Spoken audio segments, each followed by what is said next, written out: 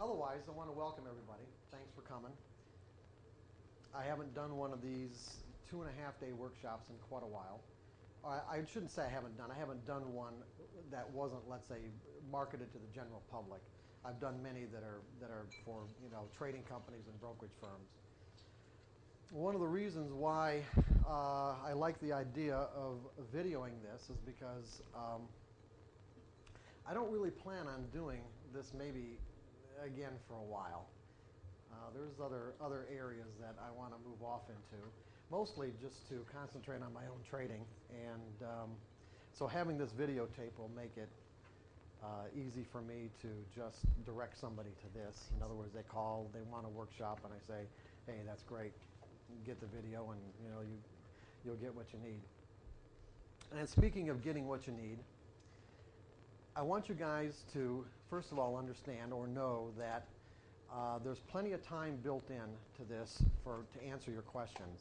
So I am encouraging you to make comments and to ask questions.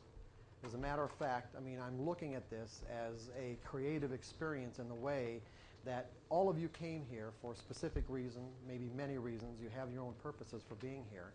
I presume, based on how the workshop was marketed in the first place, that your primary consideration or primary purpose for being here is to create greater degrees of consistency with your trading. This is what this workshop is all about. It's about creating consistency. And as all of you well know, that's not an easy task for what we've chosen to do. I think all of you also probably know, and I don't know what the experience level is of this group. I know some of the people in this group have been in the business for a long time. There's other people that I've never met before. But I assume that all of you have experienced what I'm going to call this kind of reality gap between what you realize as being possible from the market. In other words, what we're looking at is this kind of unlimited potential to, let's say, enrich ourselves, and the difference between what we can perceive and see as unlimited potential to enrich ourselves and what we end up with on our bottom line. And there could be a huge gap there. And so what I'm going to do in the next 2.5 days, and it will go very fast, it really will, but what I'm going to do in the next 2.5 days is give you a very detailed and comprehensive blueprint on how to close that gap.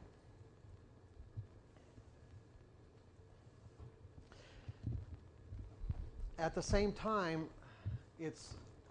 I want you to keep something in mind, that because you're here and because you're exposing yourself to this information, it doesn't necessarily mean that you have to utilize it or utilize it right away. You may find that a lot of the stuff that you're going to hear in the next 2.5 days, you might not really want to act on or do anything about for quite a while. And like an example I can give you in my own personal life is that there are many times that I felt compelled to buy books and just skim them a little bit, see the potential that may be in that book, and yet not be ready to read it for several years later. That's happened many times in my life. And when the time was right, it's like I found myself reaching for that particular book and got into it and stayed into it until I gleaned whatever it is that was in it that I needed out of it. And you might find that to be the case with this workshop. So just keep that in mind, that you don't, just because of something that you're going to hear this weekend that may excite you even, because there can be a huge gap between what we desire and what we're capable of manifesting for ourselves. And that's basically what this really is all about. And it may take years. And I guess the way I like to describe that particular, I guess when I say it may take years, is it's what I call psychological distance. Psychological distance is very abstract and it's extremely difficult to measure. Meaning that if there is an ideal mindset that we're going to talk about, that this is the blueprint I'm going to give you. There's an ideal mindset for creating consistent results as a trader. That's our goal, let's say. Our goal is to get to that ideal mindset right here, okay? And what am I? And even when I say consistency, what am I talking about? Am I talking about never having a loss again? What? Apparently no. I'm not talking about never having a loss again. But I am talking about an equity curve that basically, that you get this nice gentle rise, or even let's put it this way, a nice slope on an equity curve that doesn't reflect trading errors. We're going to have losses. But that's a lot different than an equity curve that looks something like this. Okay?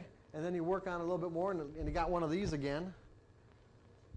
These kinds of huge dips or drop-offs in our equity curve are always going to be the result of trading errors of one type or another.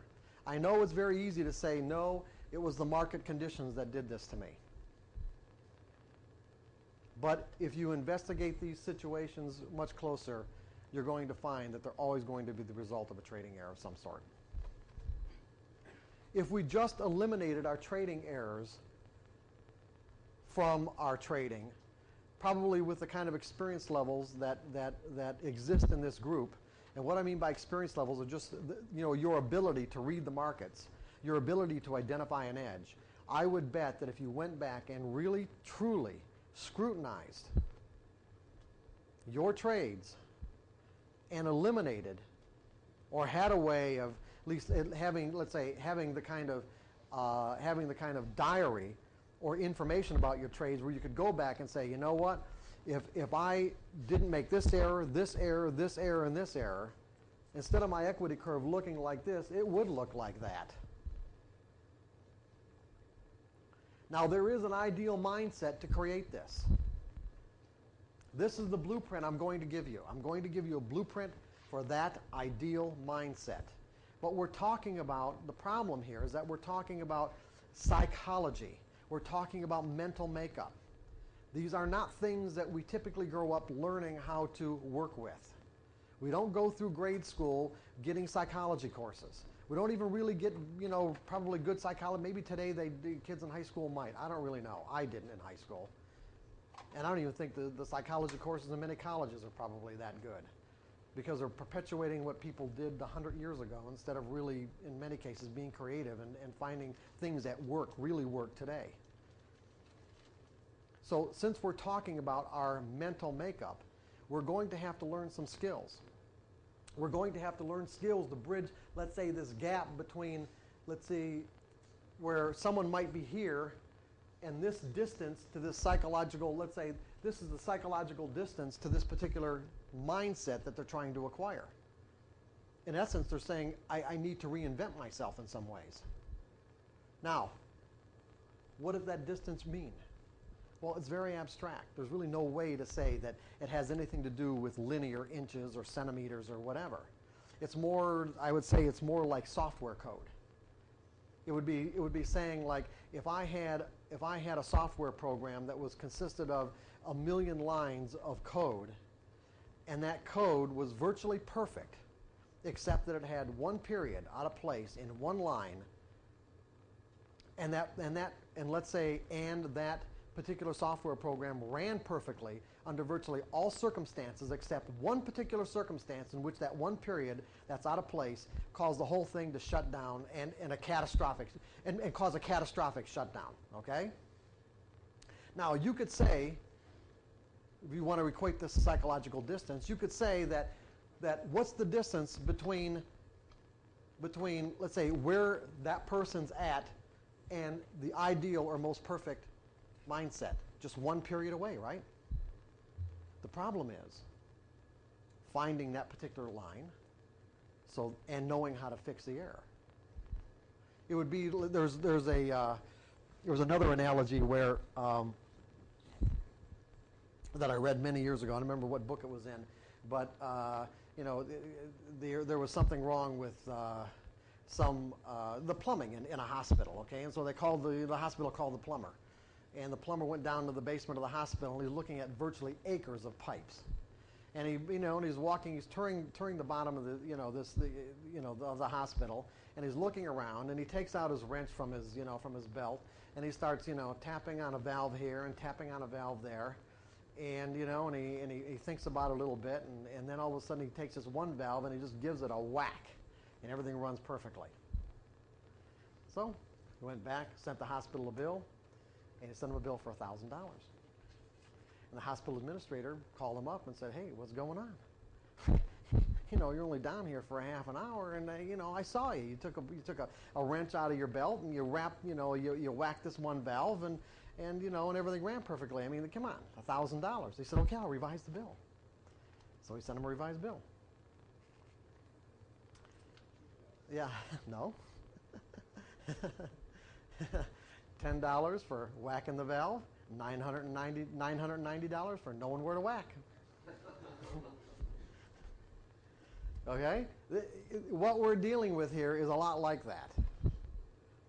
There could be a person in this room, and I know Jake's hoping he's that person, but there could be a person in this room who's only one period away, just one flaw away from that ideal mindset. But finding the flaw and fixing the flaw could take a long time in terms of the kind of expertise that you may need to acquire to be able to do it. Just because you have to get used to working inside your own mental environment. It doesn't have to be hard. It really doesn't. And there are things that we're going to talk about and techniques that I'm going to give you that make it as easy as possible. Most of it just has to do with your willingness. Most of the reason why people are even willing to come to a workshop like this is because of the extreme frustration that they experience between that reality gap that I mentioned a little while ago. That reality gap of, I know these unlimited riches are available. They're possible. They're here. I smell it. I taste it. So I'm so close to it most of the time. But I still can't get it, I still can't bridge that gap between what I know is there and the reality of the bottom line of my statement.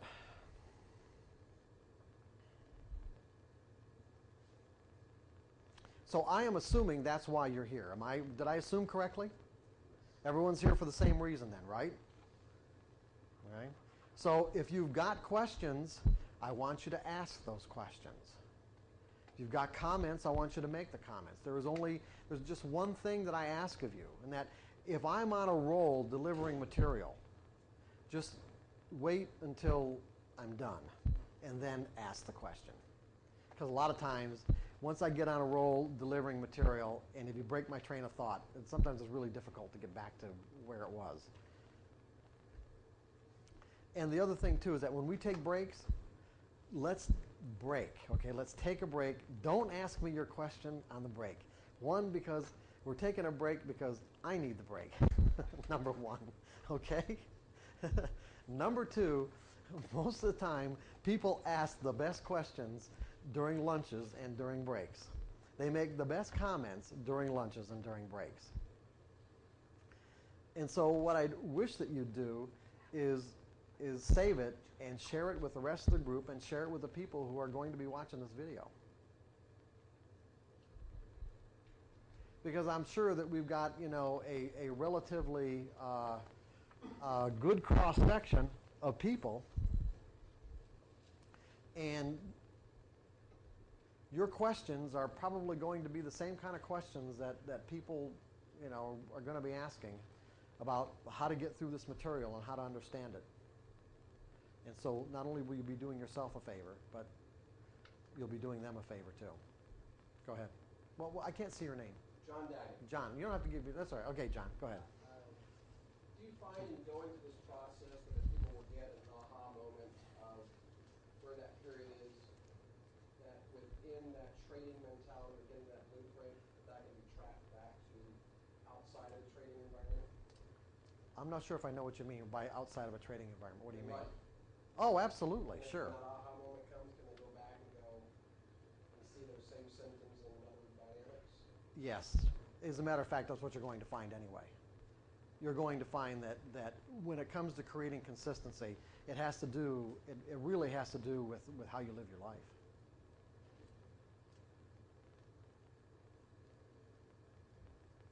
It has virtually, I haven't met anybody yet, and I'm not saying this kind of a person doesn't exist. I've met people who are close to it. I don't know, I can't tell you how many traders I've actually worked with as a trading coach, and I started doing this in 1982. And back then, I was mostly working with floor traders in Chicago. I was hired by clearing firms to work with their floor traders. I mean, these are guys that traded in the in the grain pits and the T-bond pits and the S&P pits and the meat pits at the Chicago Board of Trade, Chicago Mercantile Exchange. They trade for their own accounts. And what would happen, especially back in the 80s when things were a lot looser back then, is not like what it is today. Well, a lot of these clearing firms were like families. And since these guys were trading their own accounts, if they went debit, the people that owned the clearing firms would usually carry them. So they'd let them carry a $50,000 or $100,000 debit, and the guy would work the debit off, and he might get profitable and then go debit again, and that's basically the way the cycle ran until I kind of came along, and they found out about me, and they hired me to help these guys work their way out of their debits and to stay out of their debits, and that way everyone was benefited, because not only the trader but the clearing firm theoretically had less risk. So I've worked with a lot of traders. I have yet to really meet somebody who had the kind of, let's say, mind that was so compartmentalized, that was so divided, that under, let's say, probably the psychiatric industry would call like maybe a true schizophrenic, where they were so compartmentalized that what they did in their personal life didn't affect their trading. Did you get what I just said? That what they did in their personal life did not affect their trading. And it always astounded me, as a matter of fact. What really astounded me was how many traders didn't think that there was a connection. I mean, it just amazed me, working with these guys who would literally, walk out the front door, be screaming at their wife and their kids, kick the dog, and go down to the pit and have their worst day, in a year or whatever. And they didn't make the connection. It was bizarre. To me, it was so obvious that, but it wasn't to them. And that's one of the things I help them do, is make that kind of connection. So a lot of what you're going to find that it takes to just create consistency is developing an increased awareness, of what you're thinking in any given moment, and having a way to gauge your state of mind. Having a way to gauge your state of mind so that you know if you're in the best state of mind to be trading in any given moment, or any given day, or any given hour. Because if you had a way to gauge that, and let's say you weren't addicted to trading in ways that would prevent you from not trading, put it that way, not trading, because in many cases you're going to find that not trading is like putting money in the bank. Literally, I want to say this again. Not trading is like putting money in the bank, because there will be times that you will be in a state of mind that I could virtually guarantee that no matter what your system, no matter what your methodology says, no matter what your system says, it won't make any difference. You will lose money. You can recognize these kinds of states of mind in advance. And that's one of the things you're going to learn how to do this weekend. Or at least I'm going to give you the tools to learn how to do it. And like I said, if you're not addicted to trading in ways that would prevent you from not trading, then what you do is just not trade. And you're making money. You're not trading and you're making money. That's one of the problems also of overtrading. Where sometimes there's no action, but you're trying to force it. Yeah, exactly, right. Did everybody hear, can you guys hear that on the tape? That was one of the problems with overtrading, where there's no action, you're trying to force a trade. See, there are, and I'm sorry, I can't see your name. You don't have John, another John? Okay. Yeah, John. See, there is a way that you can learn to recognize when you're forcing a trade. Instead of after the fact, you can learn to recognize it before the fact.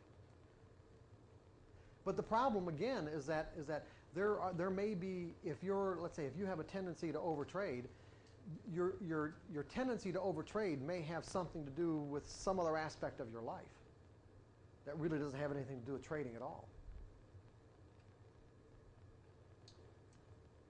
And so when I made the comment earlier about what consistency really consists of, I mean there's these underlying principles that you're going to have to integrate into your mind so that you can create those kind of consistent results. But in essence, it really boils down to how you live your life.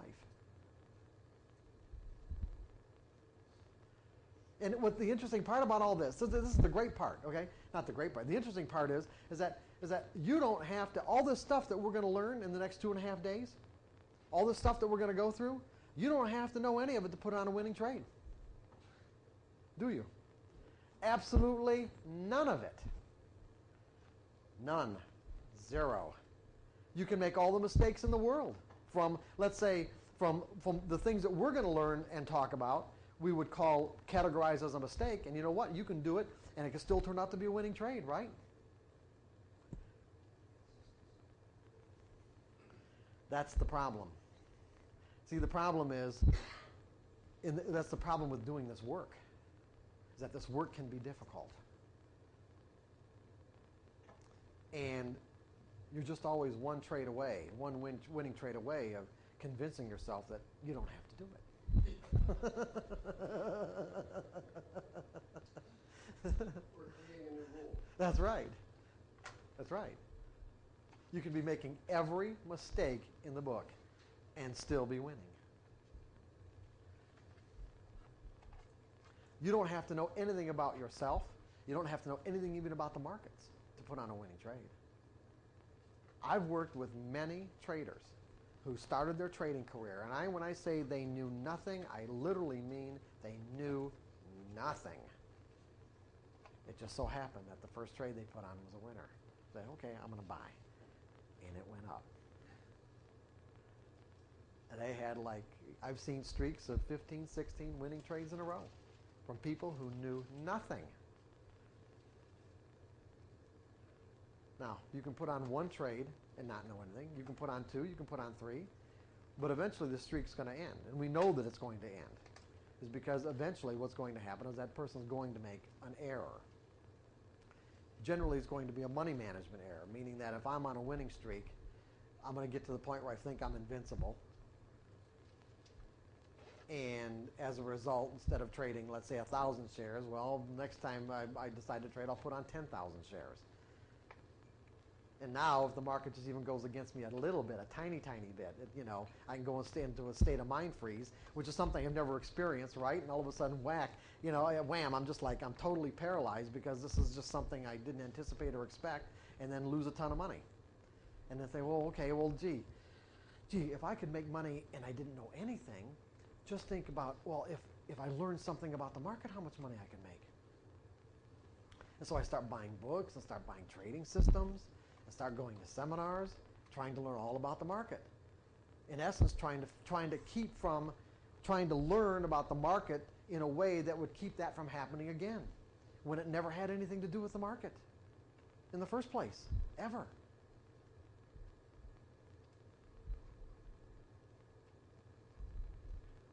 And that's what's really frustrating about all this, is that's why you see people who are absolutely wonderful analysts that can literally call market moves with uncanny accuracy, but make the absolute worst traders imaginable.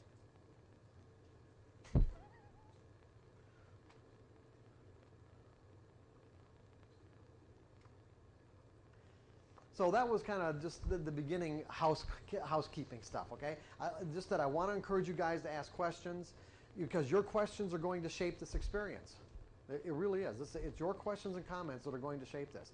And like I said, we've got a ton of material to get through. I've got this organized, or let's say structured in a way where we will get through all the material no matter what. That's why I usually start on a Friday night and go for 2.5 or 3 hours just to make sure, because sometimes it can get a little tight on Sunday afternoons if I didn't do the Friday night thing. And again, depending on how many questions people have and how much they participate. But I do encourage it, but like I said, if I'm on a roll and you want to just wait until after that's over with, that I would appreciate. So anybody have any questions right now? We're all set? Okay. So basically what I've kind of done is boiled trading down. By the way, guys, can I walk back there? Can I walk? Yes. Okay. How far can I walk? You tell me. You're still good. Tell me. That doesn't look that great. No? Okay. So That looks good. about right here, right? Well, when you get in front of the projector, it's not the greatest. Okay. Right about from here to here then? Yeah. Okay. You can keep going to the right as far as you want. Oh, okay, good. Like about right here. Yeah, your left. Okay. Yeah. Thank you. Yeah, see, the other thing about the other room is that I wouldn't have these bright lights in my eyes because they had a higher ceiling, but I wanted you guys to have these good chairs. I really did. Yeah, it really does. It makes a huge difference. So I just, I thought, okay, I'll put up with the lights. They get the chairs because they won't move the chairs. I mean, these chairs belong in this room, and that's it, okay? And all the hotels are like that. We've run this kind of crap all the time. Anyway, so okay, so pretty much I boiled or kind of distilled trading down into 4 general skill sets that you have to acquire to be a consistently successful trader. First of all, you have to know how to identify an edge, don't you? Go ahead, John. Are you, from where we're starting here, is there a page in the book where we're starting also? Yeah, I'm in the introduction right now, and I will follow, the presentation will follow. We just put this up there so they could, we're not here yet, okay? Oh, all right. So don't worry about that. However, I don't know if we should take a few minutes or not, even before I get going. Do you guys want to do that? There's only 13 questions on that attitude survey. If you guys want to take about 5 minutes to do that, just Where's that? right at the beginning, right in the beginning of the book, introduction. Introduction. Oh, you think so? Yeah. Further in, this is what you're talking Yeah, attitude survey, right. Oh, second section. Sorry. New workbook. Okay, so what I've done is basically I've broken it down into 4 general categories of skill sets. The first is learning to identify an edge. And that's the easiest part of this whole process of becoming a consistently successful trader, and therefore the one that most people gravitate towards. Meaning they'll spend most of their time learning how to do that, as opposed to the next skill set, which is probably the most important, if not the most important, and that's learning how to think in the market's perspective, or learning how to think in probabilities. And I would say that there isn't anyone in this room that doesn't understand the nature of probabilities. And I've worked with people who have who've even majored or have degrees in probabilities from college, and yet they still don't know how to think in probabilities. Because when you can think in probabilities, you will automatically stop making the kind of errors that will detract from your ability to be consistent. In other words, when you've effectively learned how to think in probabilities, it won't even occur to you not to predefine your risk. It won't occur to you not to cut your losses. It won't occur to you to even hesitate when your edge roll, whatever you define or whatever criteria you use to define an edge, shows up in the market. It won't even occur to you to jump the gun. It won't occur to you not to take profits or have a systematic way of taking profits. These things just will not happen because when you have effectively integrated into your mindset this ability to think in probabilities, it is completely inconsistent to do these things with this thinking methodology. The two are completely inconsistent with each other. This mindset won't let you behave that way. And that's basically where we're going to get to in this workshop. But there are other problems. There are other areas. The next area, so we've got defining an edge, learning how to think in the market's perspective, and then the third one is learning how to identify and neutralize self-sabotaging beliefs. This is big. Here's the problem. The market represents an unlimited, literally unlimited opportunity to enrich ourselves. We all see it. It's there. It really is unlimited. Maybe there are some practical limitations, but for the most part, it's pretty unlimited. But that doesn't mean that the kind of things that we've accumulated, meaning the kind of beliefs that we've accumulated throughout our lives that exist in our mental environment, are in complete harmony with our desire to create consistent results, or to tap into, let's say, that unlimited ability to enrich ourselves. In other words, not everything that we've learned would argue for increased or vast riches or prosperity. Not only would it not argue for, it might argue completely against. These are things that we might be conscious of. In many cases, they are beliefs that we are not conscious of at all. But what we're going to learn tomorrow is that just because we're not conscious of something that we've learned at some point in our lives, it doesn't mean that it's not operational. It doesn't mean that it still doesn't have an effect on the way we perceive information and how we behave.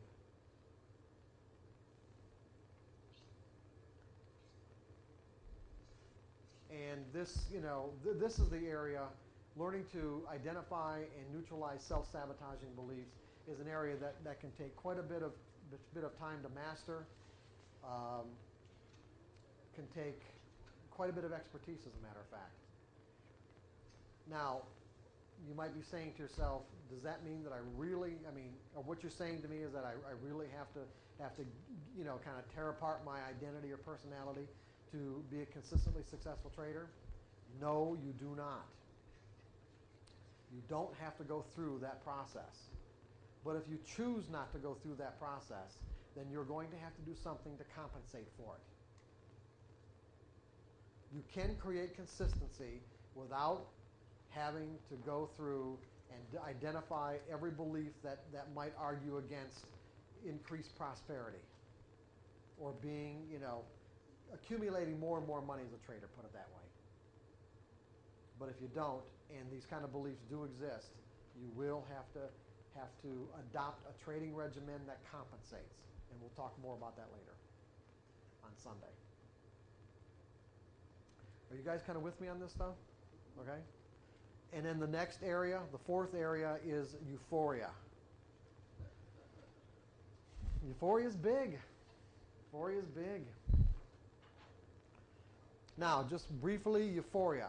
Euphoria, let's say, is we know there's probably many ways that we can describe euphoria. The easiest way for me to describe it would be it's a riskless state of mind. So think about that. It is a state of mind in which we have no ability to perceive risk. Okay?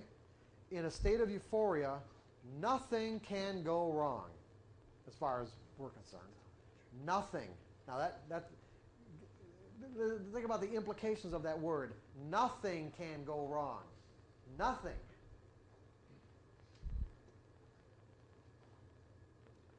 However, we all know the market may not agree with that.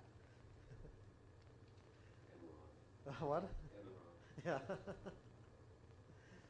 And the problem is that when you're in a state of euphoria, certainly it's the least likely. It's virtually impossible to set any limitations on your behavior.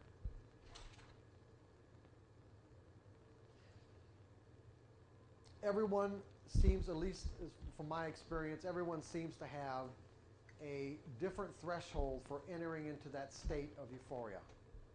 And there is a threshold there. It's like there's definitely a difference between confidence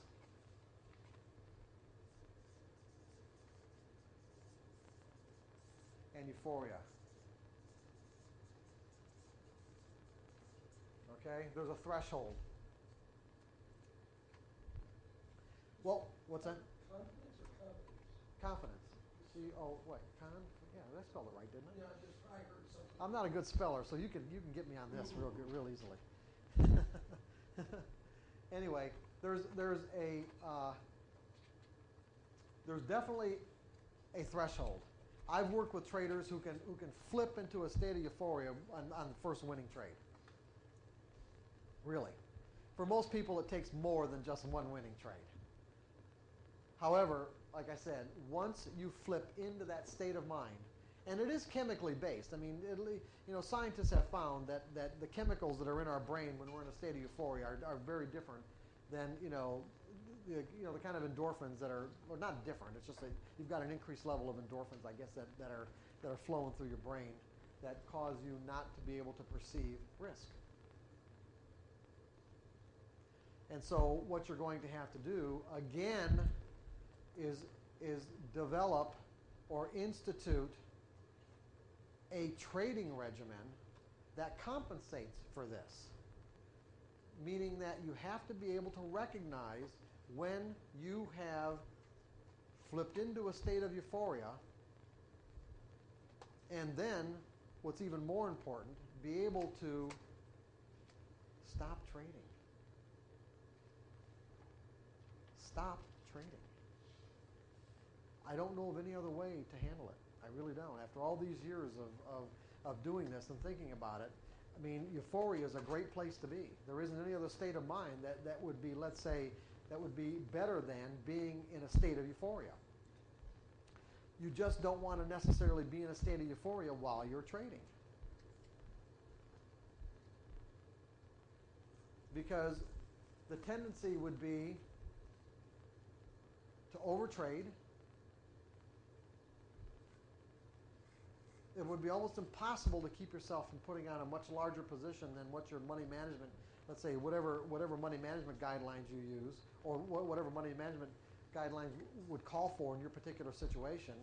And if you do, and then of course as your size increases, then the market just, the amount of distance the market has to move against you to cause you to flip in from euphoria into complete terror or mind freeze is just very tiny. So you go from this, you go from heaven to virtual in a state of mind that's heaven to hell in one instance, just by having the market move a few ticks against you. And the problem is that this can create an enormous amount of psychological damage that's really hard to recover from. It's extremely difficult to recover from this. Not that it can't be done, but see, the way most people look at this, most people look at this as like a supreme betrayal. It goes into a category in their mind where they were betrayed. And some people would even say that they were betrayed by God. Or even think that. It's very possible for people to think that. It can really be damaging.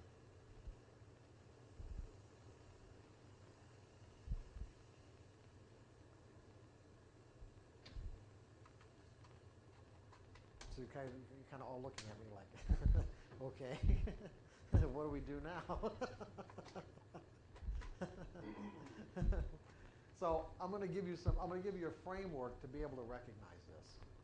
And when you think about this, if your objective, if what you're saying to yourself or me or whatever by being here is that my objective is to create consistent results, that depending on how strong that desire really is, will in essence be part of the tools that you will use to be able to recognize when you have actually flipped into that state of euphoria and say to yourself, you know what, I'm going to enjoy myself and the money that I've made getting there some other way other than trading.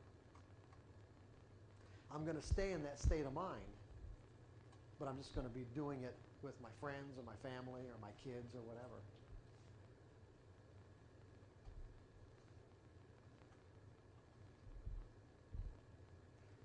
Or maybe you guys are all looking at me like you know really what I'm talking about here. Trying to get to you for you.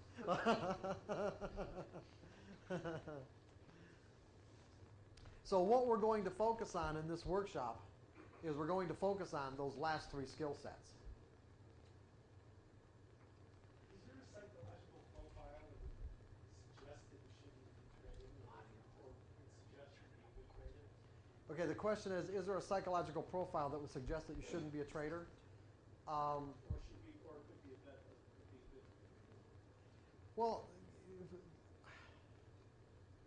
when you say psychological profile, I guess you're going to have to be more specific. Do you mean personality types? Yes. Yeah, see, the problem with me answering that particular question is that I've never looked at personality types as being relevant. I don't see. To me, personality. When psychologists categorize people in personality types, to me it was like what they're doing is just making their job easier. They kind of pigeonhole people into certain categories, so that they don't really have to think about what it is that they need to do to help this person. So I've never really categorized anything in personality types at all. I categorized everything in terms of what people believe. Because from the way that I think and the way I've developed this material, what we believe determines how we perceive information and how we behave, the decisions we make, how we feel about the results, and it doesn't really matter what kind of personality type that psychologists would say that you have anyway. But are there people, for example, maybe to answer your question, are there people that I've met that seem to be more predisposed to being successful as opposed to, say, people that I've met that are predisposed to not being successful? Sure. People who are really rigid in their thinking, really black and white, they have just have difficulty in terms of flexibility, are, let's say, predisposed to not being able to think in probabilities very well. When people who are, let's say, predisposed to make money are those people who don't give a shit about money. In other words, some of the best floor traders that I've ever worked with are floor traders that it's just a game. The money is virtually irrelevant. And so when they put on trades and they put on the kind of size that they're putting on, it isn't, they don't think about it, let's say, the way that a normal person thinks about it. What's that? That's right. I was going to say that. And they love it. Yes, absolutely. Because when you really get right down to it, you really got to love this. You really have to love it. People who are also predisposed to being successful are people who genuinely enjoy this. And enjoy it in a way where they're not necessarily addicted to it. There's a difference. Because when we talk about addictions, what we're really saying is that whenever we're operating out of an addiction, we're operating out of a state of choicelessness. All addictions create choicelessness. Not choice, but choicelessness. All addictions, when we're operating out of an addiction, we're operating out of choicelessness. In other words, the addiction will dictate how we see things and how we behave. And as traders, we have to be supremely flexible in terms of what we can do or not do. In other words, we always have to be acting in our own best interest at all times. And addictions will definitely cause us not to act in our own best interest at all times, because we'll have to satisfy the addiction. What we might have to do to be acting in our own best interest could be diametrically opposed to what our addiction says we have to do. That's what I'm saying. And so what's going to win is our addiction.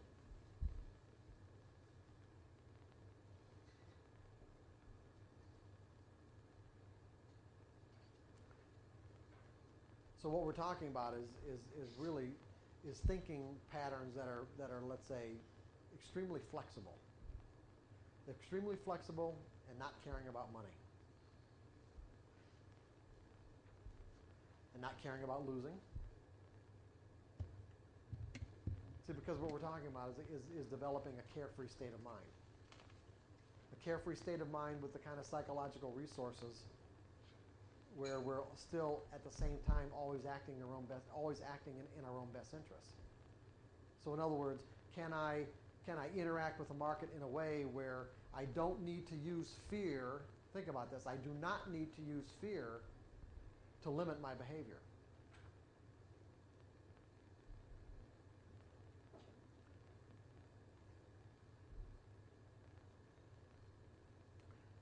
Because that's the way it is with most traders. They have to use their fear of the market or their fear of what could happen to limit themselves. And that's exactly what we want to eliminate. Is this ideal mindset that we're talking about doesn't have any fear. There's no fear of the market at all, because it's really not the market anyway, it's ourselves. The reason why we fear the market is because we can't trust ourselves. Any fear that we have of the market is just simply a reflection of the fact that we can't trust ourselves. We can't trust ourselves to do what we need to do when we need to do it without hesitation, without reservation or internal conflict or argument. Does that make sense to everybody?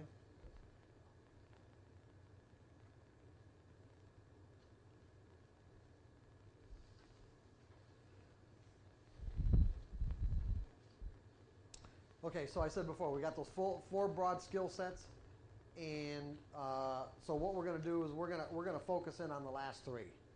Learning how to think in probabilities, learning how to identify and neutralize self-sabotaging beliefs, and setting up a regimen so that you can recognize when you flipped into a state of euphoria. Now, and we're going to do this all within the context of the three developmental stages of a trader. Trading mechanically, trading subjectively, and trading intuitively. So what I'm going to do is I'm going to take all this information that we're going to go through tonight, all day tomorrow, and then part of the afternoon on Sunday, or part of the morning on Sunday, and I'm going to put it all within this context. I'm going to put it all together within this context of trading mechanically, subjective, and intuitively. And the reason why I do it this way is because, again, I don't have a profile of people who attend this workshop, and I've gotten people who are novices all the way to people. The biggest trader I had was somebody that had $1 billion under management. And so, everyone's at different levels of development in terms of what they need. And so there may be traders, there may be people in this room that are let's say, at a point where they can trade subjectively and are now, getting, say a high volume of intuitive impulses about the nature of what the market's going to do.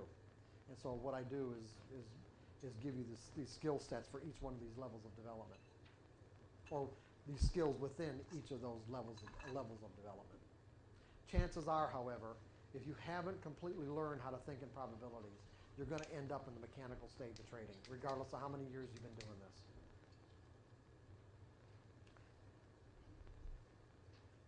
And the reason why is because I'm going to teach you how to use the mechanical stage of trading to actually integrate all the principles of what it means to think in probabilities into your mental environment in a way where it becomes who you are, so that you no longer can make any trading errors. Where it virtually becomes impossible to make a trading error. And I really mean that. It becomes impossible to make a trading error. It's just not part of your identity, not part of who you are. So early on, is mechanical sufficient to sustain you if you don't have intuitive? What's that? Can mechanical sustain you if you don't have? You mean financially? Well, in being successful, Oh, you're implying that the mechanical set of rules are such that you can use those successfully while you're trying to accomplish the intuitive. No, I'm not saying that you're trying to accomplish. I'm not saying that you have to try to do anything in terms of subjectively or intuitively. All I'm saying is that I will teach you how to use the mechanical stage of trading to integrate all the trading skills, mental skills that you need so that you can become consistent, whether it's trading mechanically, subjective, or intuitively. I'm just saying we're going to look at trading in a very different way. We're going to look at trading in a way like, how am I going to use my trading and what I've learned about how to identify an edge to actually create certain skills inside my mental environment. That's what I'm saying. And then once those skills are set, then you can do anything you want. If you want to trade subjectively and you want to trade intuitively, then you can do that. But there are some constraints there, because remember when I said if you don't want to get into identifying and neutralizing self-sabotaging beliefs? Well, when you start trading subjectively, a lot of those things start making a lot of money. A lot of those beliefs, if they exist, will start working on the way you see the market and how you behave. And therefore, one of the compensating factors is to go back and trade mechanically. And I'll explain all that tomorrow. That'll be. What does it mean to think in probabilities? To really learn or understand what it means to think in probabilities, we really have to get at the very core or the very foundation of what makes prices move. This is really critical. And what amazes me is how many times, I've over the years, I've done these kind of presentations, especially in huge conferences, where people have traded, and they've been trading for a long time, and they really don't understand what makes prices move. At the very fundamental reasons why prices go from one price to another. And it's of paramount importance. Not only, like I said, as a foundation for learning how to think in probabilities, but also for learning how to read the markets. So, for an example, if we've got 12, 11, 10, 9, 08, and the last price was 10, what does that mean, first of all? When the last price is 10, what does exactly that mean? That's fairly priced. Yeah, that's fair value, right? In other words, it's what someone's willing to pay and what someone's willing to sell for and what someone's willing to buy for. Now, if you look at trading, when anybody puts on the trade, no matter what kind of trade it is, there are only two outcomes to every trade, are there not? Right? I need you guys to nod your head, okay? At least tell me that you're with me on this, okay? There's only two outcomes to every trade. What is it? What are those two outcomes? There's going to be a winner or a loser. So every trade that we put on has only two possible outcomes. Well, it could be break. I mean, but how long is it going to stay break even? No, that's not what I'm saying. Say you could put on a trade at 10, and how long is the market going to stay at 10? Okay, that's what I'm getting at. All I'm saying is that yes, you can scratch trades, but look, as of yet, I have not met somebody. Well, let's put it this way: and everyone trades. We only got two outcomes to every trade, and everyone trades for the exact same reason. And what is that reason? To make money, right? And I have yet to meet somebody that actually consciously put on a trade before they put it on thinking it was going to be a loser. I have not met that person yet. Now, I'm not saying subconsciously they didn't hope that it was a loser for some reason or another, but at least consciously everyone trades for the exact same reason. Now, so we've got everyone trading for the exact same reason. We've only got two outcomes to every trade that you put on. It's either going to be a winner or a loser, and there are only two ways to make money. You have to buy something low and sell it back at a higher price, or sell something high and buy it back at a lower price. Those are the only two ways that you can make money. Now, if that's the case, and the last price of something was 10, where everyone agreed, at least in that moment, two traders or more agreed on the value of something, what is going to cause the price to go to 11 or down to 9? Imbalance. Okay, you say an imbalance, that is correct. That's right. Okay, that is absolutely correct. But let's be a little bit more detailed here. More demand than supply. Well, okay, you could. I'm not going to argue with that, but that's not the answer I'm looking for. What buyers and sellers? That's not the answer I'm looking for either. Perceived value change. Perceived value, yes. Okay, that's close. That's Trade. what? Trade. Look at it this way, guys. Okay, if for someone, if the last price of something was 10, for the price to go to 11, it means you've got a buyer and a seller, right? You've got someone who sold it at 10 and someone who's willing to buy it at 10. Now, someone who was willing to buy it at 10 is doing the exact opposite of what they need to do to make money relative to the last price. Now think about this for a second. The last price was 10. Low, if I've got to buy low and sell high, or sell high and buy low, low is 9. The last price was 10. Low is 9 relative to the last price. If I'm willing to buy at 10, what does that say about what I think where prices are going to go. What? Yeah. Yeah, when you say perceived value, exactly. In other words, let's look at it like a football game, a basketball game, a prize fight, or whatever. We look at, everyone talks about, let's say, the word momentum. Who's got the momentum on their side? If you take these two traders, the guy that's selling it at 11 is doing exactly what he thinks he needs to do to make money. He is selling high relative to the last price. He is being passive. This is what's critical. He's being passive. Remember that everyone trades for the same reason. Go ahead. Why does the person that's selling have less of a conviction? Did I not hear you correctly?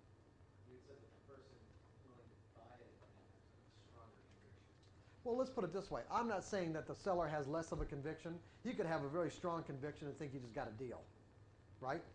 All I'm saying is that we can say, and that could really be the case, and that kind of conviction can stop prices on a dime, can it? Okay, so that could be a reversal right there. All I'm saying, David, is that if you look at these two people, you could say that the guy that's willing to step out and step up and bid a price up let's say, you're right, he doesn't have to have a stronger conviction, but for prices to keep on moving up, then we'd have to say that the buyers have a stronger conviction than the sellers. They have to, because they're willing, because one, not only are they willing to bid the price up, but that the conviction itself might not be as strong in this case. There might just be more buyers than sellers. So it's a combination of two things. It could be either there's a stronger conviction or there's more buyers and there's not enough sellers to absorb the buyer's orders, right? And if there's one at the point at which there's enough sellers that come into the market to absorb all the buy orders, then what's going to happen? The price is going to reverse. So it could be a combination of two factors. It could be just numbers or conviction itself. But to make the point, what I do is I just usually say conviction, because really all price movement is a function of what people believe about the future. That we can say for sure. There's only two ways to make money. You have to buy low and sell high and buy low. And for the price to go from the last price to this price, someone has to be willing to step out and bid it up and pay more than, do the exact opposite. That's the important part. That's why I say more conviction, because he has to do the opposite of what he needs to do to make money. If I'm only doing this to make money and I've got to do something that's opposite relative to the last price, then that is an indication, okay, that, let's say, that's an indication that there must be more conviction, at least in that moment, probably. What's that? Okay.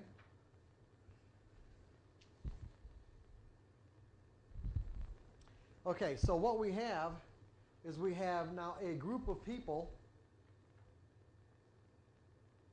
that are trading with one another, and as a result, this collective group of, now we look at it from a collective level, this group of people that are all acting, let's say, in their own self-interest, trying to make money for whatever reason, by bidding prices up or offering them lower, they create behavior patterns. They create group collective behavior patterns. Just the same way individuals will act the same way under certain circumstances over and over again, groups of individuals will act in ways, or let's say characteristic ways, over and over again.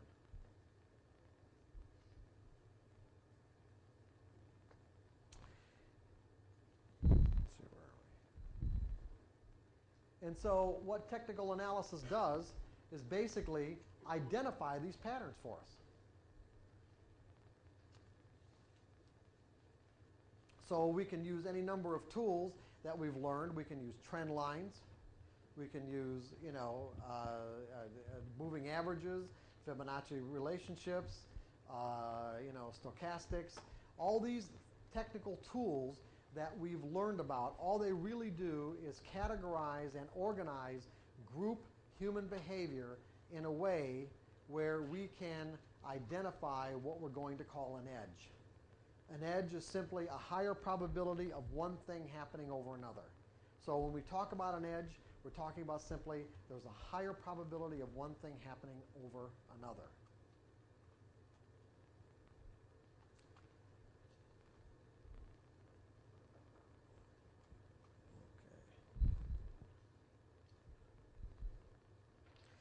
Now, let's see where we go.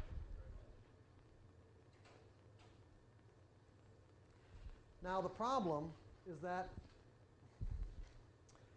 even though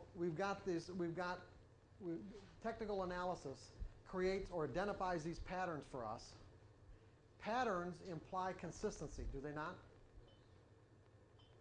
So in other words, if I can identify a pattern that repeats itself over and over again, it implies to me that I'm going to get a consistent outcome. But do I get a consistent outcome? Well, yeah, I do. But it depends on what level you're talking about. At the macro level, over a large sample size of outcomes, it will be consistent. Just like the flip of a coin. If I flip a coin 1,000 times, and I have, let's say, if I have sample sets, if I have to do 10 sample sets of 1,000 flips, what are my results going to be? They're going to be consistent, are they not? Is that a pattern? I'm going to get a 50-50 outcome, or close to it, if I have a large enough sample size. That's at the macro level. I can get a consistent outcome. But at the micro level, what about each flip in relationship to each other? Yeah, in other words, independent and random.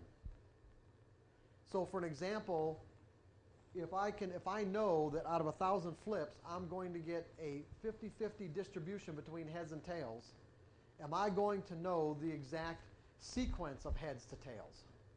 No. So I could end up with, streaks of 10 heads in a row, 12 heads in a row,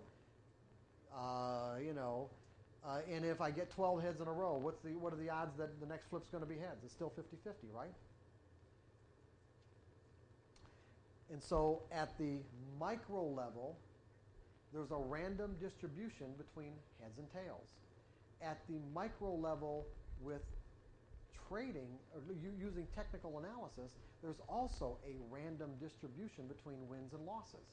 So you could develop a trading system that you could test and find that, over a whatever sample size of trades, you could have 60% winners or 60% winners, 10% scratches, and 40% losing or 30% losing trades, but you wouldn't be able to tell me the actual sequence of winners to losers to scratches, meaning which trades were going to be the winners and which trades were going to be the losers.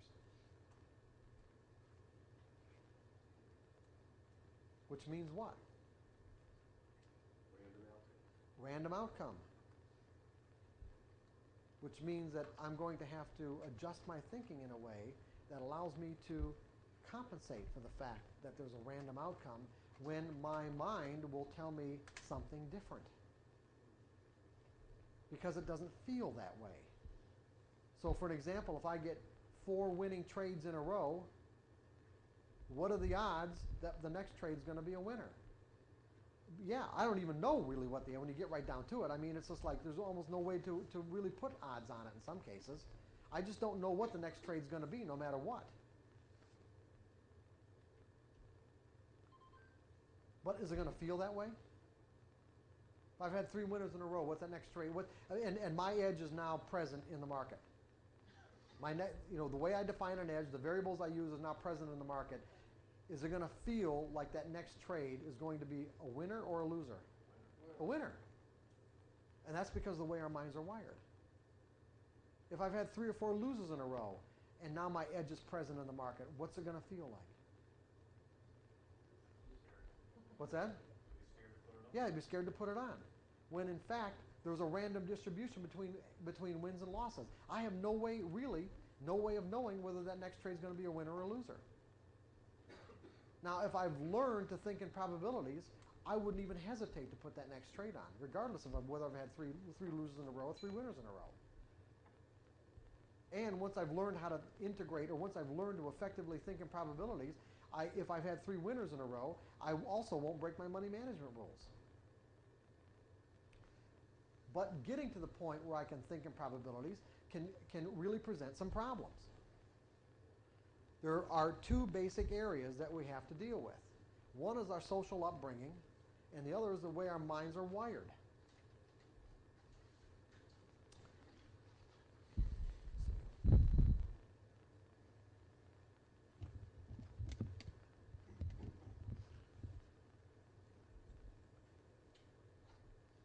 Which I'll get into in a little bit. Let's see.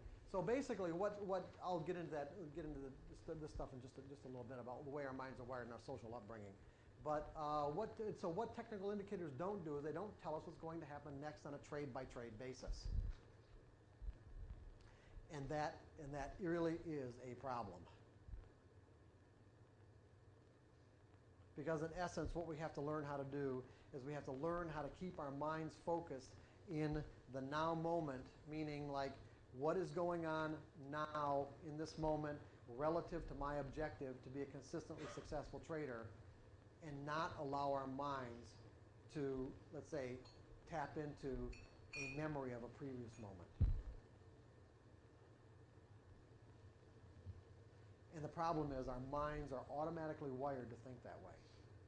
Our minds are wired to do 2 things that we have to be concerned with. Our minds are wired to associate, and our minds are wired to avoid pain. It's hard. And yeah, right. And if you do the exercises as I'm going to give you on Sunday, it won't be that hard. The exercises themselves might be a little difficult, but once you get through it, it'll work. It really will. Because what those exercises are going to do is they're going to actually cause your mind to disassociate what's happening now in this now moment in terms of an opportunity to do something with some previous trade. And also at the same time, not cause you to define and interpret market information in painful ways, because that's basically what ends up happening. So when you look at it, when you look at what this, if you look at what the market does at its most fundamental level, is it gives us up and down ticks, right? I mean, think about it. What does the market give us? It gives us upticks and downticks and upticks. The upticks and downticks form into patterns. Technical analysis helps us identify the patterns and so that we can and help us define them as edges. Edges meaning there's a higher probability of one thing happening over another, ultimately meaning that if we know how to execute our edges properly, we can enrich ourselves as traders. That's simple, right? Because when you get right down to it, putting money in your account is a function of execution. It's not a function of analysis. Think about that. It's a function of execution. You cannot get a dime in your account from just analysis unless you're a newsletter writer or offering analysis as a service. As a trader, the only way you get it in your account is by executing properly. And there are all kinds of psychological factors that come into play when we have to behave as opposed to observe. Analysis is a function of observation. Trading is a function of execution. Observing something and acting on it are 2 completely different ball games.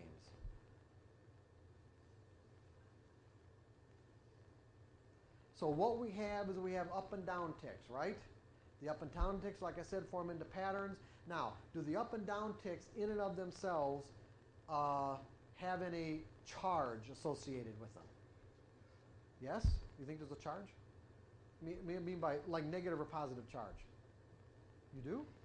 Why? I think that at certain times, depending on which way the market's going, you associate different feelings based on which way the market's ticking, whether it be up or down. I think some people can have a tendency, if they're in a losing position, to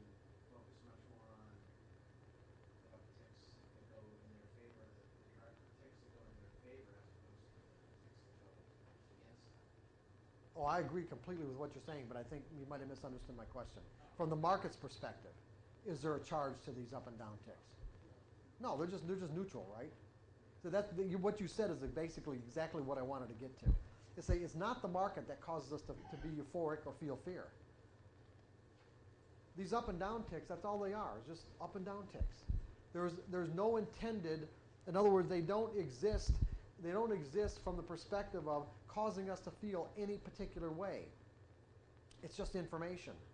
So for example, when we're interacting with people, the intent could be to cause us to feel some particular way, right? We could be interacting with someone who is being very affectionate, that wants to share that affection, and if we interpret that information in a way that's consistent with what they intend, then we will share that experience. At the same time, if someone's hurling insults at us, what's the intent? In other words, the environment can generate information that has an inherent charge to it, a positive or a negative charge. Are you guys with me on this? I'm kind of getting faces that, So the environment can generate information that has a charge. But market information is neutral. And as a result, for us to experience market information in any kind of painful or threatening way requires an interpretation of that information. So we have two basic kinds of pain that we deal with. We've got physical pain and we've got information-based pain, which I'm going to call emotional pain.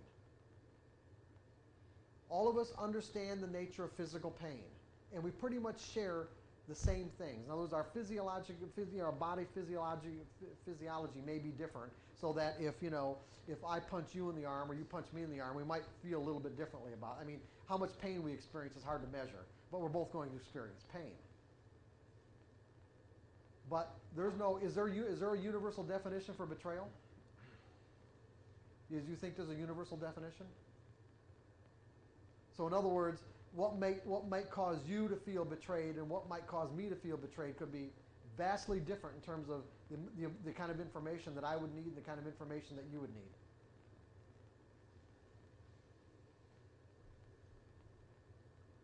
So the market generates information from a neutral perspective. But we don't perceive it that way.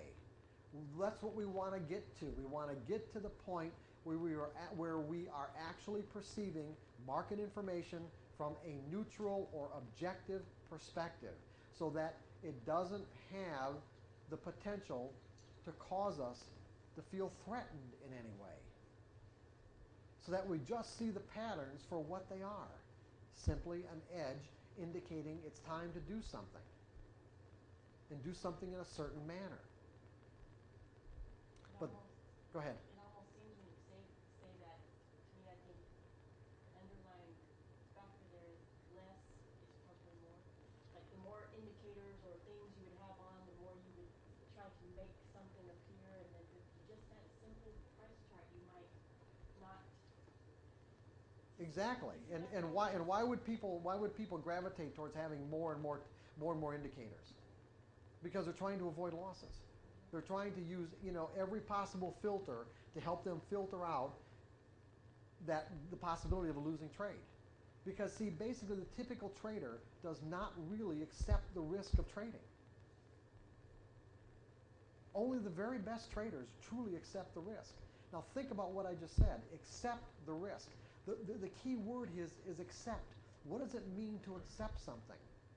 Now when you think about what it means to accept something, it means to be completely reconciled, to be at peace, where there's no internal argument. Most traders like to think of themselves as risk takers because they're involved in an endeavor that's inherently risky. And so therefore, they think of themselves as someone who takes risks.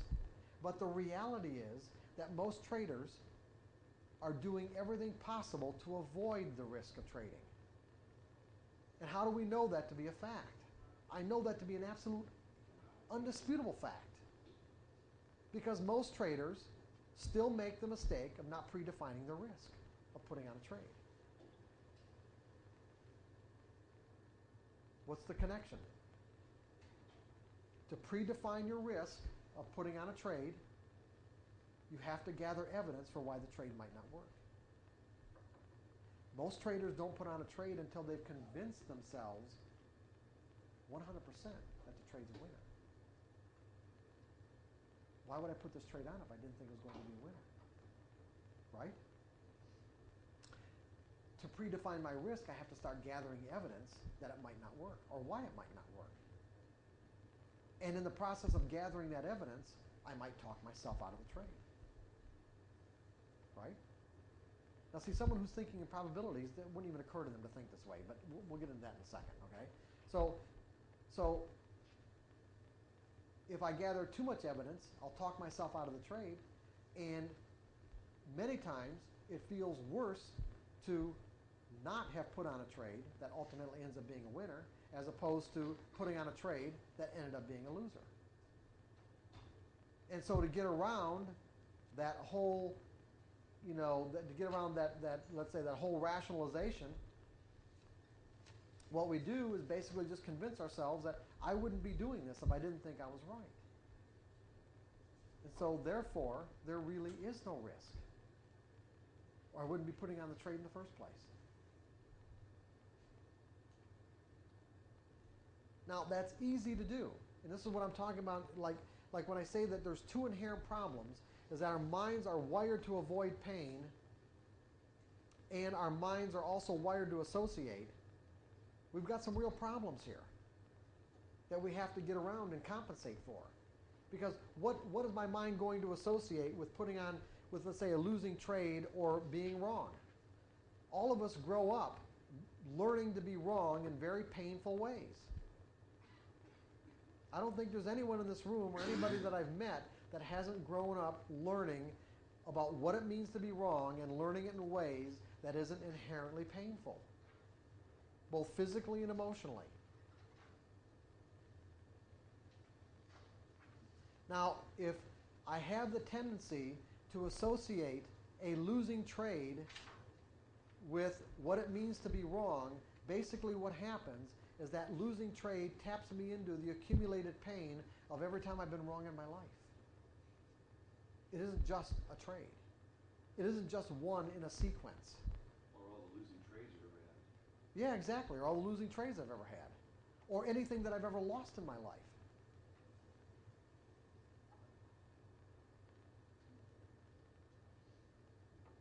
And that could be vast. I mean, in terms of the implications. Losing loved ones, losing pets, all kinds of things like that.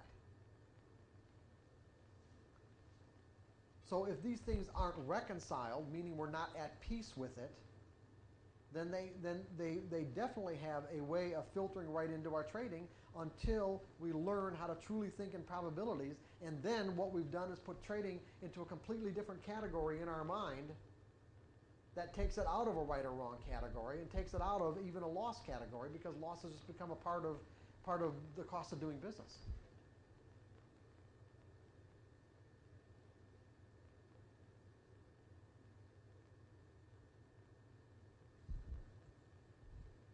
Where are we in this? Okay.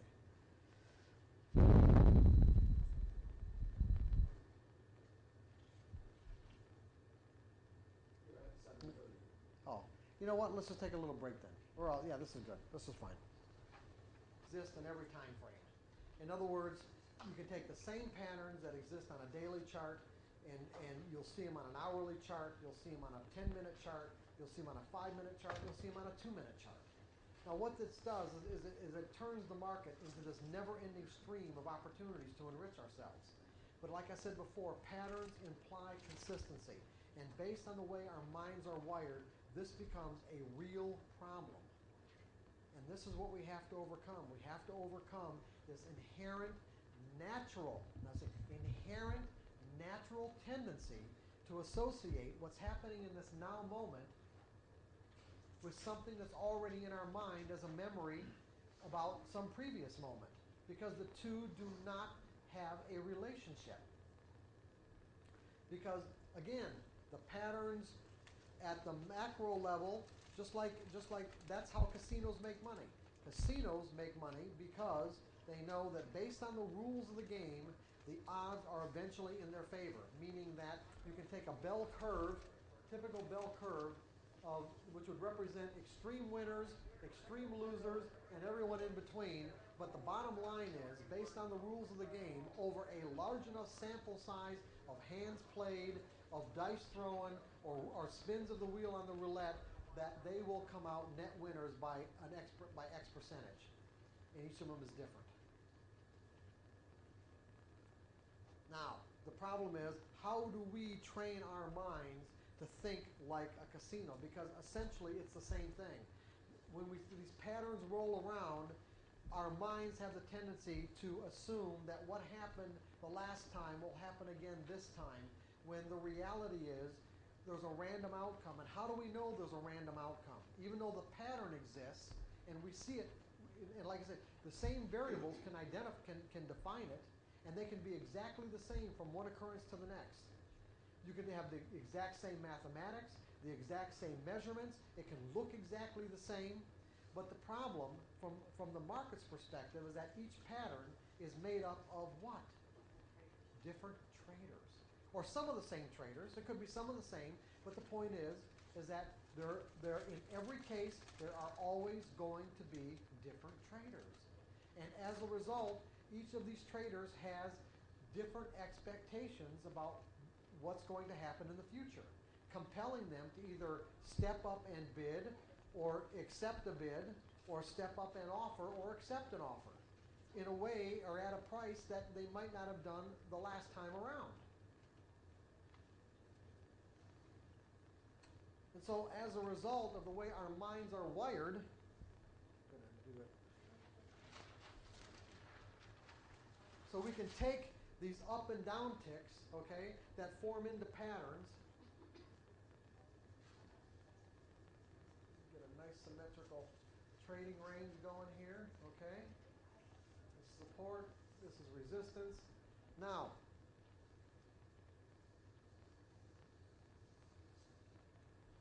all this really means, when the market came up to this point right here, what really happened? Just at a very simple, fundamental level, what happened? Yeah, it doesn't have to be exactly more people in terms of sellers, but at least there was more selling volume, enough volume to absorb all the buy orders with enough left over to cause this to happen, right? In this particular time frame, whatever that is. This could be any time frame chart, by the way. It wouldn't make any difference, right? Okay? And so we've got, so what happened? The exact same thing happened here, only the opposite. Enough buy orders to absorb all the selling, with enough left over for the market to do this. Now, when the market came down to this point again, we have what's called an edge, right? Right, we got an edge. If you trade support and resistance, that's an edge. An edge is a higher probability of one thing happening over another. Do we know what's going to happen in this case? Do we know that the market's going to stop here and go up? And why do we know that? Why do we know that we don't know? Okay, but why do we know that we don't know? Based on the context that we're talking about right here. Okay, but why do we know that we don't know? Yeah, we don't know if the same guys are here. That were the same people that bought here. Are they in the market? They could be out to lunch. Or what mood? Right? What? Or what mood they're in? Right? Exactly. We don't know. And in essence, it really only takes one trader somewhere in the world to negate the positive outcome of your edge, whatever it is. Now think about that. It only takes one trader somewhere in the world to negate the positive outcome of your edge. Just one. So in essence, when we say, well, we're going to define the risk of this trade, well, what is the risk? Okay? We don't have a scale here in terms of dollar value, but we can say that how much distance, how much room am I going to get to let this price move against my position if I'm a buyer right here to tell me that whoever was buying here are either in, or they're either going to come in or not come into the market. That's basically all I'm really saying. that could be what we call an educated guess. E-D-G-E, edge, E-D-G dash U dash cated, educated guess. That's all it is, a guess. However, let's say, for an example, we're operating out of the typical mindset of the typical trader. And the typical mindset of the typical trader, he's operating out of 4 basic fears. The fear of being wrong, the fear of losing money, the fear of missing out, and the fear of leaving money on the table. Now, what's going to happen in this case? First of all, the market's coming down to what he defines as an edge. Is he going to put this trade on even? Is he even going to get it on? There could be all kinds of factors that would come into play that he may not even get this trade on. But let's say he works through whatever fears or hesitations, or he convinces, it doesn't work through. I'm going to take that back and say, let's just say that he convinces himself that this trade is going to work. Because basically, that's the only way he's going to get it on in the first place. And if he's convinced that this trade is going to work, it's unlikely that he will predefine his risk. Basically, just go through the same kind of thought pattern that we just went through to say, hey, look, it only takes one trader somewhere in the world to negate the positive outcome of my edge. Therefore, how much room am I going to give the market, against my position if I take this trade right here to tell me that people are either going to come in and buy it and support this price or they're not? He doesn't do that. So he gets into this trade, and the market does something like this.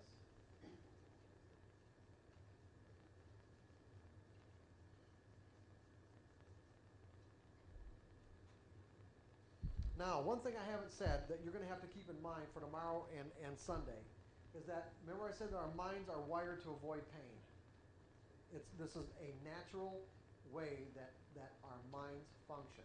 There are 2 kinds of pain, physical pain and emotional pain. Physical pain we talked about. Okay? Hit somebody, come into contact with the environment in some way, and our physiology will cause us to experience pain. Emotional pain is different. It's information-based pain. Information can cause us to tap into something that's inside of our mind that is made up of, let's say, negatively charged energy and put us into a negatively charged state of mind or fear. And what is fear? Fear is just telling us that there's something out there that we need to avoid. Okay? Our mind has automatic pain avoidance mechanisms. So for an example, if I set my hand on this table, it turned out to be a hot burner, I don't have to think about moving my hand. It happens automatically, subconsciously. There's no argument, there's no internal conflict, my hand comes off. The same kind of mechanisms exist for information.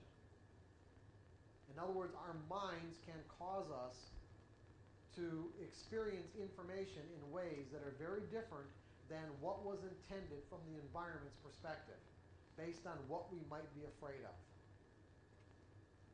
It can actually distort and alter that information in ways that are consistent with keeping us out of pain. So for an example, everyone in this room has learned enough about the nature of the market to say that you can recognize a trend, can you not? Is that a distinction that you've learned about the nature of the way markets can move, that the markets can trend? And we're going to define the trend as simply a series of higher highs and higher lows, or lower lows and lower highs in whatever time frame we want, right? Okay? And one thing we've also noticed about a trend is that once a trend starts, it can keep on going, right? In other words, we can assume that, once momentum gathers on one side of the market or the other, in other words, one side gets the advantage, one side has a stronger conviction about their belief in the future than the people that are taking the other side of the trade, that trend will continue until people's conviction changes. It's that simple. Okay? And a trend is an easy way to make money, right? Catch a trend, and that's an easy way to enrich ourselves, right? Okay. So, now, if I'm operating out of a fear of being wrong, and my mind is wired to avoid pain, now think about this. My mind is wired to avoid pain. The up and down ticks that the market's giving me will take on a certain quality in relationship to what's going on inside my mind. From the market's perspective, these are just up and down ticks forming into patterns, patterns that represent opportunities. I'm going to say that again. From the market's perspective, these are just up and down ticks forming into patterns, patterns that represent opportunities to enrich ourselves. But that doesn't necessarily mean we're going to interpret it that way. So if I'm operating out of a fear of being wrong, the principle that I'm going to give you right now is that the principle that you're going to learn about is that fear causes us to focus on the object of our fear so that we end up creating the very experience we're trying to avoid. Do I need to say that again? Fear causes us to narrow our focus of attention, put it this way. Fear causes us to narrow our focus of attention onto the object of our fear so that we end up creating the very experience we're trying to avoid.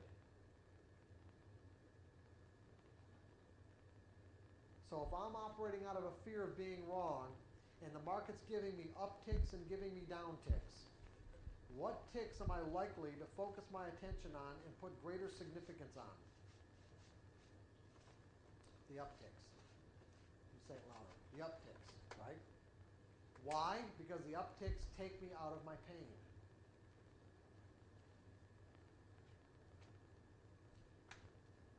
So for example, if I'm getting one uptick in relationship to the downtick, one uptick for every 4 or 5 downticks, the market is in a downtrend, but what I'm going to do is my mind is automatically going to narrow my focus of attention so that I place an inordinate amount of significance on that information and categorically ignoring or either ignoring or placing a lack of significance on this information right here. Because this information is being defined and interpreted as threatening because it's going to cause me to tap into my fear of being wrong, meaning I have to admit that I'm wrong, which in many cases might tap us into the accumulated emotional pain of every time I've been wrong in my life. And so therefore, this takes on an enormous amount of significance. And so what I do is I categorically ignore this information in relationship to this information because every time I get these upticks, it feels like relief to me. And I can say, well, it's finally all over. It's coming back in my direction. Now, this isn't the only fear this trader is going to be operating out of. He's also going to be operating out of a fear of losing money. But that fear is going to be sort of in the back of his mind and coming to the forefront the more the market moves against him. In other words, the more the market moves against him, the more he has to acknowledge the fact that he is losing money. And there will come a point at which there's a relative balance in this trader's mind in terms of these two energies. Now think about this. Think about this in terms of physics.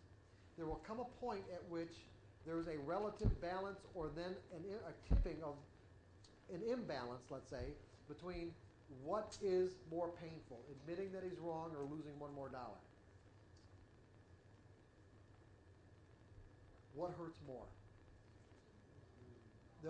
At some point, and everyone is different, you see. For every trader is different. At some point, that point will be reached in which losing $1 more will be 1 degree more painful than admitting that he's wrong. That's the way I like to say it. 1 degree more painful than admitting that he's wrong, and that's the point at which he'll get out of that trade. Yeah, some losers you add, when they add to the losers, Mhm. is that just another affirmation that you're right again? Well, yeah, put it this way. You couldn't add to a loser. You're John, right? Yes. Okay, John, you couldn't add to a loser unless you're convinced, correct? You have to be. You couldn't take that action. And the problem is sometimes you're going to do it and it'll work. And hopefully that will never happen, because if you do it again and it works, if you do it again and it doesn't work, it could be a catastrophic loss.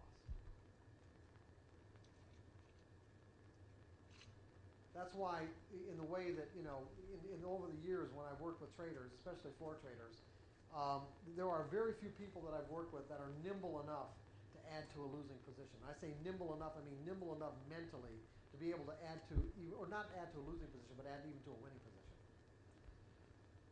I'm not saying there aren't some people who can't do it, but it's rare. It's a rare person who can do it. Because you add to a winning position and you literally have to be, unless it's part of a money management regimen that's objective, put it this way, that there's an objective money management regimen there. For most people, it isn't. They add to a winning position because they're convinced it increases their average price, which means that the smaller the distance the market has to go against them to put them into a losing trade. And they end up not with any profits at all, and usually a catastrophic loss.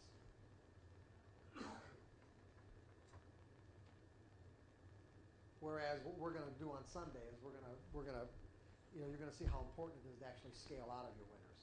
Instead of adding to your winners, you're taking away from your winners. Anyway, let's get back to this. So, now, what happens when this guy finally blows out of this trade? Obviously, the market always does this. But I mean, that's what that happens every time.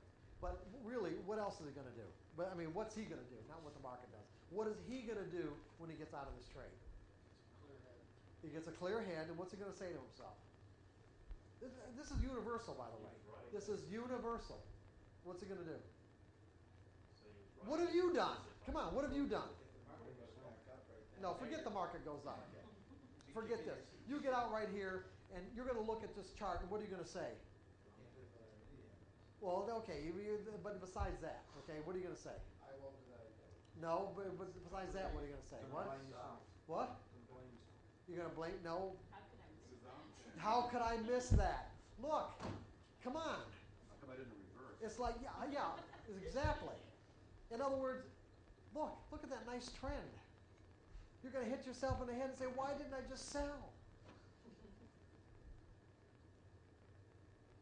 Why is it that as soon as you're out of that trade, you can now make this distinction that it was a downtrending market, whereas while you were in the trade, you could not make that distinction? Fear is gone. Yeah, the fear is gone, and it opens up your perception.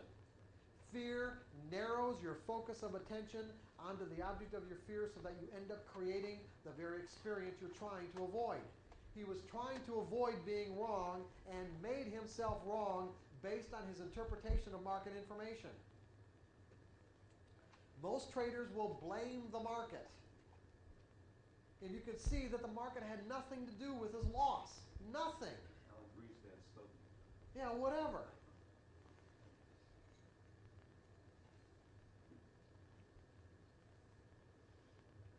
And so what we have to do, of course, is learn how to trade without fear.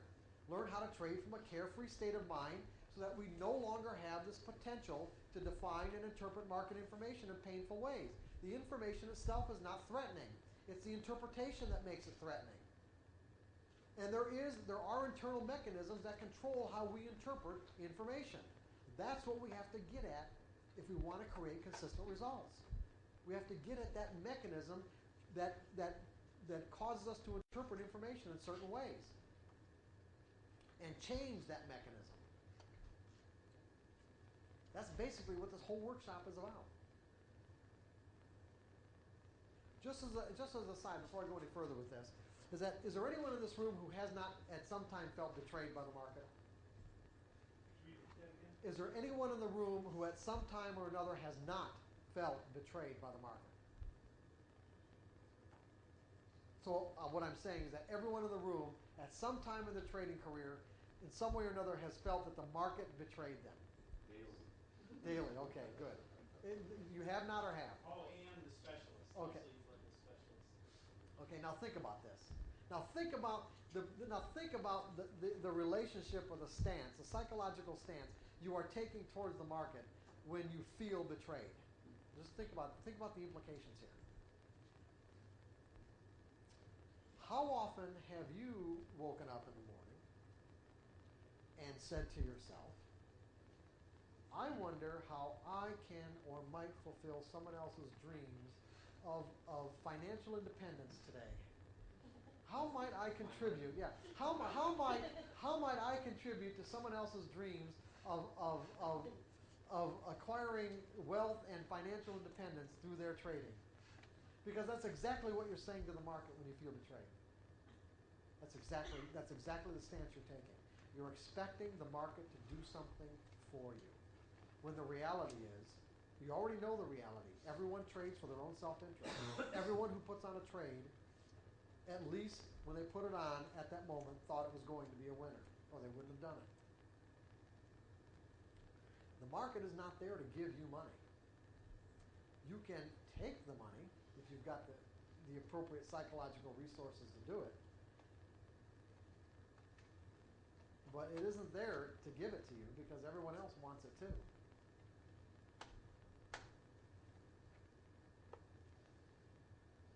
And we can give it to ourselves based on how clearly we can perceive the possibilities from its perspective. That's why I say that thinking in probabilities is synonymous with thinking in the market's perspective. What's possible from its perspective based on the patterns that it's displaying in any given moment.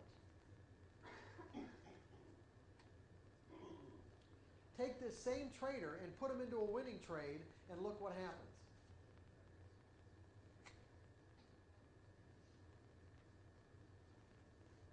Now, in this case, the market's giving him exactly what he wants.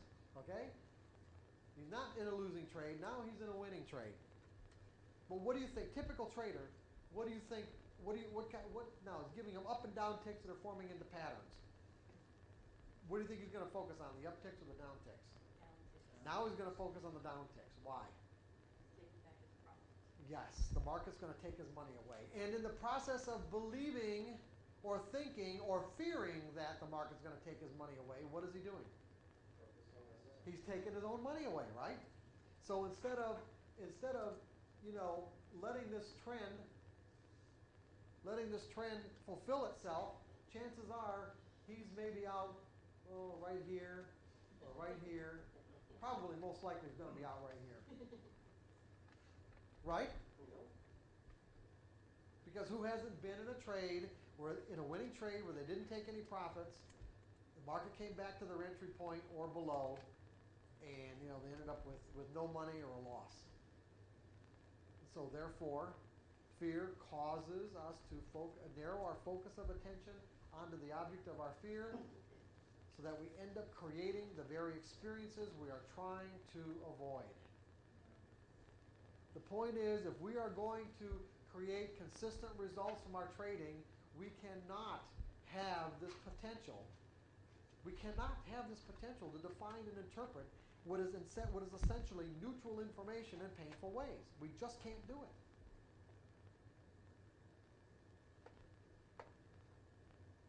Other than these kind of self-sabotaging errors that we might have the potential to make as a result of not, let's say, believing that we deserve the money, because in essence, remember that third category that I talked about, a couple of hours ago?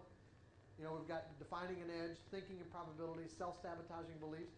Self-sabotaging beliefs fall into the category of, in essence, saying it isn't right to make money this way, or I don't believe I deserve the money.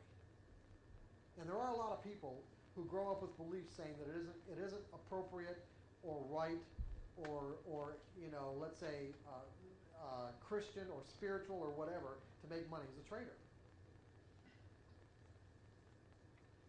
Some of the more difficult traders I've worked with are people who were brought up as Southern Baptists.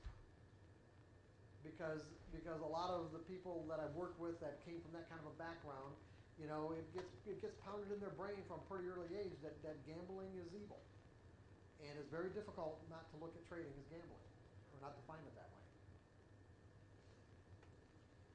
Or if you grow up from a background that you were taught that you have to render services, to be paid appropriately, you have to render some sort of worthwhile service. Now, certainly as traders, you're providing liquidity for other traders. That's a service of some sort.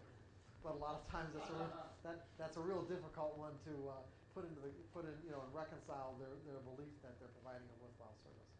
You're bringing up specialists who have children. Yeah, right. College. Exactly, right.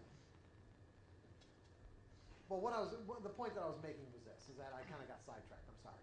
The point that I was making is that virtually every error that you have the potential to make as a trader, every error that will detract from your ability to create the kind of equity curve that we were talking about in the very beginning when we started, is all going to be a function of your inability to think in probabilities. Objectively think in probabilities. First of all, let's look at what those errors are.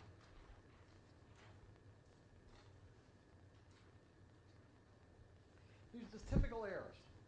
Well, this thing is really... Okay, what are the consequences of thinking or assuming you believe that we'll know what happened next? This is exactly, this is exactly what our minds cause us to do. In other words, when we have an edge that comes up where we have not learned to think in probabilities, our minds have the tendency to cause us to think we know what's going to happen next because of the way it feels. Remember I said that if we have 3 winning trades in a row, what's it going to feel like? It's going to feel like the next trade's got to be a winner. It has to be. If we've had 3 losing in a row, what's it going to feel like? It feels like the next trade is going to be a loser, when yet we have no idea what the sequence between winners and losers is going to be.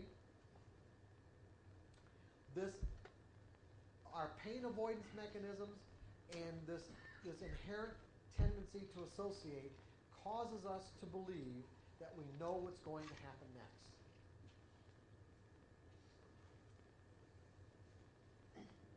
Are you with me on this? Is everybody? I'm just kind of getting, when in fact our mind has to be open to the fact that anything can happen.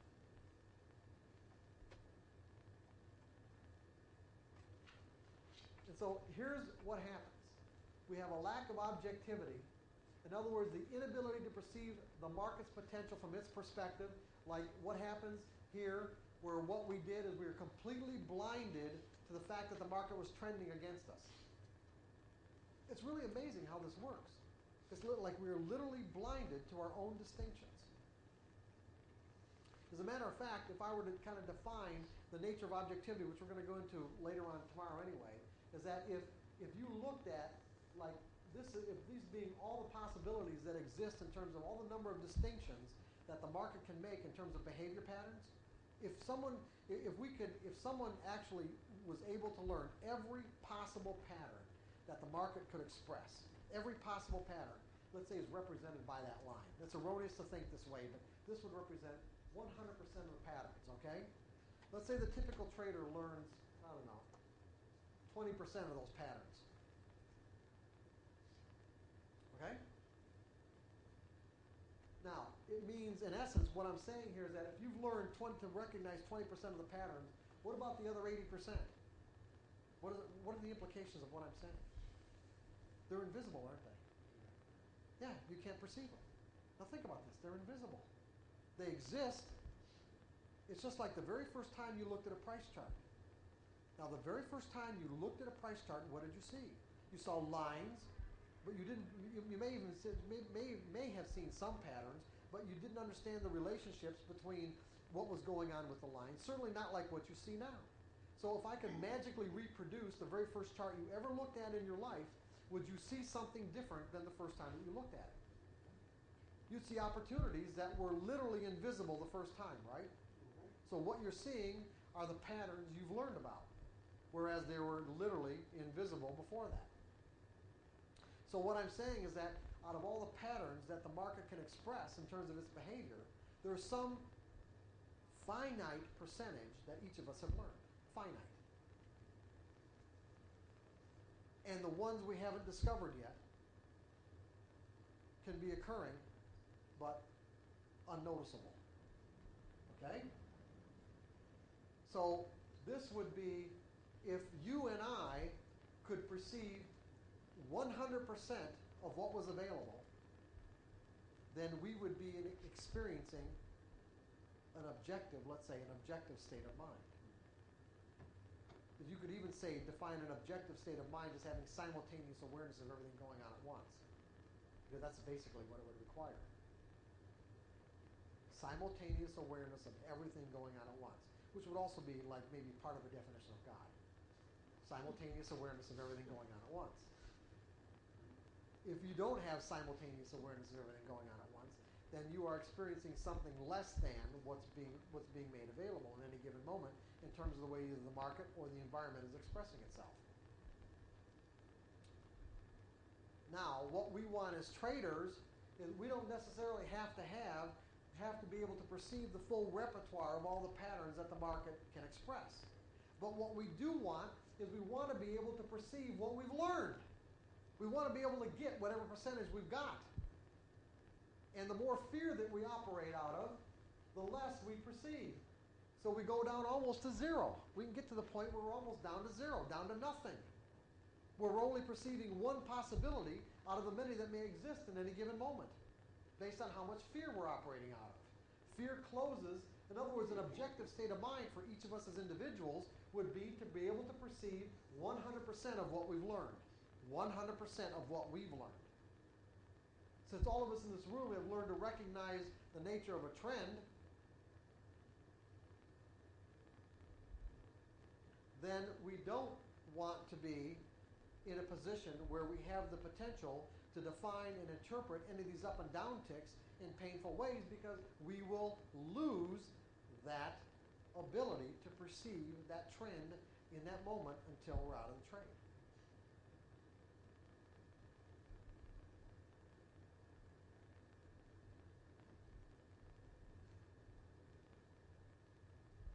So here are the typical errors that we can make. Won't predefine the risk in advance of getting into a trade.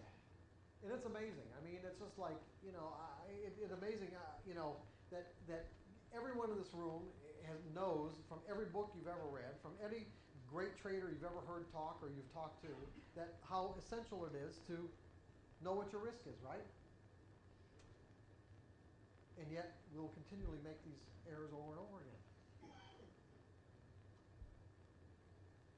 All that's really telling you is that you haven't learned how to think in probabilities yet. You haven't really learned to think in the market's perspective. Why? Because from the market's perspective, what does it take? It only takes one trader somewhere in the world to negate the positive outcome of your trade, right? That's all, just one. Now, once you really believe that, now think about this. Once you really believe that, will it be possible for you to ever get into a trade without predefining your risk? It's very difficult. Very, very difficult to act in a way that violates what you believe. It takes an enormous amount of energy. Think about this. How often can you act in a way that contradicts what you believe to be true?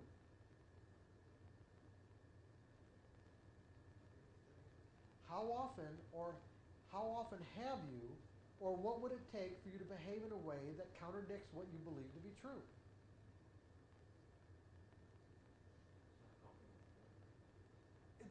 It's extremely difficult, isn't it? It takes an enormous amount of energy depending on how strong the belief is, put it that way. Do people go around violating their beliefs?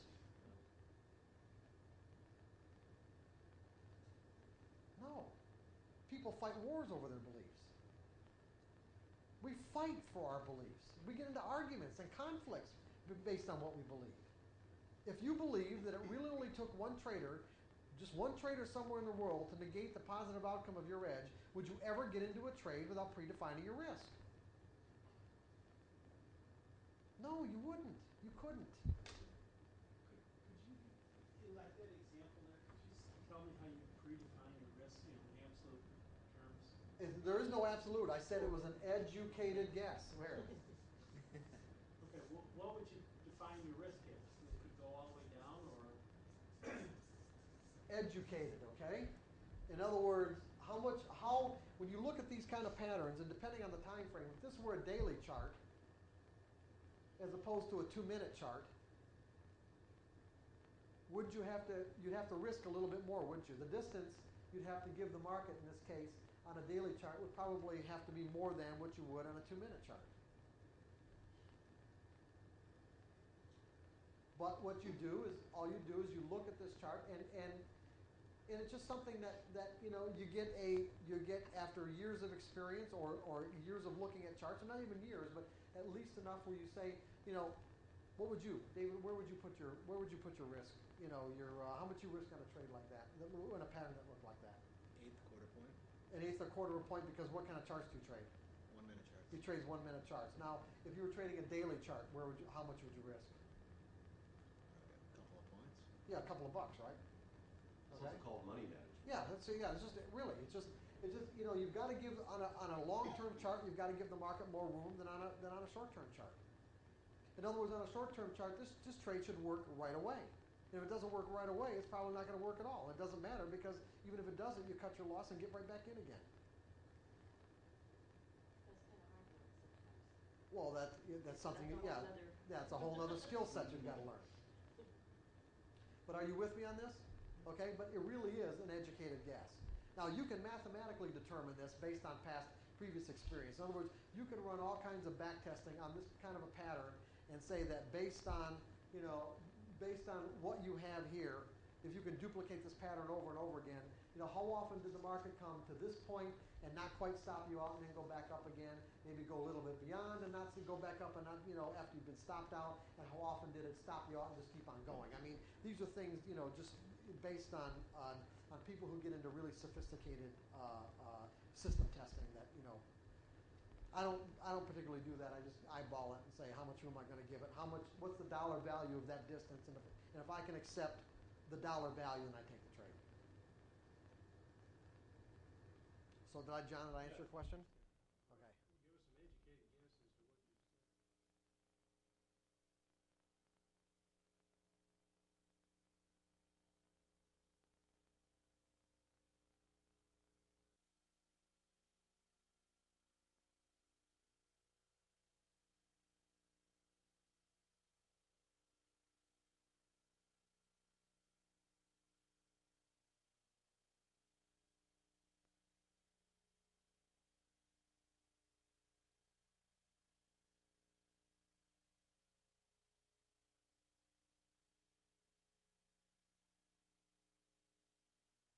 said.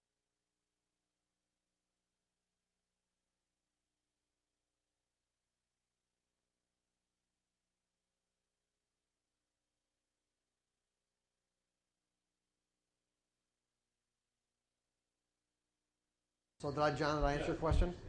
Okay.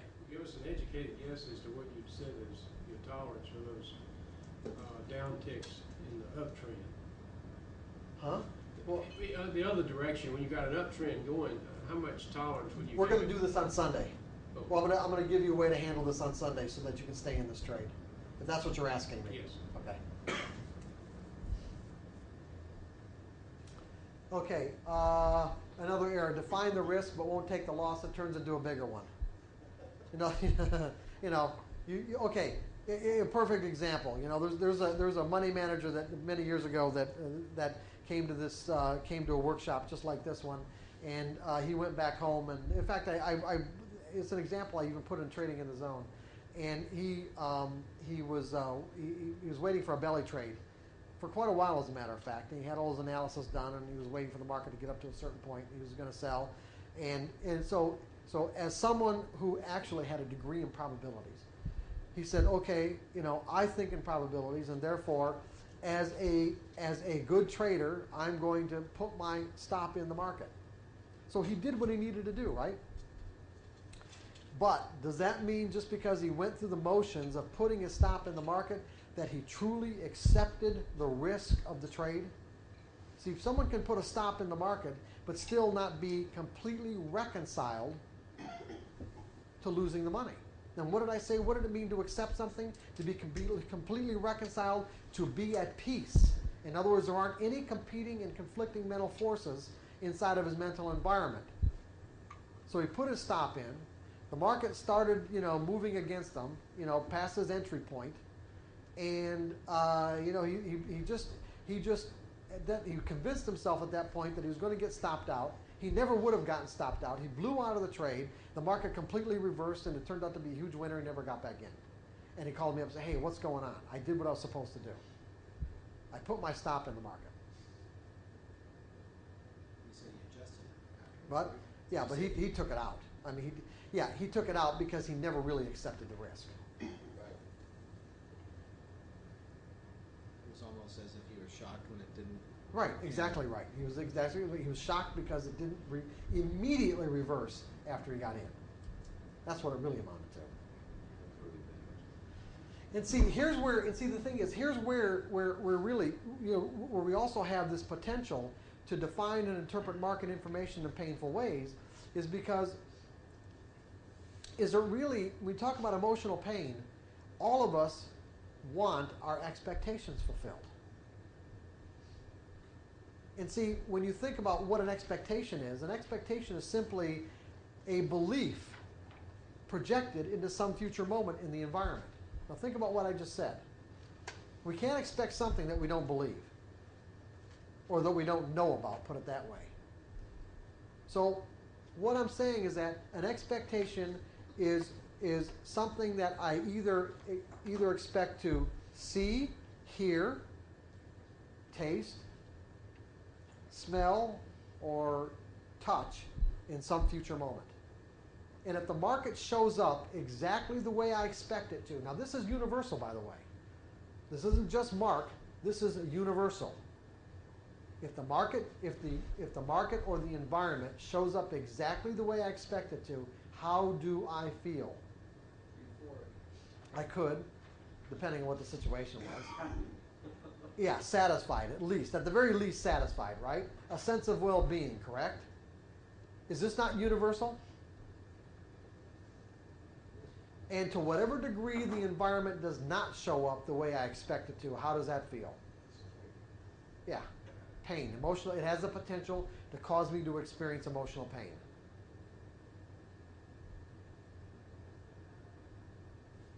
So when you really get right down to it, to think in probabilities, we have to learn how to manage our expectations.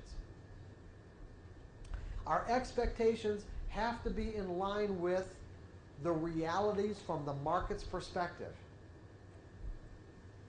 But before we get into that, let's just finish up these errors. Okay, hesitate as a result of an internal argument, get in too late or not at all. Jump the gun, anticipate an edge that never develops. Getting out of a winning trade too soon, leaving money on the table. Move a stop close to your entry point, get stopped out, and the market goes back in your favor. Let's see if I had another one.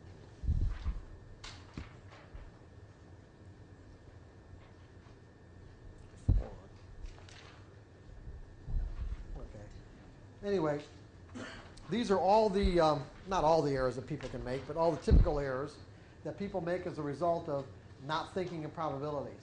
So what exactly does it mean to think in probabilities?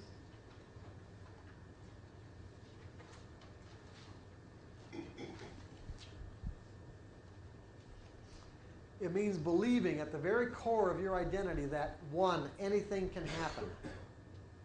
2, every moment is unique. 3, there's a random distribution between wins and losses on any given set of variables that define an edge. And 4, you don't need to know what's going to happen next to create consistent results. That's it. Now think about those statements.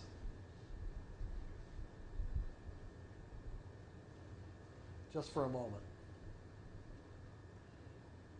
If I believed that anything could happen at any given moment, and I believe that every moment is unique. Now think about the word unique. What does that imply? Right. Now think about it. Every moment is unique. That means not like any other moment. Unique means not like any other moment. If I believe that this moment is not like any other moment, then what does my mind have the capability to associate that moment with? Why put the trade on? You can accept any outcome. I can accept any outcome then. We say, why put the trade on? Because you've got an edge. No, I was bearing not having an edge, if those two things. Oh, no, yeah, you've got an edge. You've got an edge. Okay. You've defined your edge, but okay, this moment, there's a pattern, and this moment is like, let's say, we'll put it this way, just so you're not confused about this, that you've got an edge, and you're basically trying to develop a two-tiered belief system. One, where at the macro level, you know that patterns exist, but at the micro level, the patterns have a random distribution in terms of outcomes. So that I've got a pattern, and that as a result, that pattern has a potential to cause me to, let's say, by behaving in the appropriate ways, to enrich myself. But that the outcome to that pattern is unique in relationship to anything that happened in the past. So, but I was just talking about the concept of uniqueness itself. In other words, once I get that trade on, if I believe that each moment that it's on, that each moment is really unique in terms of what the market is telling me in that moment, then I'm going to keep my mind open to what it's telling me from its perspective. What I want to do, the whole objective, is to disassociate what's happening now with any other outcome that you had. To disassociate.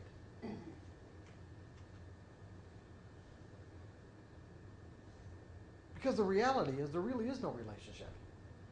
That really is true. Our minds don't look at it that way, but it really is true.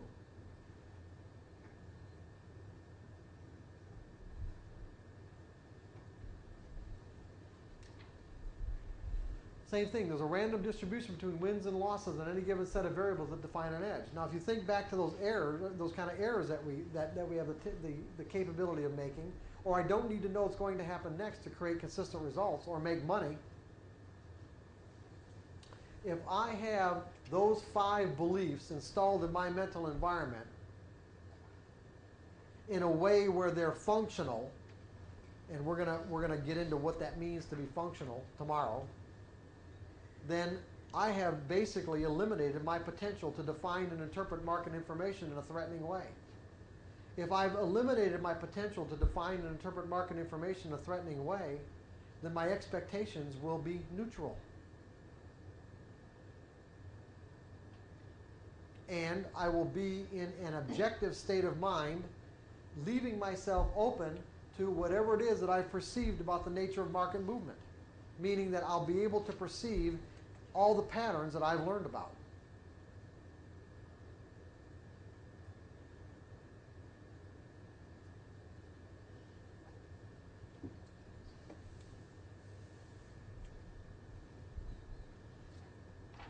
I'll go back.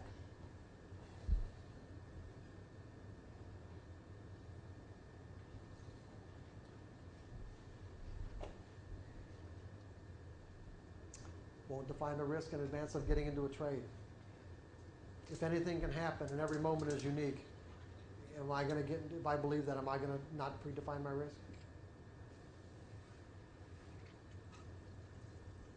I define the risk but won't take the loss because it turns into a bigger one. The only way that I could not take my stop out of the market, let's say, or not execute a losing trade based on let's say my predefined risk point would be because I have convinced myself that I know what's going to happen next. Is there any other way I could do that? I pull my stop or not execute a losing trade only because, one reason, every error that you're going to make, all these errors right here, every single one of them, we're going to go down the list, and any other ones that you could think of, are all going to be the result of thinking you know what's going to happen next.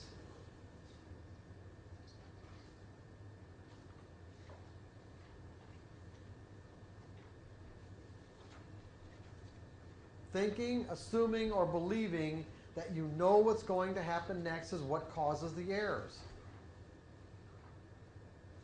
These 5 fundamental truths that I just gave you about the nature of the market break that. I shouldn't use the word break. It stops that whole process of thinking, assuming, or believing you know what's going to happen next.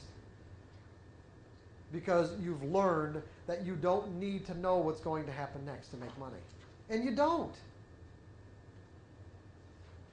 Really, what is trading when you think about it? You break the act of trading down. It's really simple. What is it? Not just an educated guess, but what is it? An edge. Define the risk and execute the trade. It either works or it doesn't. That's all trading is. That's it. You don't need to know what's going to happen next to make money in this process. That isn't part of the process. The process is define an edge. How do we define an edge? A higher probability of one thing happening over another. Not what going to happen for sure. a higher probability of one thing happening over another.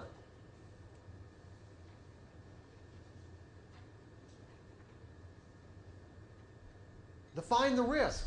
An educated guess. Or it can be precise, whatever. Use a mechanical system. It doesn't matter. All I'm saying is that this is the process. Define an edge, get on an edge, define the risk, execute the trade. That's trading. That's trading. There's nothing in that process that has anything to do with knowing what's going to happen next.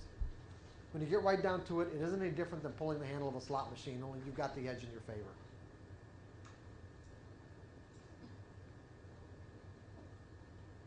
The pattern either works or it doesn't. And you've got a way to take your profits, but otherwise that's going a little bit beyond this discussion at this moment. All I'm saying is that, either works or it doesn't, you go to the next trade. Either works or it doesn't, you go to the next trade. Either works or it doesn't, you go to the next trade.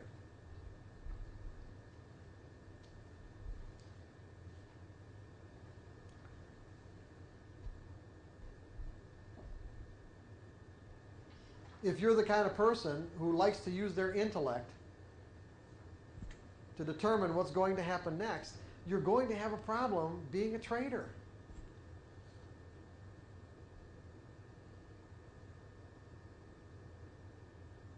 That answers your question too. That's someone who needs to know what's going to happen, who needs to have that kind of certainty that I don't act until I know what's going to happen next. They have problems being traders. You have to be really comfortable with uncertainty, that it doesn't matter.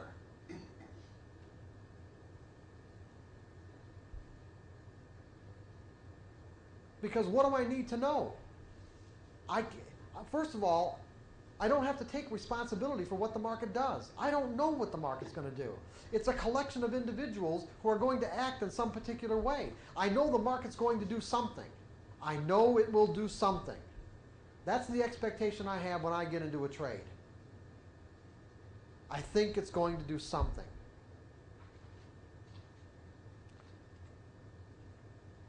What? I don't know. I don't have to know. I don't care. What do I know? What do I know? What do I have to know? Come on, what do I need to know? Probability. What? You have an edge and there's a random outcome. I need a edge, and what else do I need to know? What my risk is, right? Your risk. Yeah, that's it. That's all I need to know. And how I'm going to take my profits. That's what I need to know. That I know every time. If I don't know that every time, I don't get into a trade.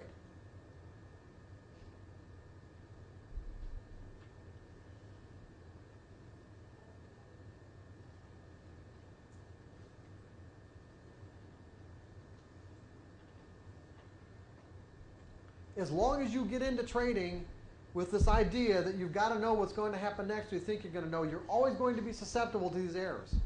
You're always going to be susceptible.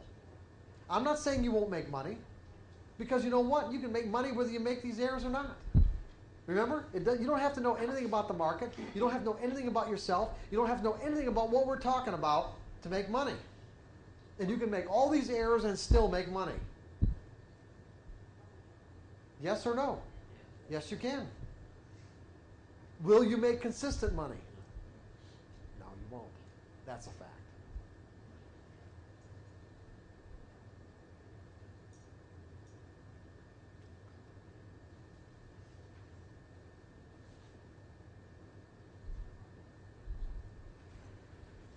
So we're kind of getting to the point where we're getting an idea as to what we need to do here, right? Are we getting an idea of what we need to do? What do we need to do? Stop trading. Stop trading. I like that.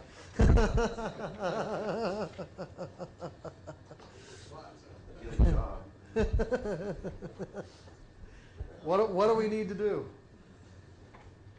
Where do you think we're going? Where do you think we're going in the next 2 days on Saturday and Sunday? Where are we going? What are we doing? Reinforcing these. Go ahead. Somebody. Go ahead. David. What? Reinforcing these notions. Notions? Okay. That's That- all right, Dave. It's that all right. Concept. Mindsets. I love it. These well thought out ideas. Yeah.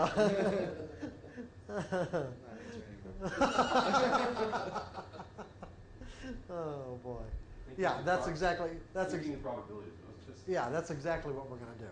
We are going to learn enough about the nature of beliefs and how they function in our mental environment so that we can effectively install these beliefs inside our brain at a functional level without any conflict. That's what we're going to learn in the next 2 days. Besides also learning how to identify and neutralize self-sabotaging beliefs and what to do about euphoria.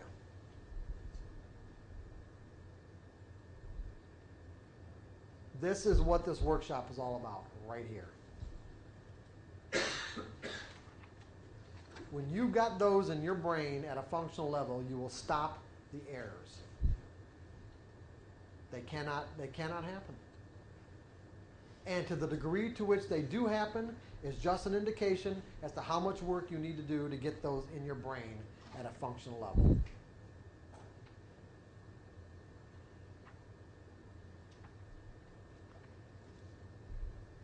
And if you really want to, if your desire is strong enough to create consistent results, you'll do the work.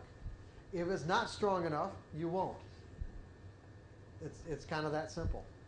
And you don't have to feel obligated to do the work. Like I said in the very beginning, it might take a long time to get to the point where you're really willing to do what you need to do to get those beliefs in your mental environment at a functional level, because you may have other agendas about why you trade that are in conflict with these particular beliefs. There may be a lot of other reasons why you put on trades that have nothing to do with what it means to be consistent. Can anybody think of reasons why people trade that have nothing to do with being consistent? What might be some of those agendas that I'm talking about? Every feeling in the world. Every feeling in the world? Okay, well, yeah, but anything specific? Revenge. What? Revenge, getting back for a trade you lost. Well, that's an agenda, sure. Revenge. That's not going to promote consistency, I don't think. That's pretty inconsistent with what it means to be consistent. Anything else? Addictive behavior. What? Addictive behavior. Okay, addicted. It could be addicted to random rewards, which I'm going to talk about in a minute. That would be an agenda that would be inconsistent with what it means to be consistent. Anything else? Entertainment. Perfect. Anything else? Boredom. That's part of entertainment, but you entertain yourself when you're bored. Don't some people like to be heroes? I work with a lot of traders who generate losses just so they can work their way out of a hole. Floor traders especially like doing that. They got sort of a cowboy mentality. Self-destructiveness. Yeah, right.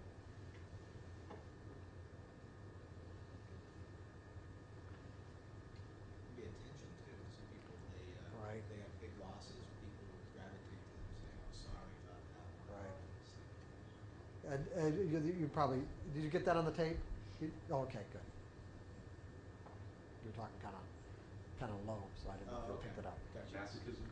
Yeah, sure.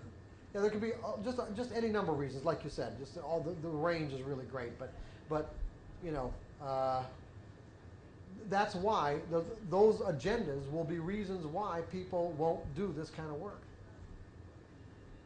Not until you resolve that what you really want first and foremost is to create consistent results. And that's why I said in the very beginning, a couple of hours ago, that it really has a lot to do with the way you want to live your life.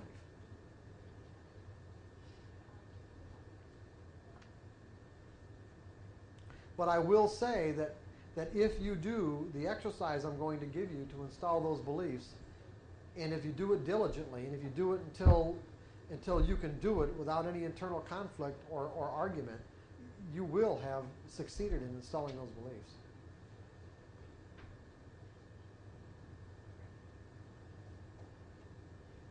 It does work.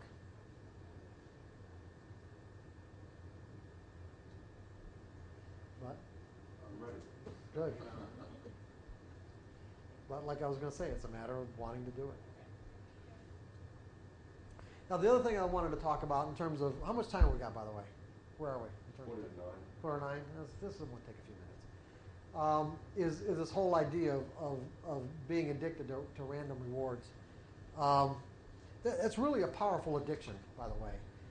there are a number of studies that have been done, especially on primates, where if you start primates out, with teaching them to do a task, and you reward the task, or you give them a reward for the task on a consistent schedule.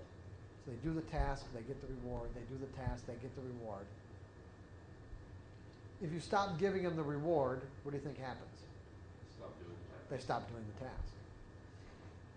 But reward them on a completely random schedule. Okay? Completely random. And from their perspective now, they don't know that you've decided they're never going to get rewarded again. Okay? That's what you've done. You've decided you're never going to reward them again. It's so mean. And what scientists have found is that it depends on the personality of the monkey, because some people are more, let's say, susceptible to addictive behavior than others. I think there's probably some sort of chemical makeup that has a lot to do with it. But there are some monkeys who will do the task indefinitely. They never get rewarded again, and they keep on doing it.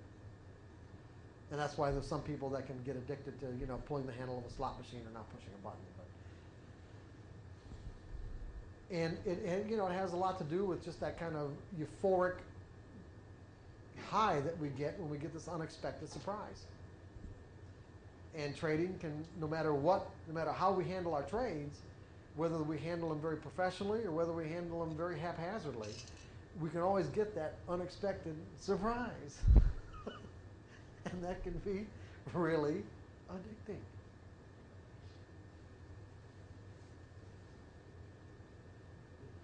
But there are other problems too, and that's one of the things that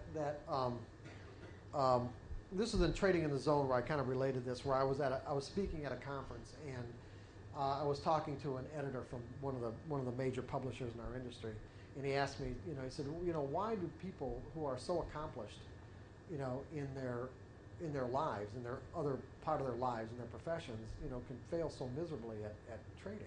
What is it about trading where so many people are we all doing the wrong things, and yet we're so and yet people get into it and we're really attracted to it. And the way I answered them was that I said that people really are attracted to trading because what it really offers us is this unlimited freedom of creative expression. It's like it's an endeavor that is sort of outside all the normal social structure that we all grow up with. So for an example, when you consider that each of us are born into some sort of society, so a family, a region, a state, a city, a country, whatever, and all these societies have rules about how we need to behave.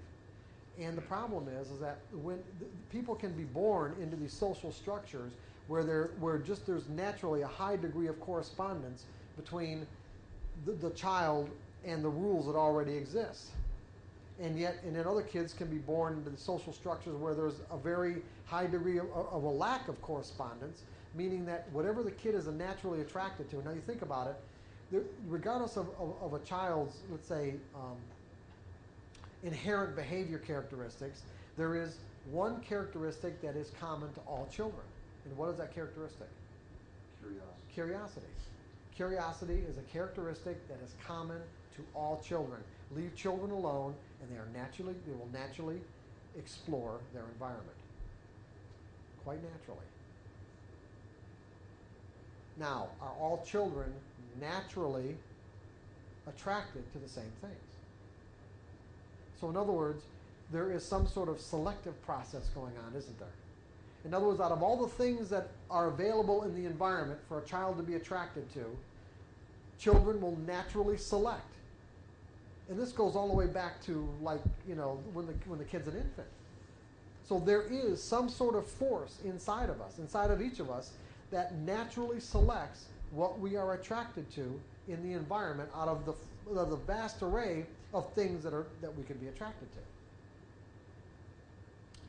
Some societies, meaning families, parents, whatever, support these natural attractions to some degree or another, and some do not. The problem is that when they're not supported, meaning when we're denied our ability or denied, let's say, the experience that we want as a result of these natural attractions, meaning that our parents are saying, no, you can't do that, or whatever, it builds up what I call these denied impulses. In other words, if you think about it, I think like our mind in some ways is like when we're attracted to something, it's like when a child, take a child that's they're curious, they're playing with something, and you take it away from them, and what do? They start crying. Why? They're not done experiencing, okay? It's like the desire for a certain type of experience creates like a vacuum in our mind. And that vacuum has to be filled with the experience that we desire. Deny it, in other words, as an outside force, deny that experience, and the child will naturally cry, and crying is a natural mechanism to let's say, put the child's mind back into balance. What scientists have also found is that tears are composed of negatively charged ions, and crying, I think, is simply a natural mechanism to put our minds back into balance, because what happens is that the lack of experience, the lack of the child being done with that experience didn't fill up the vacuum, and the crying reconciles the imbalance so that the child can be in a state of relative balance and go on with their lives. However, many children are not even allowed to cry, right? Especially males. And so therefore, as a result, we end up growing up with a buildup of these denied impulses. So that when we, as adults, when we get to the point where we discover trading, we find our sort of panacea of freedom, where we basically make all the rules. The only rule is that you have enough money to open up an account. Other than that, you decide when to get in, you decide how long to stay in, you decide when to get in, to get in with how much, and when to get out. Right? In each moment, the market does offer us as traders this opportunity to get into, to add to, detract from, or exit a position every moment. And we make all the rules. The problem is, we grow up with a natural aversion to making rules, because we've been trying to get away from them all of our lives. And that's one of the reasons why it's so difficult to even do the kind of exercise that I'm going to suggest on Sunday, is because it does require making and adhering to certain rules. And you probably will find there'll be a natural resistance to even doing the exercise, regardless of the benefits that you perceive that you'll derive from it. And that's all right. And that's what I said before. It might take a long time to get to the point where you're ready to do this.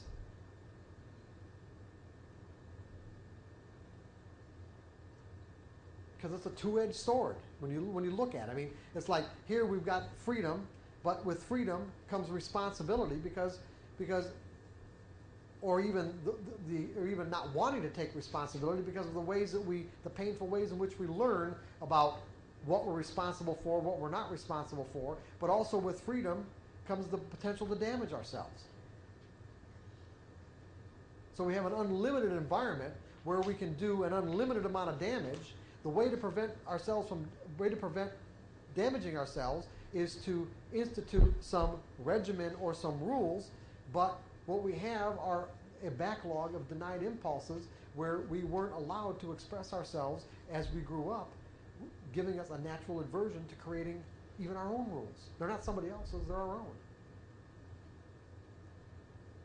So it's like, hey, I found this panacea of freedom, unlimited, I can express myself in any particular way, possibility of unlimited riches, but I've got to create some rules, and not only do I have to create them, I have to learn to abide by them. Whoa, hey, no way. Which makes it easy to trade randomly. Because see, when you trade randomly, meaning when you're using virtually an unlimited number of variables to either enter or exit a trade, not a limited set, but in essence an unlimited set. What do I mean by an unlimited set of variables? Okay, listening to the news, or listening to a friend, or maybe in combination with some technical advice or technical signal that you might get. Nothing that's systematic. Because see, by trading randomly, you can easily take credit for the trades that work and easily do what? Distance and separate yourself from the trades that didn't. Psychologically distance yourself. In other words, not take responsibility.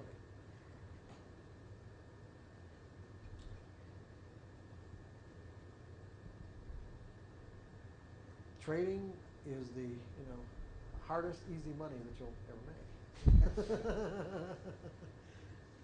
Trading is simple, and it can be easy. When you get the right mindset, it is easy.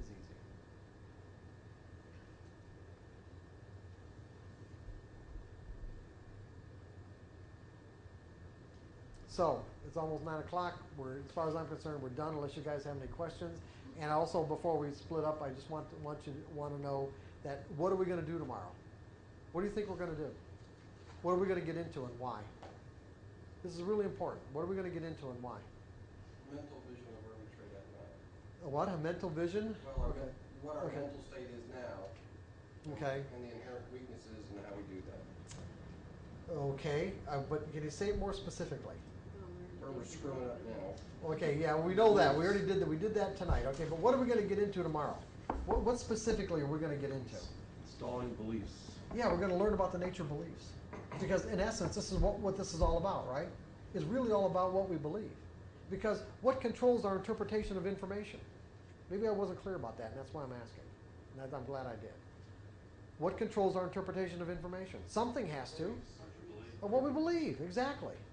That's without really saying that. That's in essence what I've been saying all along. When I said if I believe that anything can happen, then that will control my interpretation of information in a way that will cause me to act in a way that's consistent with what I believe. Something has to control the way we interpret information. We don't all interpret it the same way. There has to be some mechanism.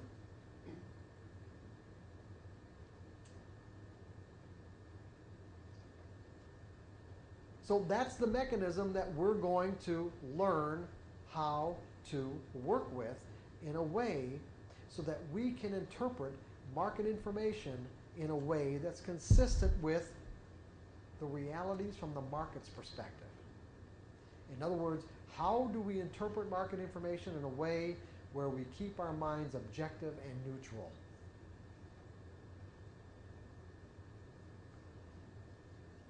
Market gives me an edge, define the risk, I take the trade. Edge, define the risk, I take the trade. If you want trading to be more than that, then you probably don't want to be here. Because that's really all trading is. It ultimately becomes an exercise in just accumulating money based on your ability to objectively perceive an edge, define your risk, have a plan for taking profits. The trade either works or it doesn't. And you just keep on doing that over and over again. How do you reconcile some of that with being an intuitive trader where you just, take the trades that come along? You're way ahead. We'll get on that on Sunday. That's a good question, but where you just, this is basically just an introduction. So yeah, we're going to talk about trading intuitively. Remember I said I was going to put this into a context, trading mechanically, subjectively, and intuitively? We're definitely going to do that. But we definitely don't want to talk about that right now. That's way ahead of ourselves. Anything else? Does everybody have stereo headphones, stereo tape player and headphones? We're going to use them tomorrow. If not, you can buy a cheap one at a drugstore somewhere. Yes? So we're bringing in a Walkman tomorrow? Yeah, bringing in a Walkman tomorrow, right. Is everybody, yes? Everybody got that? Okay, well, tomorrow morning. 7:30? 7:30. Well, 7:30 there'll be like a continental breakfast. What time does it start? 8? We'll start around 8.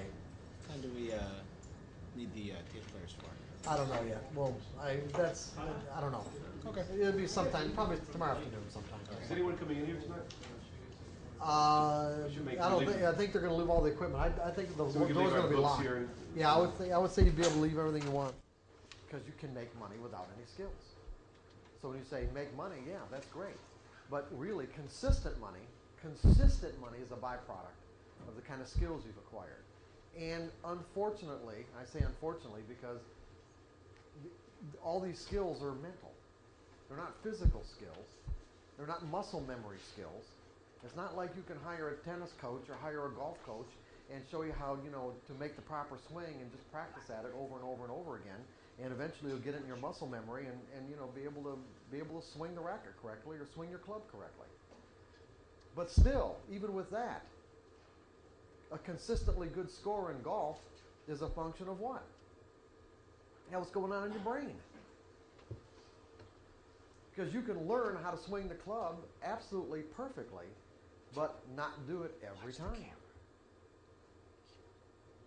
And the reason why you're not going to do it every time is because there are going to be distracting thoughts flowing through your brain, causing you to focus on something other than what you need to be focused on in that moment. And it's the same thing with trading. If you're focused on the money, then you're not focused on the skills you're trying to acquire. In other words, really what I want you to do is get to the point by Sunday afternoon and say to yourself, the only reason why I'm going to trade Monday morning, the only reason why I'm going to trade is to use my trading as a means or a vehicle to acquire certain mental skills. The skills that you know that will promote consistent results, or that will result in a consistently rising equity curve, or an equity curve that rises on a nice consistent basis.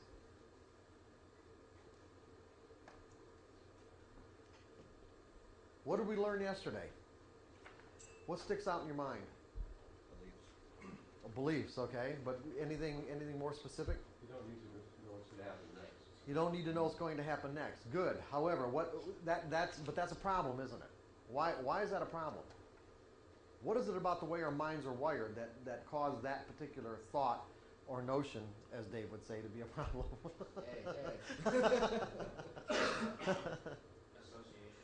Associations, exactly.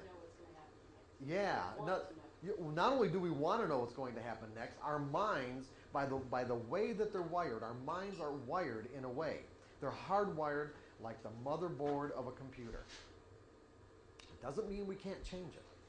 It just means that at the moment, until you do change it, until you do something specific to cause your mind to think differently, it will automatically and without any conscious thought on our part, meaning we don't have to think about this happening, it will happen automatically.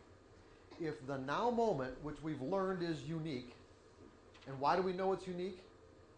When these patterns, in other words, what we want to do is technical analysis helps us identify patterns in group human behavior.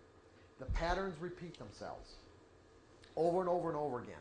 The outcomes to the patterns, however, do not.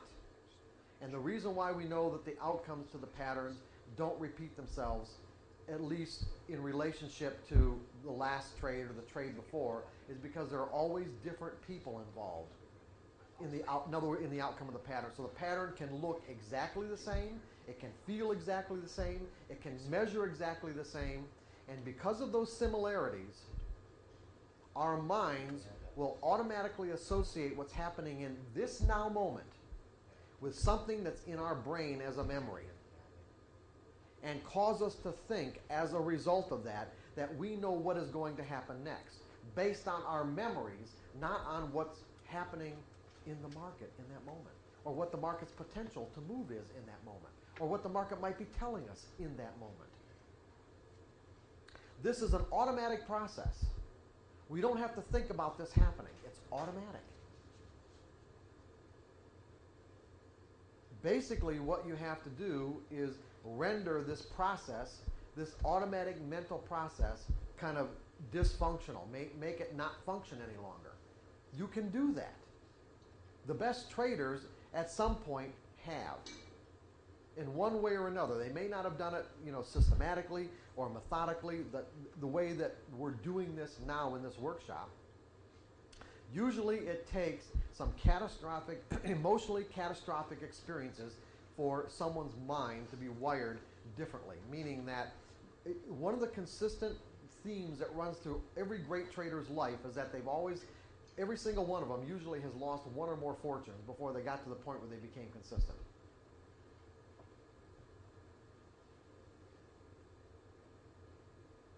It's these kind of catastrophic, and it doesn't happen to happen to you, Greg. Okay, that doesn't have to happen. Okay, I know, that's what I'm saying. But, you know, you probably read a lot of stories and thinking, okay, when's that going to happen to me? It doesn't have to happen. What? It happens. Anyway, go ahead. What were you going to say? Yeah, I was just thinking, one of the thoughts to me, you become, the longer you're in, and a lot of us, most of us have transitioned from other fields. Mm-hmm. The longer you've been in other fields, you come with more baggage. It takes you longer to, quote, get rid of your, this baggage because you're working in other industries. It takes you longer to cleanse your mind. Well, it makes sense, doesn't it? I mean, think about it. I mean, let's put it this way. You take somebody who grows up in a trading family, whose father, let's say, trades, or his uncles or his brothers trade, and they know, they understand, let's say, the inherent nature of what trading is all about. And one of the first things they teach them is, you know, let's say, especially in Chicago, where there are a lot of trading families, where there are generations of traders that trade on the floors of the futures exchanges. I mean, one of the first things they're going to teach them is that, you know, let's learn how to cut our losses. First, let's learn how to scratch a trade, and then let's learn how to cut our losses. And so, the first thing, if you understand, is okay, if an inherent part of being a successful trader is first learning how to cut a loss, then, you know, it probably won't take that long for you to learn how to do it. And all the, let's say, all the thinking implications that go with doing that, as opposed to coming from a situation where, you know, you're coming from a profession where you're expected to know what's going to happen next. You're relied upon to know what's going to happen next. And even if you don't know what's going to happen next, you can say and act like you do, and people are going to believe you anyway. Right?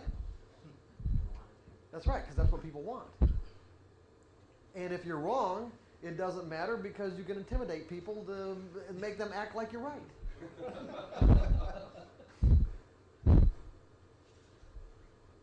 And that's one of the reasons why, well, it's also another reason why it is so difficult to adapt to the trading environment. Because many of the skills that we learn to get what we want, in other words, to fulfill our expectations. Remember we talked last night about expectations? An expectation is what we believe projected into some moment, some future moment in the environment. And when the environment shows up the way we expect, we all feel good.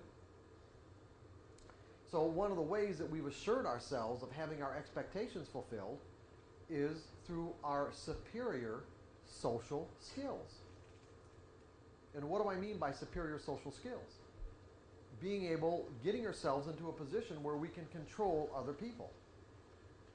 Whether they agree with us or not, whether their beliefs are in harmony with what we want or not, if we can rise above, let's say, them in a way that cause us to have control over their behavior, then we can assure ourselves of getting what we want. Most of the people that gravitate towards trading that don't start out that way when they're, let's say, in their early 20s or something, or out of college, are professionals that come from those kinds of superior social skills and find it extremely difficult to adapt to the trading environment because of it. Because the market just is going to do what it's going to do. And there isn't a damn thing you're going to do about it until you can trade at a level that, you can basically cause prices to move in your direction. And even then, it's going to be difficult to make it happen for very long. And so the only thing you're going to find you have control over is the way you think. That's the only thing you're going to have control over. You can control the way you think. You can control how you perceive information. You can control, I'm going to say it again, you can control how you perceive information. But it's a completely different process. Now you're working inside yourself instead of working out there.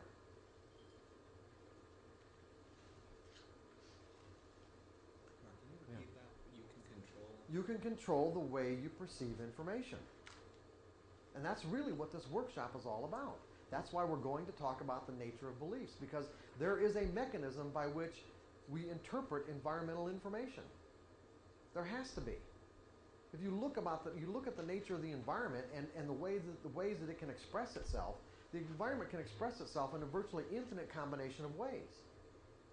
And yet we don't perceive all those ways in any given moment. And not only do we not perceive all the different ways that the environment can express itself, we can be standing virtually in the same position and looking at the same event and interpret it in completely different ways. Now, why is that possible? How is that possible? How can two people interpret the same event in different ways? Completely different ways. And we've all been in these situations. It's the source of many of our most violent arguments. Different beliefs. That's right, different beliefs. In other words, we're perceiving the situation from different beliefs, different perspective. In other words, different beliefs are operating on our perception of information in a way where the information is interpreted in a way that's consistent with the beliefs we're operating out of in that moment. So when I say we can control how we perceive information, we control that process by changing the beliefs we're operating out of. We operate out of different beliefs, and we're going to perceive the information differently. Because the problem is this association mechanism that I've been referring to causes us to think that we know what's going to happen next. In other words, if the moment is similar, I've got a pattern. Not only is it similar, it's virtually identical to the last one that showed up 5 minutes ago or 5 days ago or 2 hours ago. 2 hours ago it was a winning trade. Now, if I let this association mechanism, influence the way that I think or how I see things, I'm automatically going to think that I know what's going to happen next. Automatically. Without any conscious thought about it. And as a result of thinking that I know what's going to happen next, I will behave in a way that's consistent with what I think. And that behavior might, in fact, be a trading error. Remember the errors we put up yesterday? That is a list of all the things we can do, but those are the major things that we do that cause us to, detract from our ability to create consistent results. So I may hesitate. I might not predefine my risk. I might not end up taking profits. There's any number of things I could end up doing because I think I know what's going to happen next. When the reality is, what's the reality? I don't know. For me to know what's going to happen next, really, now think about this. For me to know what's going to happen next, I would literally have to be able to read the minds of everyone who's participating and everyone who has the potential to participate. So that I would know how when they cast their vote by putting on a trade, you might say, how that's going to influence direction overall.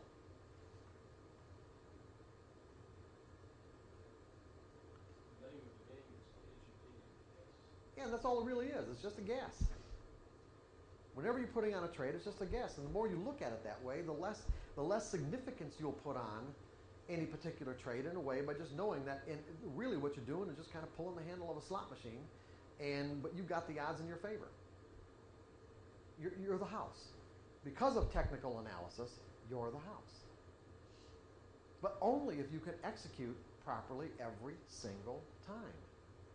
That is the key. Execution without errors. Every error, other than self-sabotaging beliefs, every error you're going to make as a trader will be the result of thinking that you know what's going to happen next.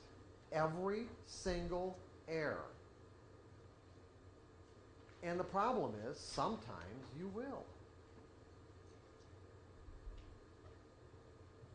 Sometimes you will think you know what's going to happen next, and it will come true.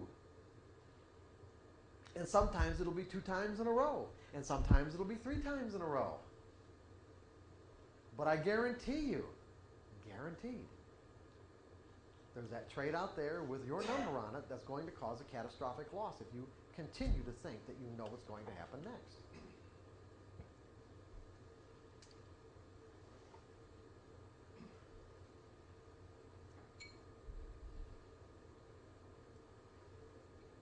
Because, again, I'm going to repeat, you can make money whether you don't make these errors or whether you do make these errors. You can make these errors and still find yourself in a winning trade. But if you want to create consistent results and not inflict psychological damage on yourself, then you're going to have to take your mind through a process that let's say, renders this association mechanism dysfunctional or non-functional, not dysfunctional, but non-functional. You're going to have to keep your mind focused in the now moment, meaning what's the market telling me now about its potential to move in any particular direction based on the pattern that it's displaying in this moment. Not based on my memory of the previous trade or the one before that or the one before that, because this moment is truly unique. It may end up being exactly the same.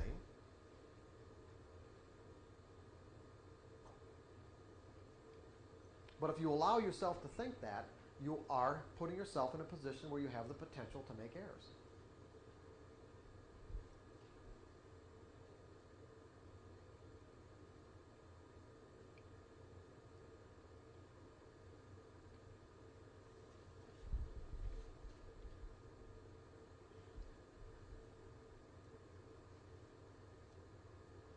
So are we kind of together about where we need to go with this?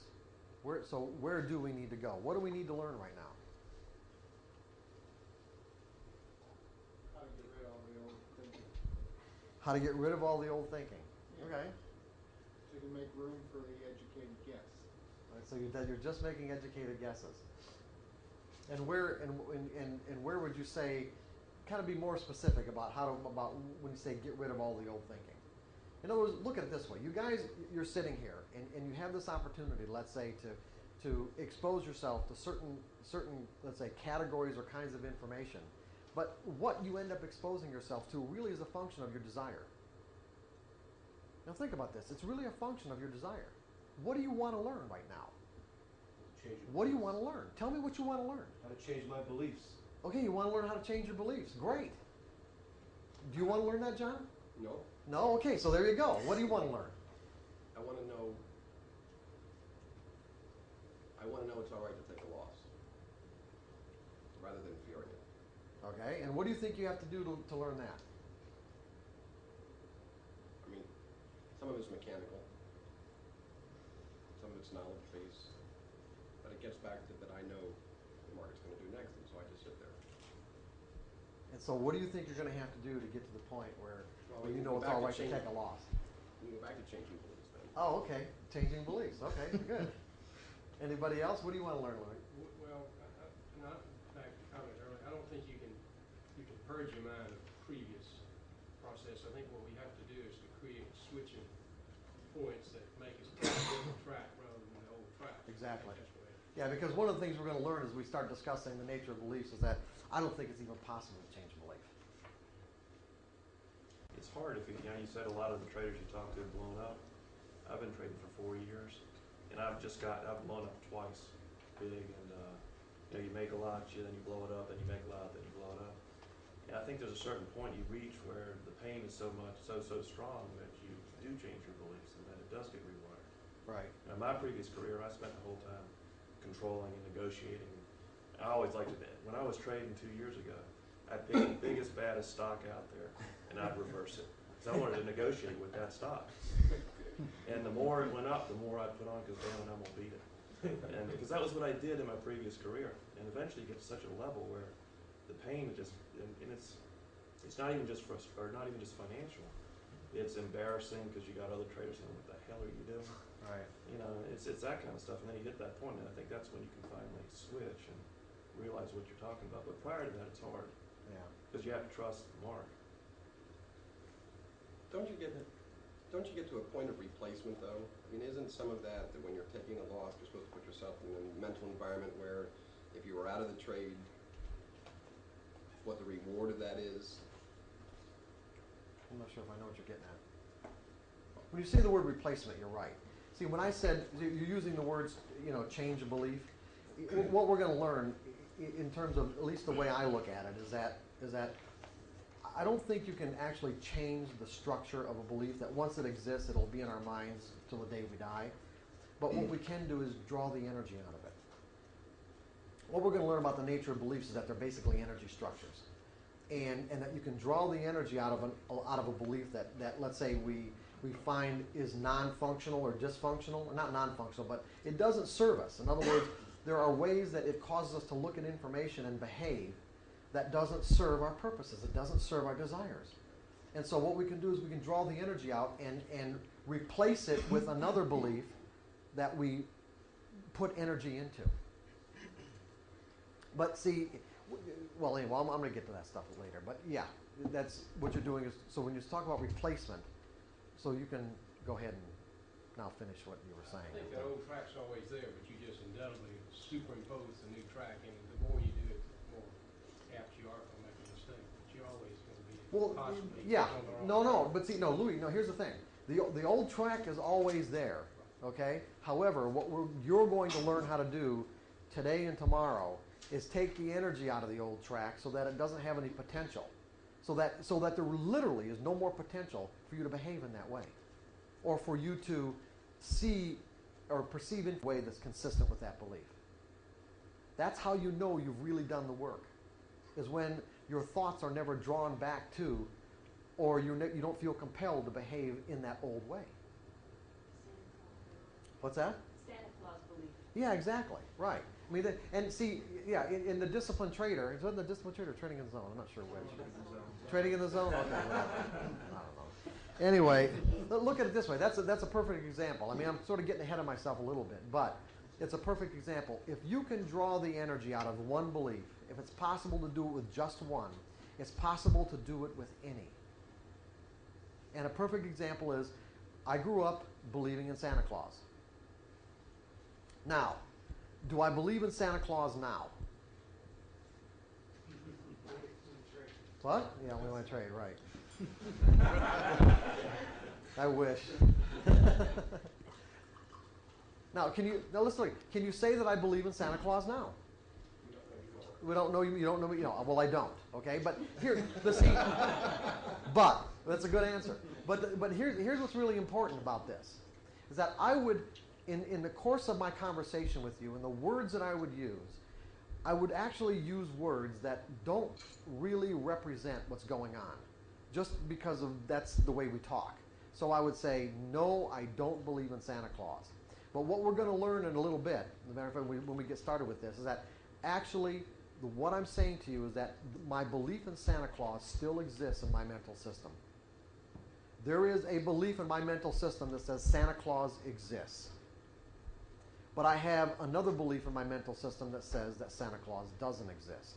It's a matter of which has the most energy. When I was 5 years old, the belief in Santa Claus had all the energy, and I didn't think any other possibilities existed. So therefore, if somehow or another I could transport myself back to that 5-year-old mentality, and somebody knocked on the door and said, Santa Claus, or all of us, for example, who grew up with that belief, and said, Santa Claus is out in the lobby, how would that belief act on my perception of that information and my behavior? What would happen?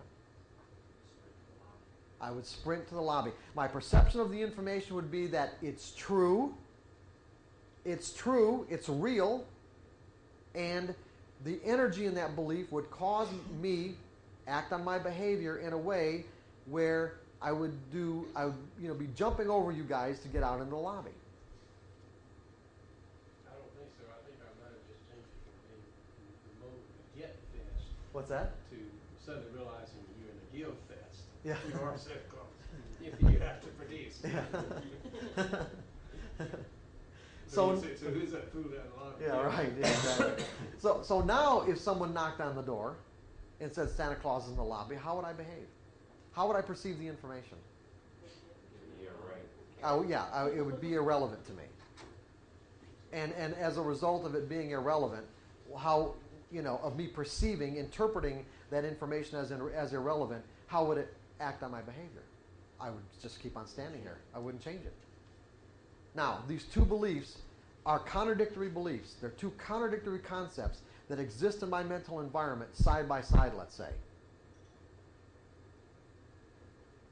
But from a functional perspective, there's no conflict. You see, from a functional perspective, I don't have a conflict at all because one has all the energy, the other one has virtually no energy at all. That's what we're going to end up doing. We're going to end up identifying those dysfunctional beliefs, in other words, that cause us to perceive market information in what? What do we want to do? We want to perceive market information or a lack of perceiving it as threatening, right? Remember the up and down ticks? There, the up and down ticks, they're neutral, aren't they? From the market's perspective, it's just neutral information that form into patterns. The patterns give us an indication there's a higher probability of one thing happening over another.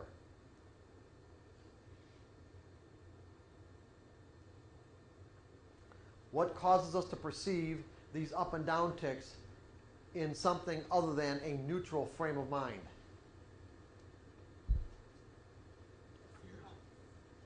Our fears are one, but basically our interpretations, right? That tap us into our fears. Our interpretations that tap us into our fears.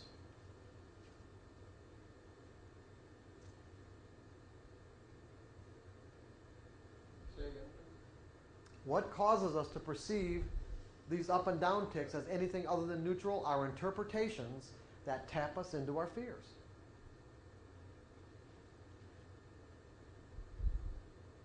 Here, I'm long this market.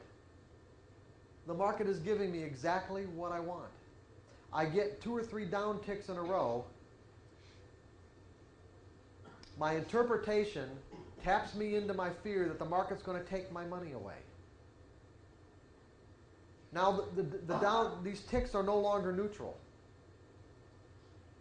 So far, these ticks haven't given me any indication at all that, let's say, whatever trend this is forming has been violated. Or even based on my rules that say, I've got to let this play itself out to tell me, what the possibilities are. Am I willing to accept the risk of finding out? Well, obviously, if I'm ready to jump out of this trade right here, then I have really not accepted the risk. But the point that I'm making is that now the down ticks take on something other than a neutral, let's say, valence. Now they're either overly negative, or maybe even overly positive. How many of us have been in winning trades that think that, it's never going to end? How does that happen?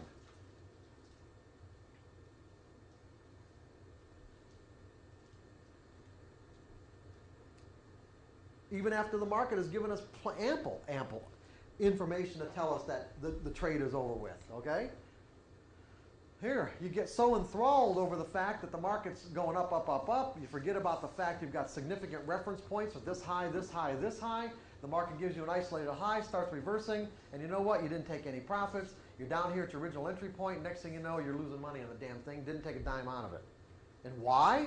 Because the neutral, in other words, from the market's perspective, these neutral up and down ticks took on an overly positive significance in your mind. Based on your interpretation.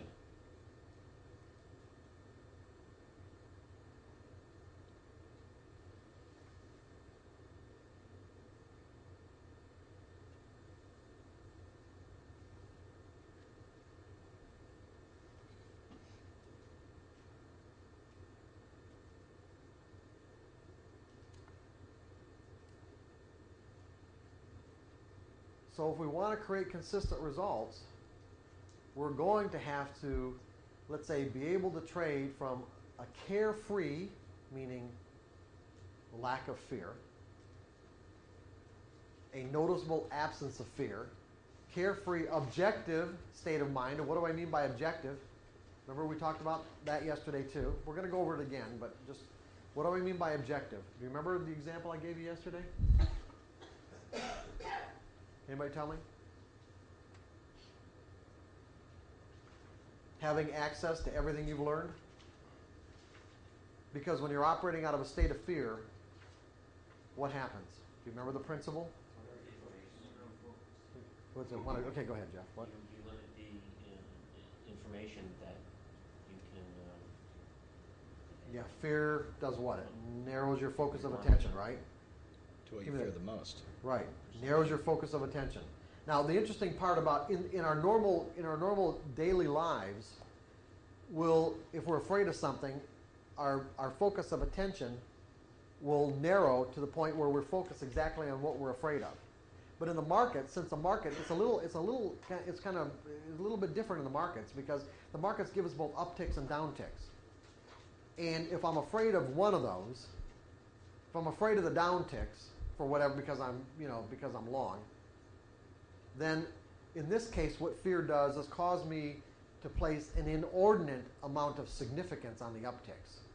So in essence, what I'm doing is avoiding the significance of the downticks.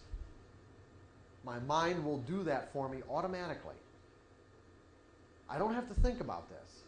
This is an unconscious mechanism. It isn't any different than the example I gave you yesterday. This is a hot burner. I accidentally put my hand on it. My hand comes off. I don't have to, there's no internal arguments. I don't have to think about this. I don't have to make a decision about it.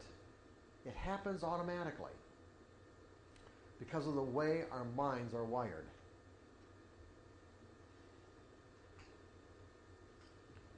So what we're doing is we're becoming conscious of these mechanisms so that we can do something to compensate for them.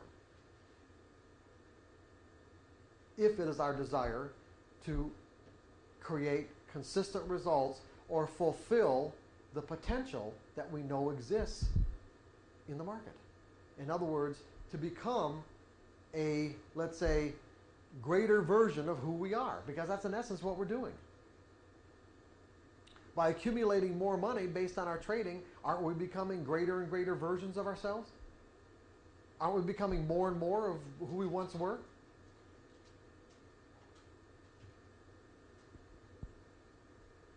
Because as you accumulate more money, what are you going to do with it?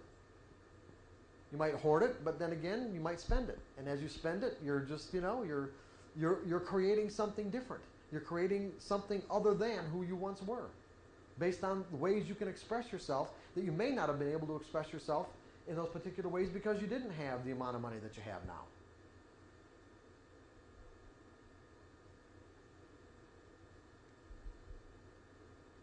Is there something about this protection, and maybe it's just me, but you're up a quarter. Chances are not, Yeah, John.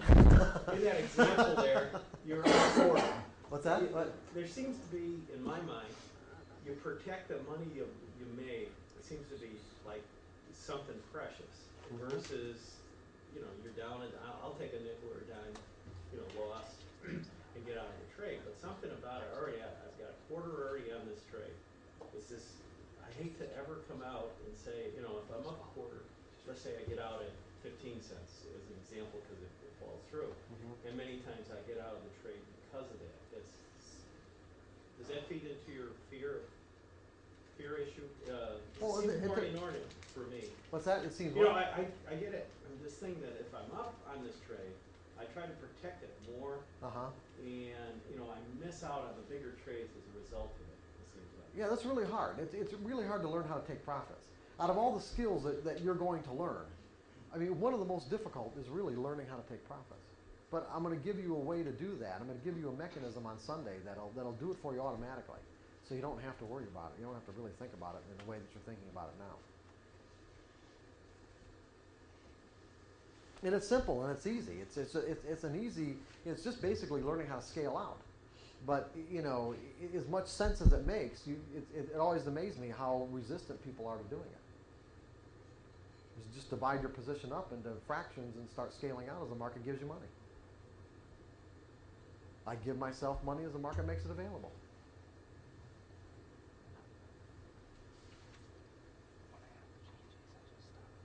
And if it comes back, or it comes back to your entry point even, you know, it's like you still have a fraction of your position on, and you can let it see if it's gonna just bounce right back off support again and go right back up, or go through it, and then maybe might take a small loss on the last portion of it.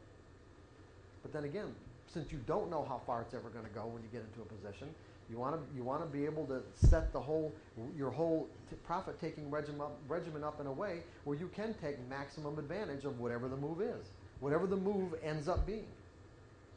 I think I had a little breakthrough. I got out here that I had wrote out, you know, on the plane yesterday what I wanted out of this. One is I wanted to be more patient, and two is I wanted to basically let go of the fear, so that when I'm buying it on the bid as it comes in your example, that when I buy it I don't just immediately bail out when it goes down another tick. And I think what I got was, what you said was, I didn't accept the risk of the trade in the beginning. Right. So it's basically, if you just accept the risk of the trade, I can be more patient, and I can allow it to jiggle against me or hold it and go from there with it. Right. And so that was my breakthrough. And what does it mean to accept the risk? What exactly does that mean, Greg? I guess it means to just adhere to my stop loss, and that's okay. The part that I was looking for was that's okay. What does it mean to accept a risk? What does it mean to accept anything? I'm not sure I understand. Well, that's why we're doing this. Okay? What do you think it means to accept anything? What are the implications of acceptance? Whether it's in the market or anything else in your life. What are the implications? Understanding. Okay, understanding. Realizing you made a mistake. Well, What uh, are the It's outcomes? predefined that you accept that as just. no, I'm not. I'm doing more generic, not the market. What does it mean to accept anything? Whatever happens, It's you're okay. comfortable with it. There you go. When I said okay, whatever happens, you're comfortable. Meaning you're at peace with whatever happens. In other words, the situation is completely reconciled in your mind. If you're going to risk a penny on that trade, or risk a dime, or whatever you're going to risk, that you have genuinely accepted. Genuinely meaning you're at peace with the fact that you're willing to spend the money. Right. And there's no internal conflict. So although we're getting way ahead of ourselves, but we're in this moment right now for Greg, okay? That's all right. It just so Greg, what would it mean if you're not at peace with it? I guess if I'm not at peace with it, I got fear. And then what are you It's going to do? gonna cause me more harm. Okay, what are you going to do then? You're not at, see, so now you've realized, now you're looking at this chart, you say, okay, I've got to risk a dime. That's what the market's telling you, right? Based on the pattern. Yeah. Based on your previous experience at this pattern, say, this pattern warrants risking a dime to find out if it's going to work, right? But now you're learning to monitor yourself and realize that, you know, you're uncomfortable with that dime. You're not at peace with it. It's not reconciled. There's conflict. And you can know that in many, many different ways. One would be just the amount of hesitation you might have to, you know, to hit your keyboard or pick up the phone. Now, what are you going to do?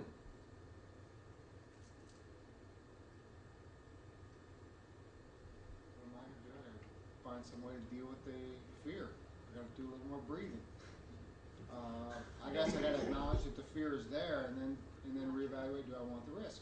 Do I want the Okay, time? good. Now, and what might the solution be? Then my solution is say, yeah, okay, I can live with that and go on. What if you really? What if you're just kidding yourself? What if you're lying to yourself?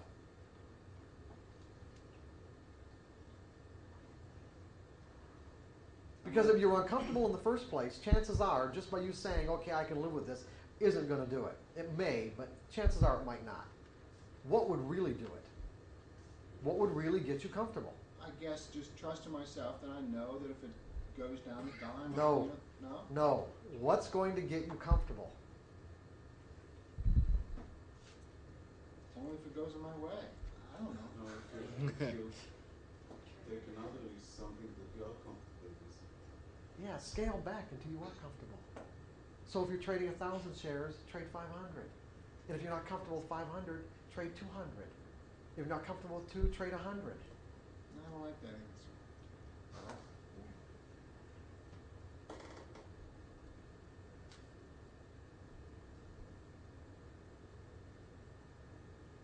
Or don't put the trade on. Yeah, or don't put the trade on. Or get everyone to put the trade on. The best thing would be, in that case, is just don't put the trade on. If you can't get comfortable with the risk, where you're completely reconciled, then either don't put the trade on or scale back Okay. until you are comfortable, until you make it a carefree situation. You know, at 1,000 shares, risking a dime, you know, I mean, that's only $100. I mean, that's not, realistically, we're not, these numbers are probably not what you do. But at 1,000 shares, risking a dime, it's, you're uncomfortable. And you can't get comfortable. In other words, you're being honest with yourself, and you can't get to that really carefree space. And so if you scale back to, let's say, 750 or 500 shares, and it becomes virtually meaningless to you, like, that's probably why you don't like it, because it's virtually meaningless. But at least you're in a carefree state of mind, and you're participating, and you are participating. It's also a good way to reinforce whether or not your idea will play out. Exactly. What difference should it make, Ray? Whether you're trading 500 or 1,000 or 10,000, really? Doesn't. Because if you're really thinking about what skills I need to acquire and trading properly, it shouldn't make any difference at all. Right. So scale back until it's carefree, until it's meaningless. Because that's exactly what it has to be. Because when it's meaningless, then you've eliminated your potential to define and interpret those up and down ticks in anything other than a neutral way. Because why? Because you don't care. You don't give a shit.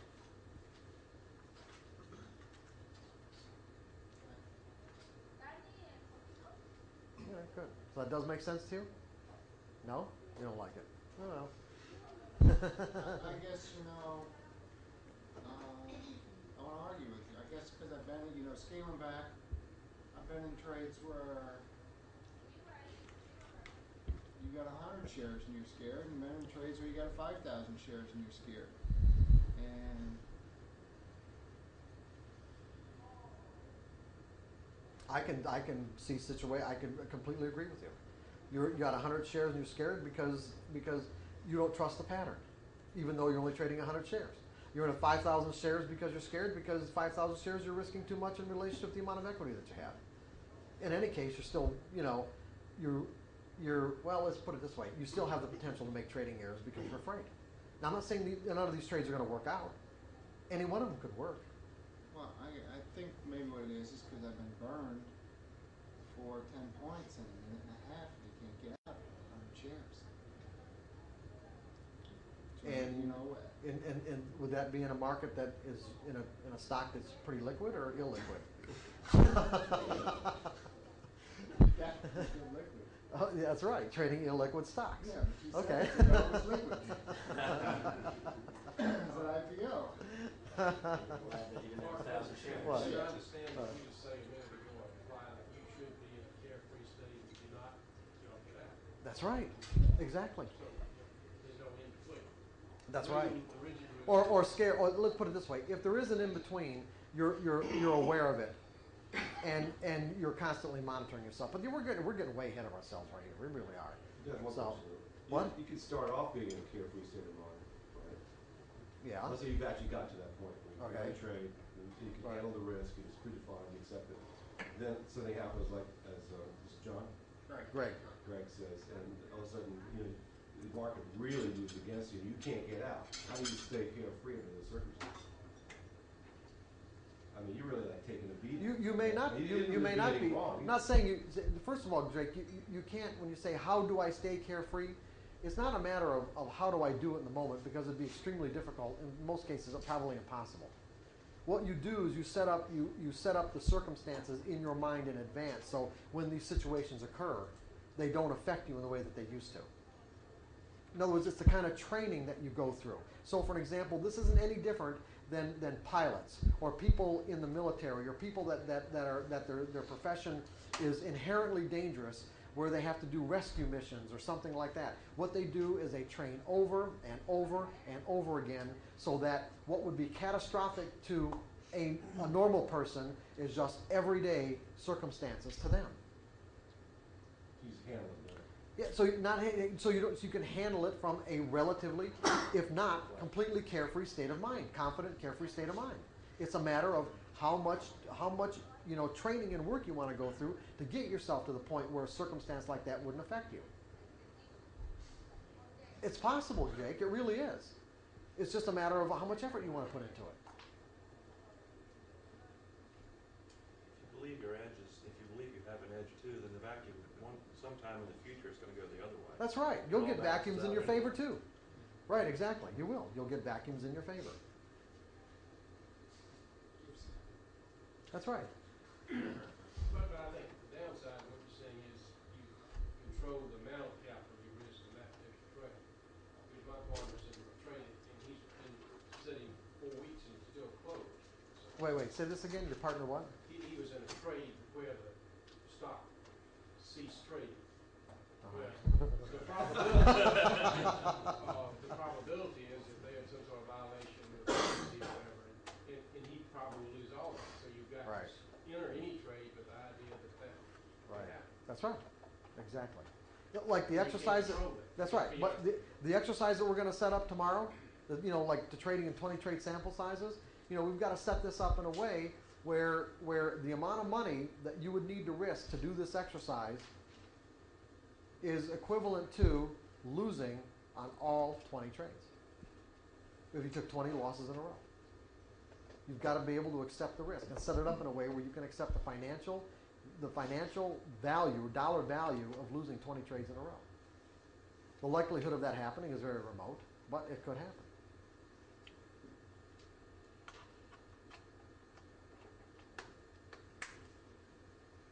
At least from my perspective, I get caught in these vacuums because I'm trying to guess the market. I'm trying to find the bottom, and then the market, I know this is the bottom, and I'm fishing for it, and the market just starts screeching down further, and I'm caught in it.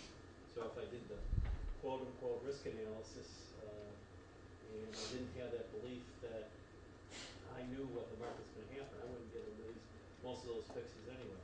At least personally. You also try to find tops? Oh yeah. Okay.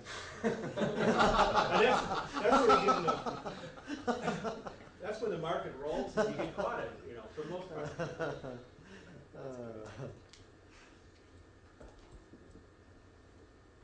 How are we doing time-wise? What time is it? So, Almost 9. It's 10 to 9. Okay, so again, I'm going to ask you guys, where are we going with this, and why do we need to go there?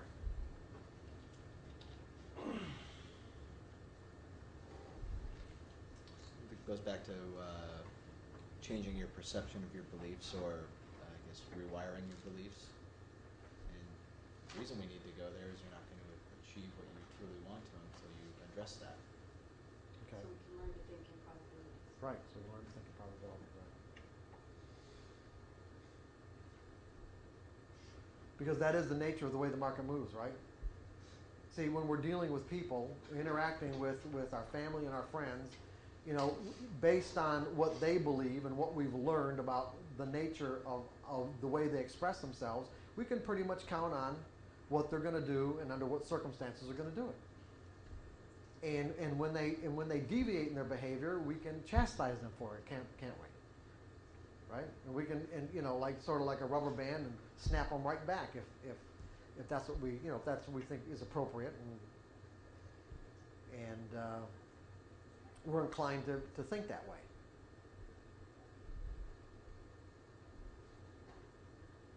But with the markets, it's different.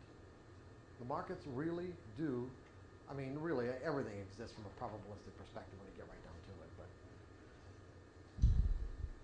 but the markets for sure.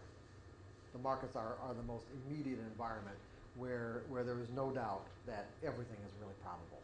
And all we're really learning to do is get our thinking to conform with or be in harmony with the way the markets exist. That's really all we're doing here. We're taking these conscious steps to train our minds to be in harmony with the way the market exists from its perspective. So that when we're in harmony with it, we can flow with it.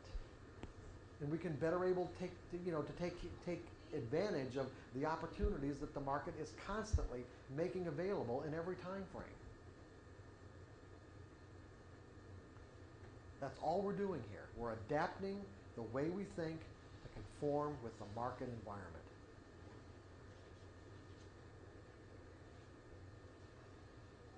Because we know that the way we think now doesn't work real well. That doesn't mean we can't have winning trades. It doesn't mean that we can't even create, some level of consistent results even. But it just depends on what your goals are, what your desires are. How much do you want to create for yourself? Because at some point, you're going to find that if you don't think objectively, and if you are trading with fears, it's all going to catch up with you. And then it starts to get really frustrating, or exasperating, or, the most exasperating thing that you could think of in terms of the way it's affecting your life.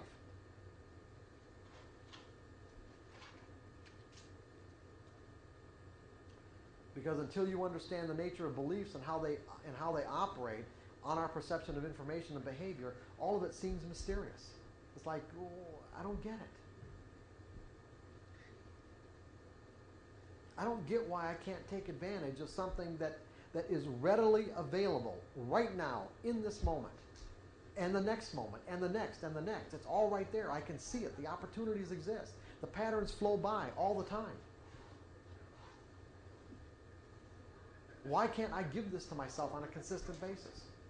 It seems kind of mysterious, right? Well, it ain't going to be mysterious after Sunday afternoon.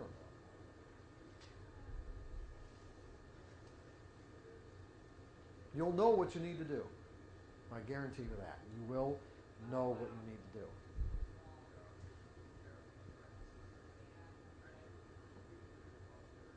Whether you do it or not will depend on the level of your desire.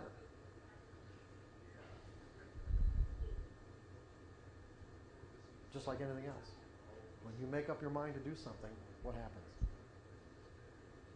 That's right. When you really, genuinely make up your mind. Now, what does that mean when I say make up your mind? Not necessarily. Just, when you make up your mind, basically, the implications are you make up your mind with so much energy, with so much conviction, that you have literally wiped away all the other conflicts. Now, think about what I just said. When we make up our minds about something, that's what that implies. When we make up our minds about something, we're doing it with so much energy and so much conviction that we literally, I'm going to use the word erase, but that's really not what happens. We literally, let's say, take all the other conflicting energy that may exist in our mind and neutralize it so that we can now step into that experience without any conflict, without any problems. Because when there is no conflict, when we are acting out of a belief, an unconflicted belief, do we have any problems behaving? Do we have any problems doing exactly what we need to do? So if my desire is to step here, my desire and my belief and my ability to do so are in complete harmony, there's a complete level of correspondence, and therefore I can take that step. Makes sense, right? My desire and my belief are in complete harmony with one another. There's a 100% correspondence. If my desire is to step there, but I have conflicts about what it means to step there, well, what's going to happen? I might not be able to step at all. I might only be able to take a half step or a quarter step and think to myself, well, there's nothing there. There's nothing there. What's stopping me? Why can't I go? Why can't I do the rest of it?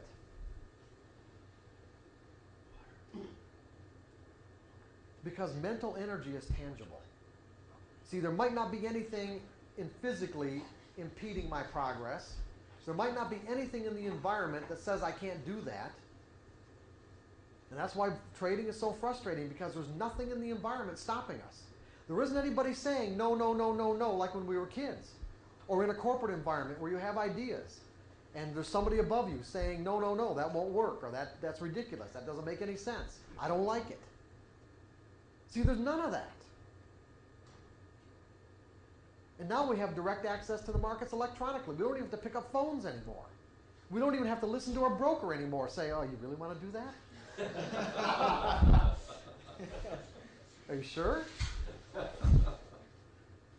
It's point and click, point and click. Instantaneous feedback, instantaneous fills. Couldn't be better than that. It couldn't be easier. Can you repeat something, Mark? You said whenever you step into something with 100% conviction, you erase Oh, you erase all the conflicts. all conflict. When you make up your mind, making up your mind implies that you're doing with so much energy and so much conviction that you're basically erasing any other conflicting energy that's inside of you.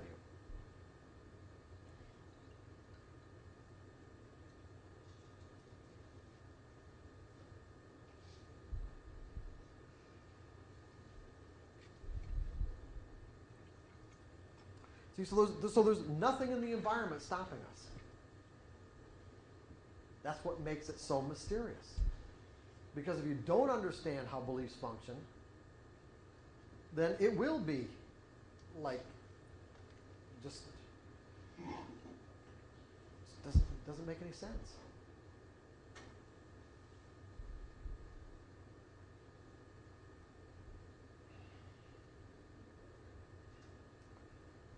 So that's why we're going to learn about beliefs.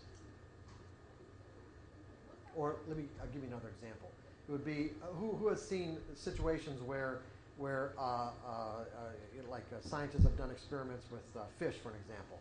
They'll take a fish tank that's like this big, put a piece of glass in half the tank, so that the fish that are in this half of the tank, there's nothing over in this half, and they leave the glass in there long enough, and they take the glass out. Now there's no barrier, but the fish will stay in that half of the tank.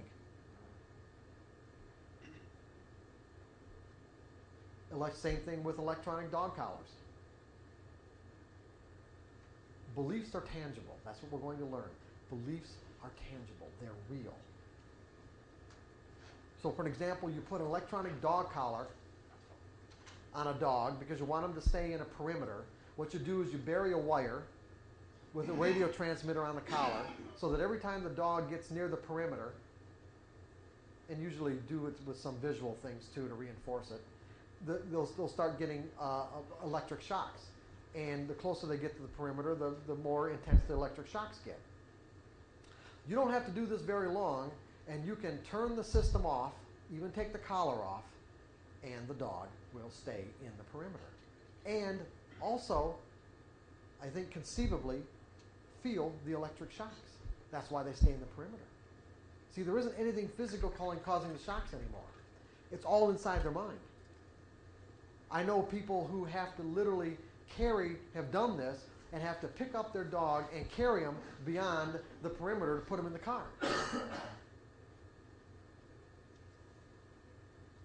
It doesn't work any different with people. It's exactly the same. Once we acquire a belief about something, that belief will limit the way we perceive information and how we behave in a way that's consistent with the belief, regardless of what other opportunities or potentials exist beyond that belief. And they're real.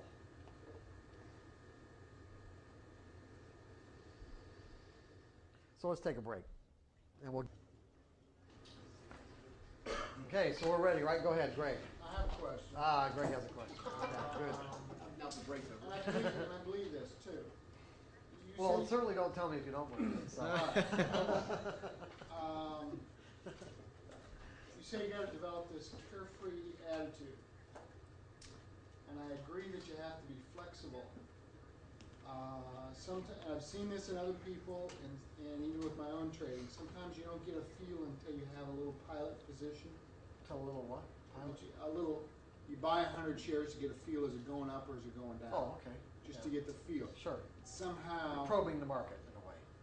In a way, Yeah. but it also gives you a different connection with it, because you can feel you're long and the thing's going down, and it's doing something to your mental state that, ooh, hey, I better be flipping this thing out, and it's really a sail, not long. So how do you,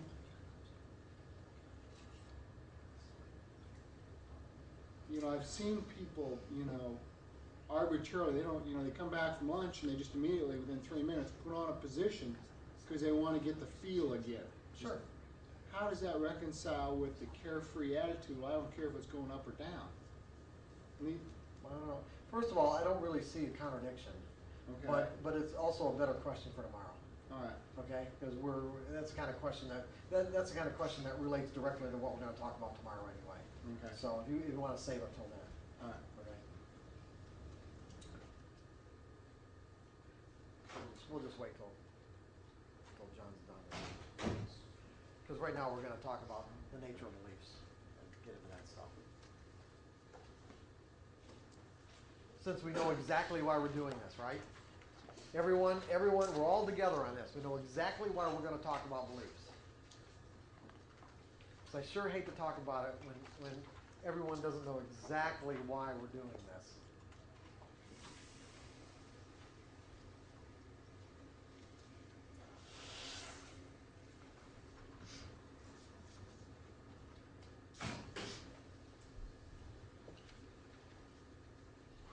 And have like this burning desire to get into this material.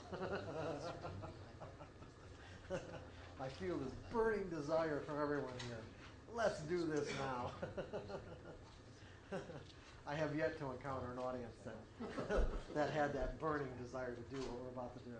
Anyway, let's do it. Okay, we're going to talk about the nature of beliefs. Interestingly enough,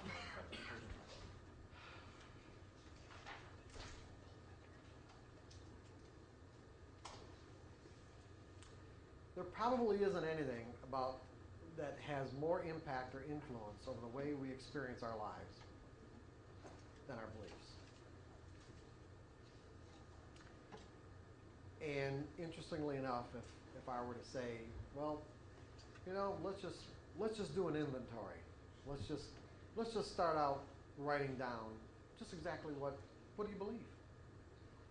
Chances are your minds will go blank.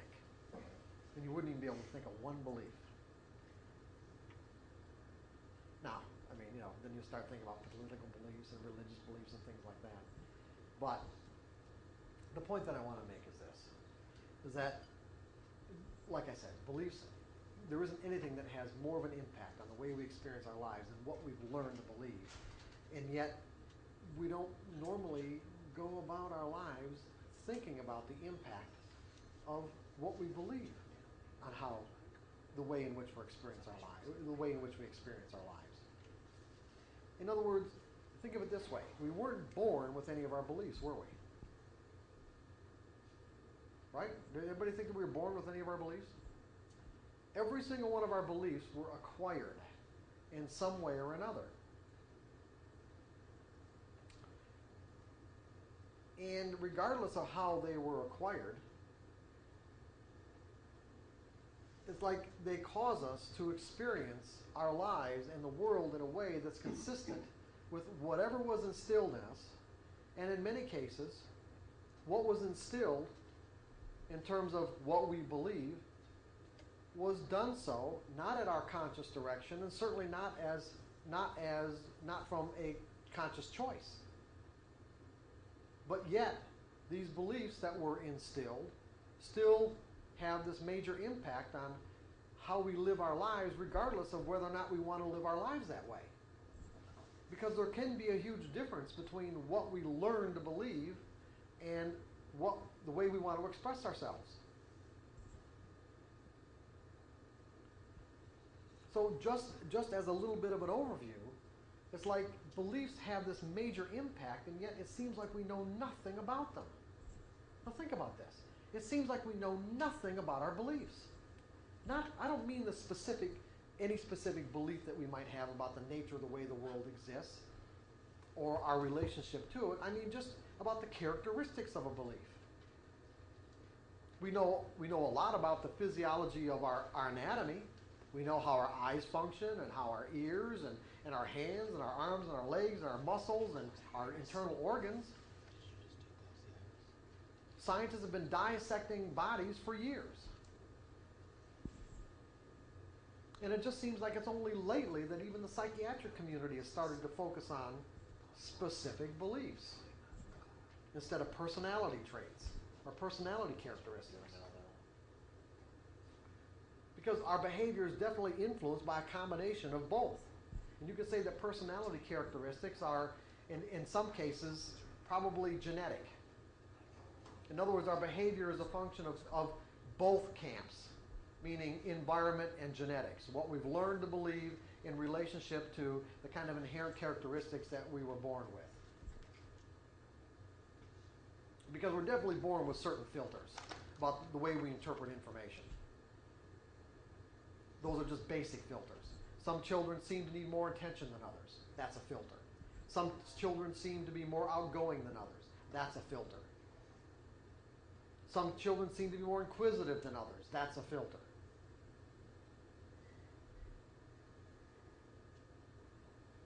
So there are some kids, for an example, that you could give every ounce of attention that you could imagine giving, and the kid that wouldn't be enough.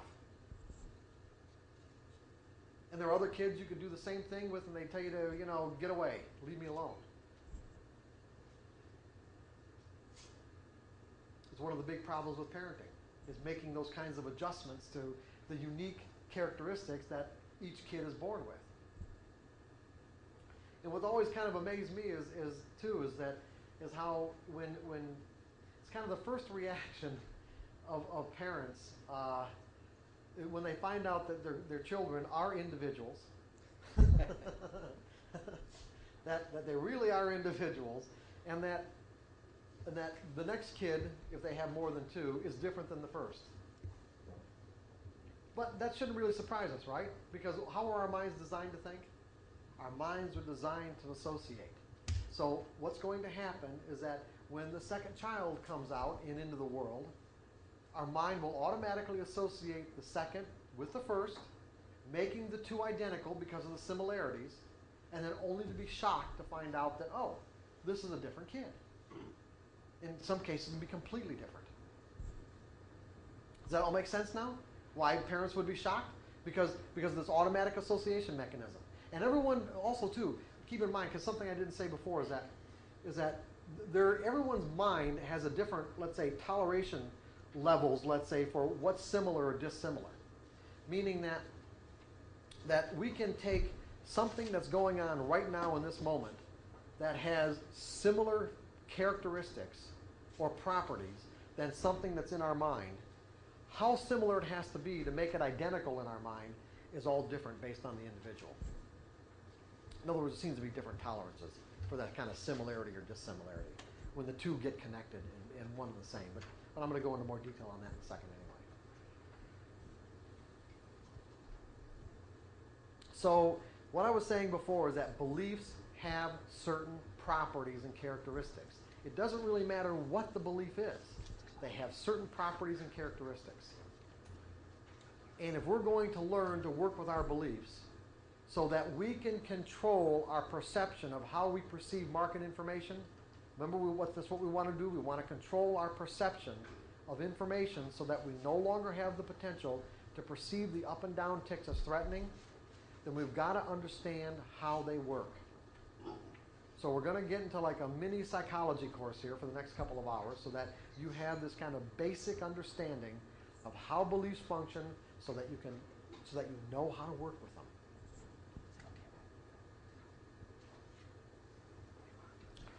So the first thing we're going to talk about is how do they get formed? What are they and how do they get formed?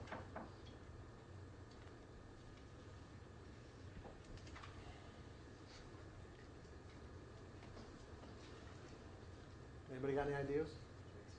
Your experiences. Okay. Now, when we talk about experiences, what are we really talking about? Let's look at the most fundamental level, because that's what we have to do. Just life in general, day-to-day activity. Day-to-day activity, but look at it like when you're talking about an experience, like what is an experience? What is it? Perception and feedback. Well, okay, perception and feedback, but aren't we connected to the external environment? In other words, like anything inside my skin, let's say, or let's say I'm going to say inside my mental environment, is can be or is different than, I want to make a distinction between the two. Our mental environment and the outside world. We're connected to the outside world through our five senses. I'm connected to this external environment through my eyes, my ears, my nose, sense of touch and taste. What happens, and the external environment acts as a force. So we could say, let's categorize everything outside, regardless of what it is, as a force, expressing itself. Everything outside is expressing itself. Everything in the external environment. It's like a hot stove, you perceive it when you. Okay, but see, you could say, is the hot stove, how is the hot stove expressing itself? Well, perception. No, think of it from the stove's perspective. How is the hot stove expressing itself? Neutral. No, it's not neutral. No. But it doesn't care. It may not care, but it's not neutral. Not neutral from our perspective anyway. How is the hot stove expressing itself? Giving off heat. As heat. Heat. It's energy, as heat. It's expressing itself as energy. That's what I want to get at. There's this cause and effect relationship between ourselves and the environment. In other words, what you've got is a situation where all of the external forces that of nature has an infinite, basically probably an infinite combination of ways of expressing itself. You've got humans, everybody outside of ourselves, and all the different people and all the different cultures and all the different ways that people believe about the way the world exists. They will express themselves in a way that's consistent with their beliefs. So that you take nature, plants, animals, waves, air, volcanoes, whatever, plants, animals, insects, people, and then everything man-made. Now think about this, and everything man-made, which also expresses itself, these are all external forces that can express themselves in virtually an infinite combination of ways.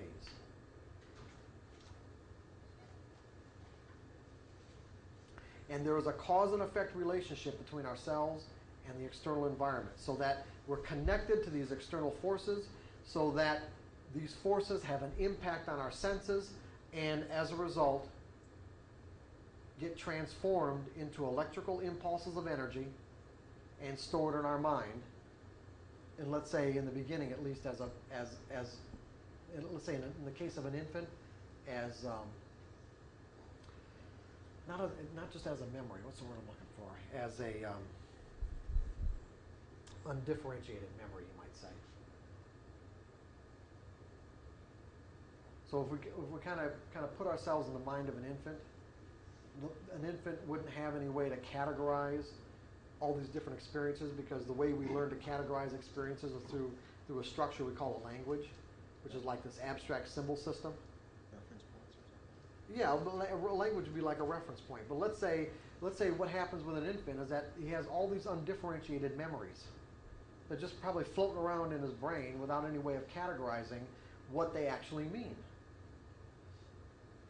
But what happens is that, like I said, the environment acts as a force on our senses and creates, and scientists know that these experiences get transformed into electrical impulses of energy, but then what happens to them after that?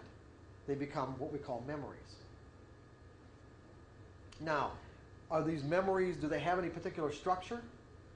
Well, we don't really know, because we can't get in the mind of an infant.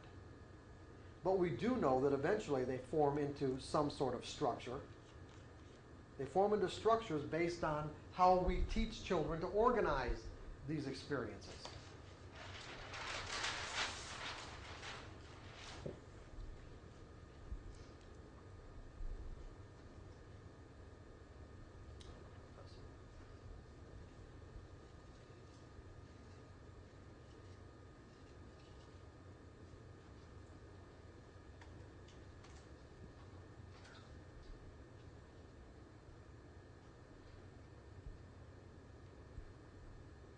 Hold on one second.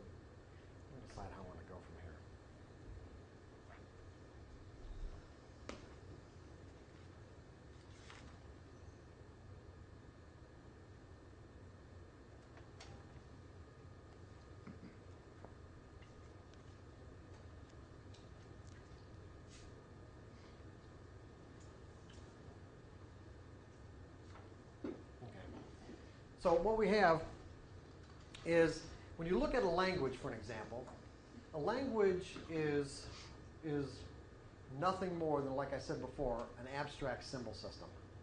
So what we have are words, that we have letters that form into words like this. What does that mean? Now we know it has meaning because it's something that we've learned, okay? We have, let's say,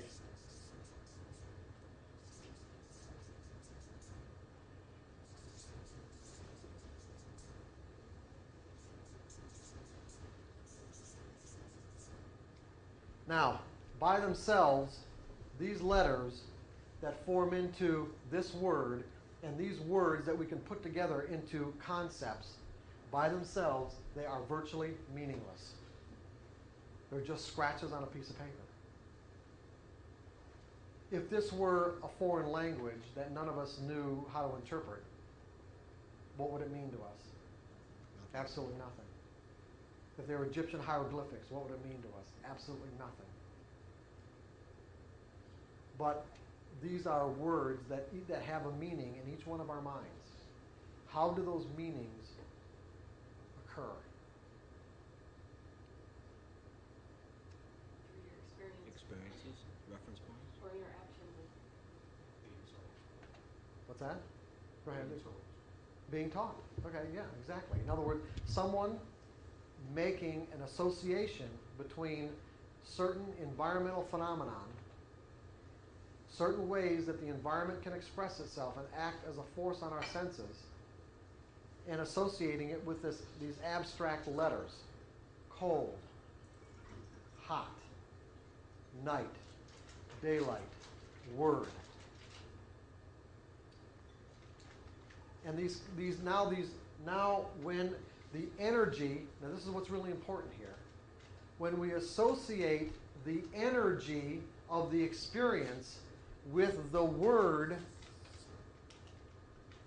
it takes on a tangible reality or a tangible meaning.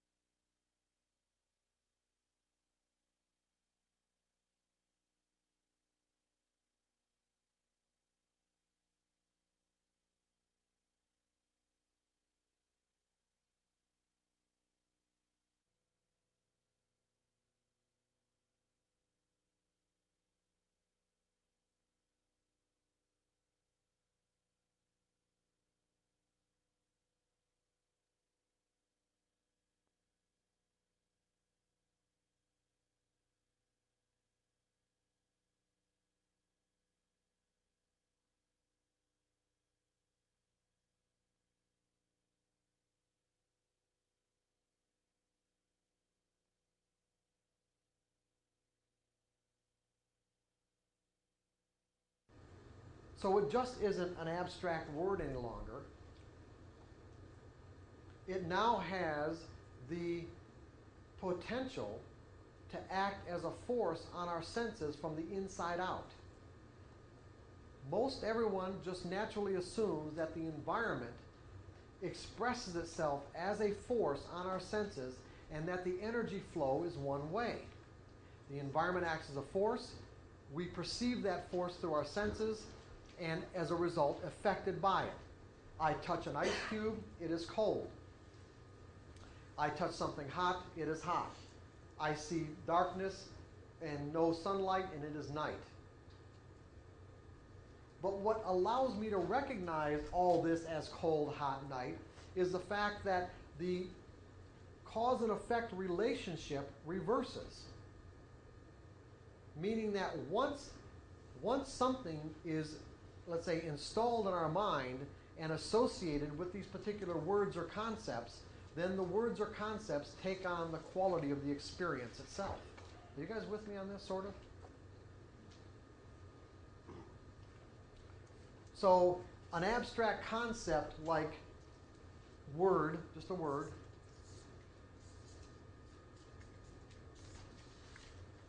Just a word, right?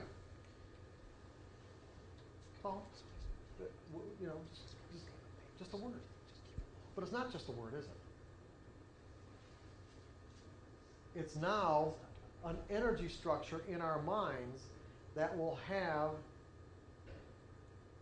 the potential to act as a force from the inside out. So, for example, when we've learned to make distinctions in the charts in terms of how do I even know that an opportunity exists? When these patterns come up, when we've learned to recognize patterns, it's like there has to be something inside our mind that causes us to even recognize the pattern in the first place. And it's these concepts or these structures that are created as a result of our experiences and associated with these words that act as a force on our eyes so that I can see what I've learned. Act as a force on my ears so that I can hear what I've learned. In other words, we learn to make distinctions in all these collection of forces that exist in the various ways the environment can express itself. So that I know how to I can make the distinctions based on what I've learned about. If I haven't learned about it, can I make a distinction about it? No. It literally can be invisible to me. Something that we haven't learned or experienced can literally be invisible and yet be right in front of our eyes in terms of a potential or an opportunity. We'll get into that, how that works in a second, more graphically. So, what I'm going to say is that beliefs are energy structures. Now, can energy take on shape or take on a shape or form? In other words, when I say that a belief is structured energy or an energy structure, does that make any sense to anybody? Does it? I guess maybe in the context that it can create an emotional impact on you, if that's what you're referring to. Okay. That's good. That's not exactly what I'm referring to, though. Can anybody think of something in the environment that would be analogous to beliefs taking on, or energy taking on shape or form?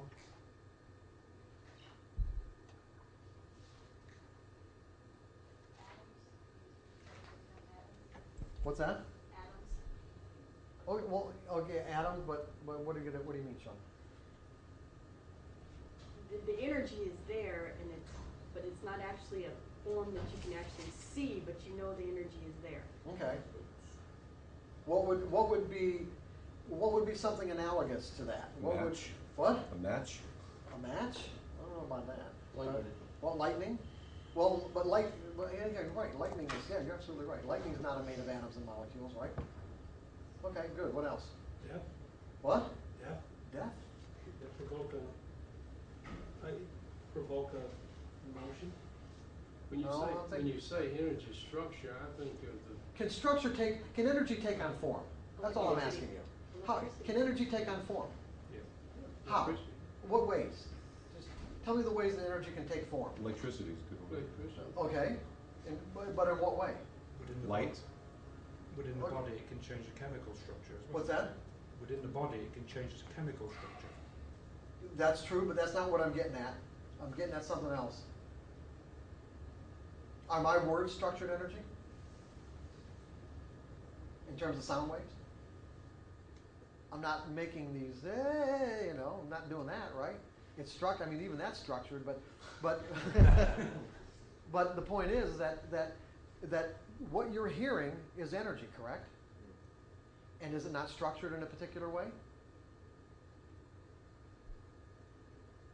What about all the information that's carried on microwaves? All our phone conversations that transmitted through the atmosphere on microwaves, is that structured energy? Radio waves, structured energy? Can light take form? Can light take form and structure and have dimension? Television. Television? Or what about what's that? a flashlight. Flashlight? The facts. What about laser laser shows? What about holographs? We project a holographic image. You got a three-dimensional image. What if this were a three-dimensional image projected into this space? You've got dimension, right? You've got height. You've got circumference. got width.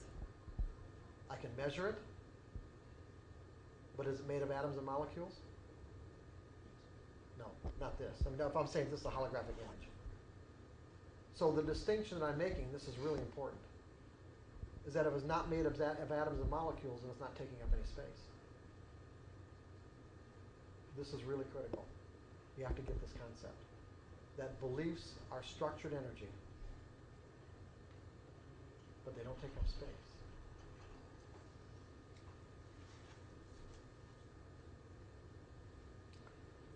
Now, how do we know that beliefs aren't made of atoms and molecules? Why do we know that? Can't touch it. Well, no, think about this. Now, how do we just know that they're not? Can we make that assumption? You know, I'm here. I'm making a statement, but why can I even make that assumption in the first place? They're limitless. Yeah, but why do we know that? Why can you make that? Why are you saying what you're saying in terms of the limitless?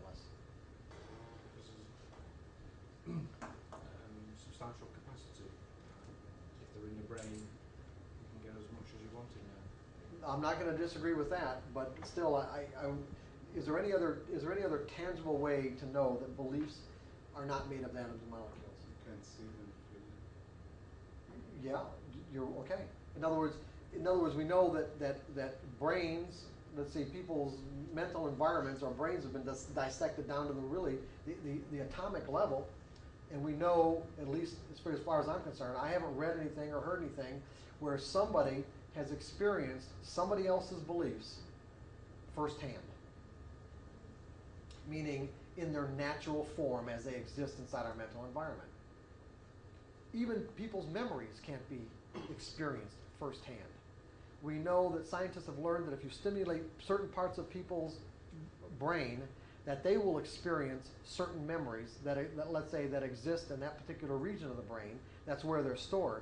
But the scientist doesn't experience the memory firsthand. The scientist only experiences the memory based on how the person related the memory to the scientist. And as of yet, no one has experienced what someone's memories are or what someone's beliefs are as a first-hand experience. That's something that's made of atoms and molecules. Brain matter is made of atoms and molecules. The synapses that cause us to think in the ways that we do and how information gets transferred from one part of the brain to the other is made of atoms and molecules. But the actual information that's transported back and forth into different areas of our mind don't seem to be made of atoms and molecules.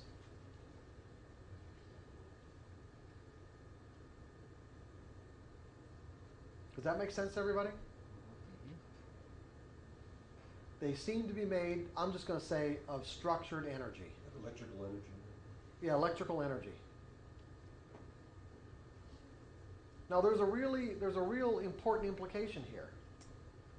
That if the environment can express itself in an infinite combination of ways, and if beliefs and memories aren't made of atoms and molecules, wouldn't that imply that we have an unlimited capacity to learn?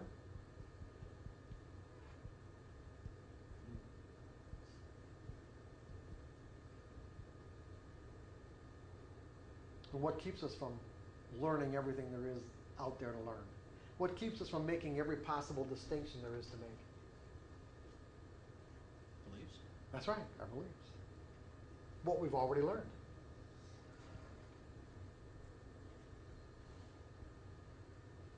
What's the force inside of us that says, when we're encountering something that we haven't experienced yet, but that's in conflict with something we already have experienced, say, I don't believe that. I don't believe it.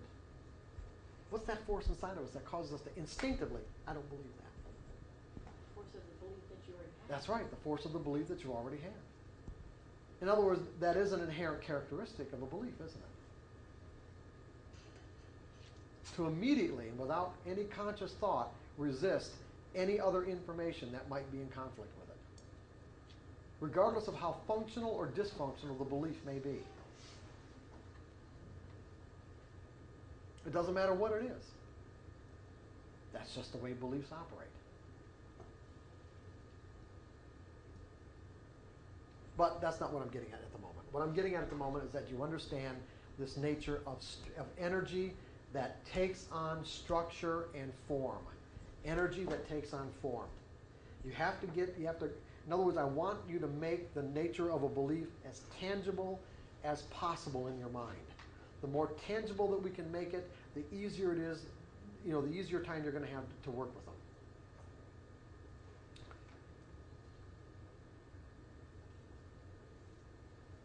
There's something else analogous to structured energy that's probably the best example that there is, and that's dreams. Aren't dreams structured energy? If dreams, let's say presumably, if they're taking place within the confines of our skull, how could that be possible? If it weren't for the fact that energy can take shape but not take up space. Because in dream landscapes can be as real as physical reality. They can have all the dimension of physical reality. We can be in rooms, we can interact with people, we can be outside. And yet, how could all that be possible if it's all taking place inside of our mind if it weren't for the fact that energy can take form but not take up space? Does that make sense?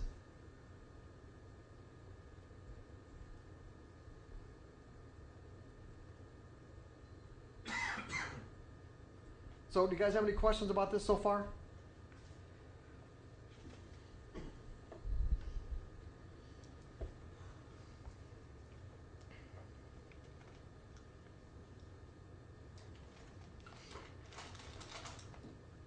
Where are you in the book? I'm on page 2 of section 4.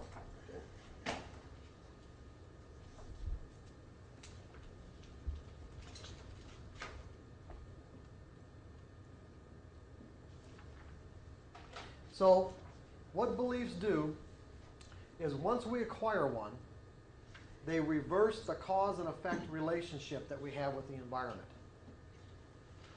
Meaning that instead of the environment acting as a cause, as it's expressing itself. Remember, the environment is just energy. We can really just boil everything that happens in the external environment as simply energy expressing itself in some particular way, whether it's nature or other people. It's just the environment expressing itself in some particular way, acting as a force on our senses. Once we acquire a belief, the cause and effect relationship reverses, meaning that now what happens is that energy gets interpreted in a way that's consistent with what we believe. It gets shaped. In other words, the force on the inside, the structured energy on the inside, acts as a direct force on our eyes so that we perceive information in a way that's consistent with what we believe. It acts as a direct force on our ears so that we hear information in a way that's consistent with what we believe. On our sense of touch, taste, and smell, so that when I touch this, I know that it's a marker. I can feel it.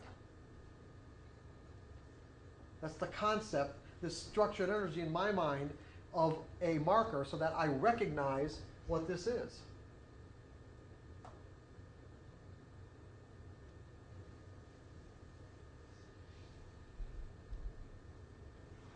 And as a result, they also create our expectations. And remember what I said, what is an expectation?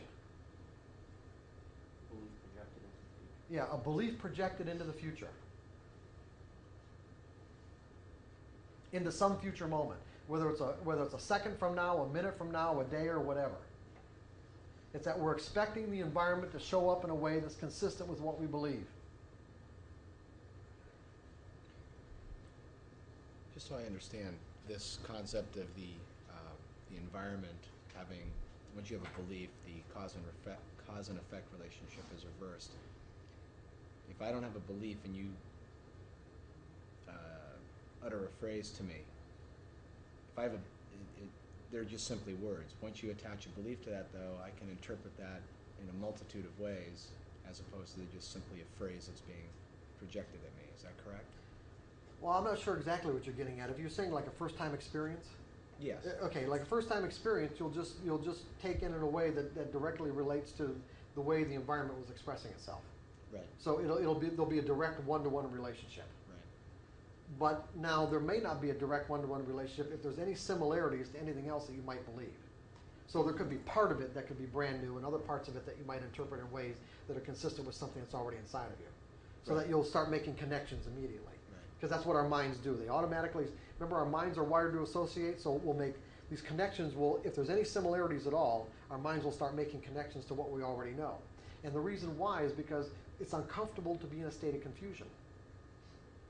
See, information that we can't make any distinctions about creates a state of confusion until we've learned to make certain distinctions. What does it mean? What does it mean? Now, when we know what it means, we're not in a state of confusion anymore. That doesn't mean that, it doesn't mean that what we've determined it means is functional or that's going to help us in some way. But we'll get into that in a second. I'm getting ahead of myself. So, what do beliefs do? They manage our perception and interpretation of environmental information. They create our expectations. They determine what actions we take or how we decide to express ourselves. Now think about this. Behavior, expressing ourselves, requires energy. I am going to express myself and you are going to express yourself in a way that's consistent. Your outward behavior will be consistent with the energy that's inside of you. It's that simple. It can't be really any other way. And the energy is inside of you.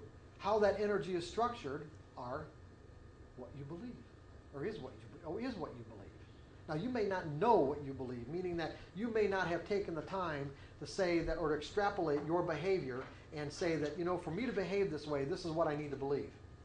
Or for me to behave in this circumstance, this is what I have to believe. But that's not a very hard thing to do. In other words, in the consulting, coaching business that I've had for many years, that's exactly what I did do. You could just describe to me what you did, under what circumstances you did it, and it got to be very easy to extrapolate it into this is what you would have to believe to behave this way under these circumstances. It takes energy to express yourself. And how we express ourselves is going to be consistent with the energy inside of us. The intensity to which we express ourselves will be consistent with the energy that's inside of us.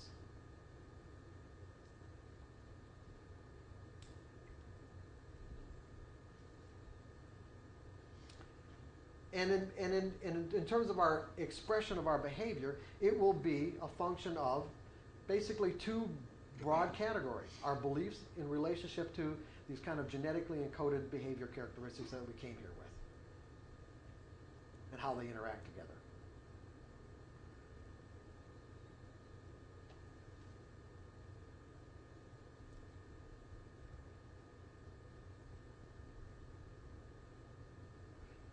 Is this making sense to everybody? Okay.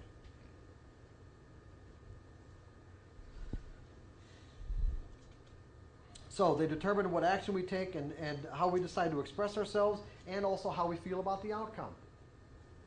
So if I'm interacting with the environment in some way, you can say that I have a particular reason or purpose for doing so.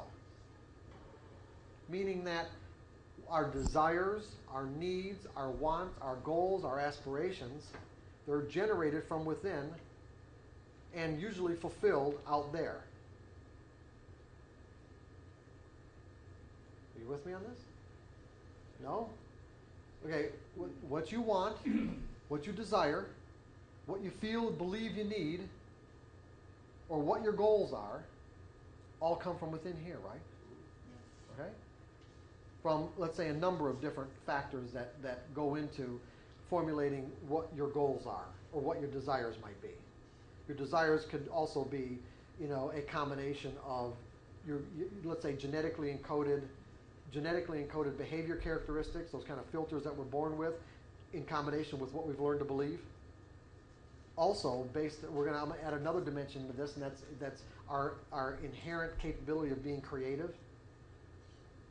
And creativity comes from, instead of going where it comes from at this point, let's just say that creativity is bringing forth something that didn't previously exist.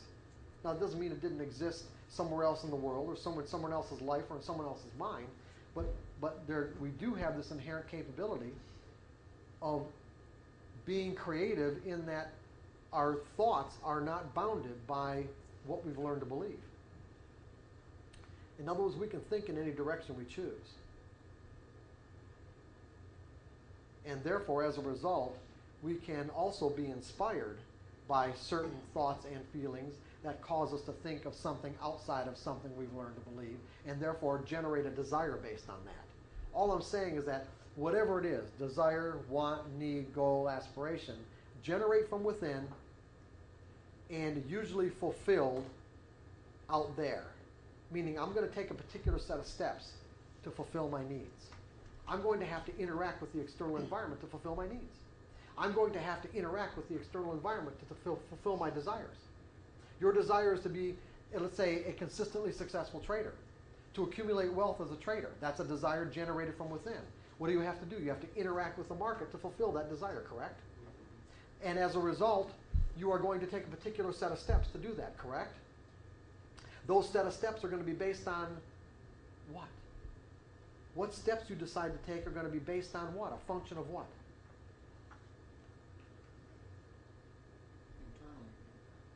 No, come on. The set of steps you take in any given set of circumstances to fulfill your needs, wants, goals, desires, whatever your agenda is going to be based on what? Beliefs. Your beliefs. What you think works, right? What you think works. What you have learned to believe works.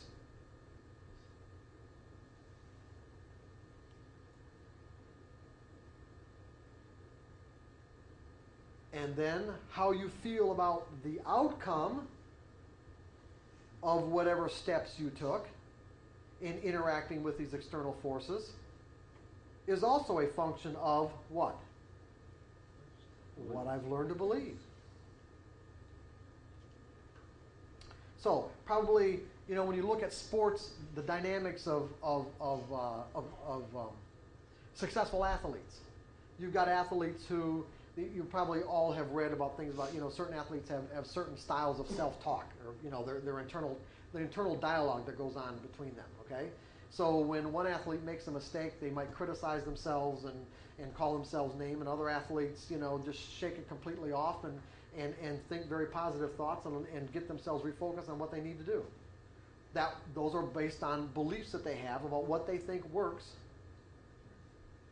Or whether they even think it works or not doesn't even make any difference, because a lot of times, certainly the self-criticizing beliefs were usually installed by other people anyway, and they won't really even have a choice in that respect unless they've gone ahead and kind of cleared that stuff out, worked on clearing it out. They won't have a choice about what they're hearing in their mind anyway.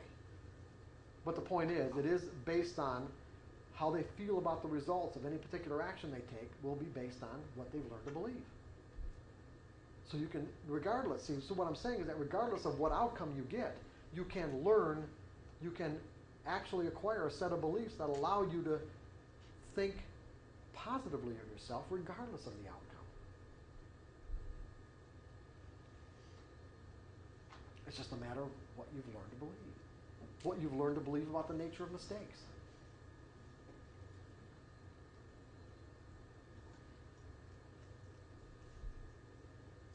Okay? So, beliefs manage the way we interpret environmental information. They create our expectations, determine what actions we take, and how we feel about the results. You guys with me on all this? I'm going to give you some examples to really illustrate it.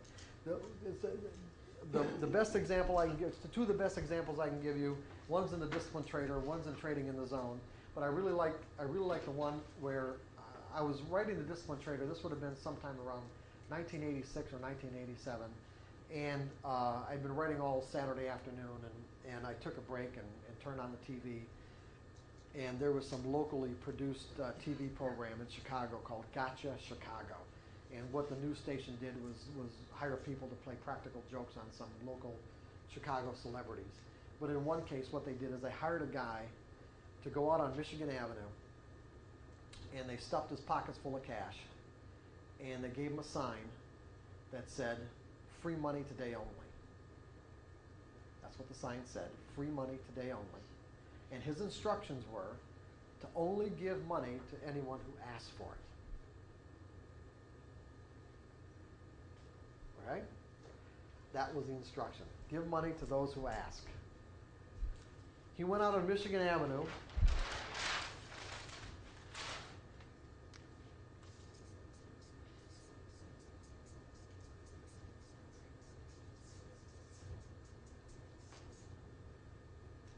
Okay, free money. Michigan Avenue is very busy. And how many people do you think asked for the money? You read the book, I know. For those who didn't read it. Streetcar, I guess. And what else is it? For the bus. Yeah, well, only one person approached him and asked him for a quarter for a bus transfer. Now, remember I said a moment ago that you can tell what people believe based on how they behave in a particular set of circumstances?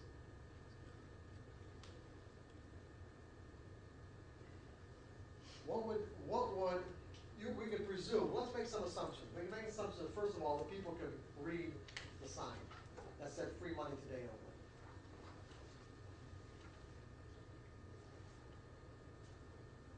But yet nobody would ask. As a matter of fact, he became really frustrated because he didn't really understand what was going on. He thought that he'd be mocked. And, you know, and really under probably under circumstances in which people did believe that money was free, he was probably putting himself in danger. Because people can really get, you know, people can act pretty weird when it comes to free money. Really? You know, yeah. So he got real frustrated with this whole thing, and he even went up to somebody, some guy I assume was just, you know, he had a suit on and carrying a briefcase, and he walked up to the guy and said, "Would you like some money?"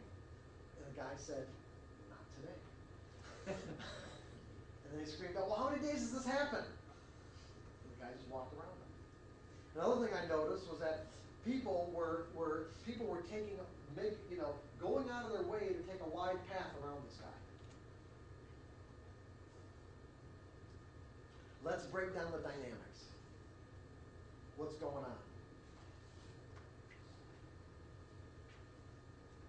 People don't believe it exists. Yeah. It's like the Who Santa would give Claus. away free money? Yeah. Well, can we assume that the people that walked around him? First of all, what assumptions can we make about money? It's not What does free. money mean? Doesn't grow on trees. You have to work hard, doesn't grow in trees. Work hard, doesn't grow on trees. Can money have a pretty can money have a great deal of significance in most people's lives? Absolutely.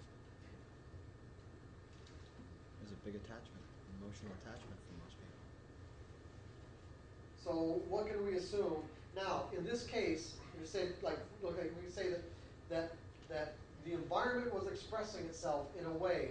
In other words, what it was representing, the sign represented the truth.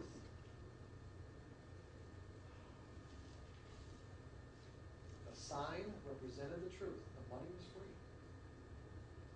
And yet, this is what I was talking about how opportunities and certain distinctions about the nature of the environment can be invisible. The people that made the decision to walk around this person, to actually take a wide path, what would that tell you about what they believed in that moment based on how their beliefs were causing them to interpret that information? Guy's crazy. They believe there's no such thing as free money. There has to be a catch. That's right. Probably no such thing as free money, and the guy could be dangerous and crazy. In other words, if the money were really free, he would already be mobbed. Otherwise, this guy must really be a nutcase, and therefore, I should take a wide path around him to avoid the possibility of coming into contact with him. Now let's break down the dynamics. I don't believe that free money exists. Okay, that's basically what they're saying. In other words, the environment can express itself in an infinite combination of ways. Remember that? And even though free money is unlikely, free money is rare. In this case, it was real. It existed. And other than one person, nobody could perceive the existence of what was real from the environment's perspective. So if I'm operating out of a belief that free money doesn't exist, how will that act on my perception of information? Because what I have is a contradiction. I have a contradiction. I'm operating out of a belief that free money doesn't exist, and yet I see a sign that says free money. That is now I'm dealing with information that's in complete conflict with my belief that free money doesn't exist.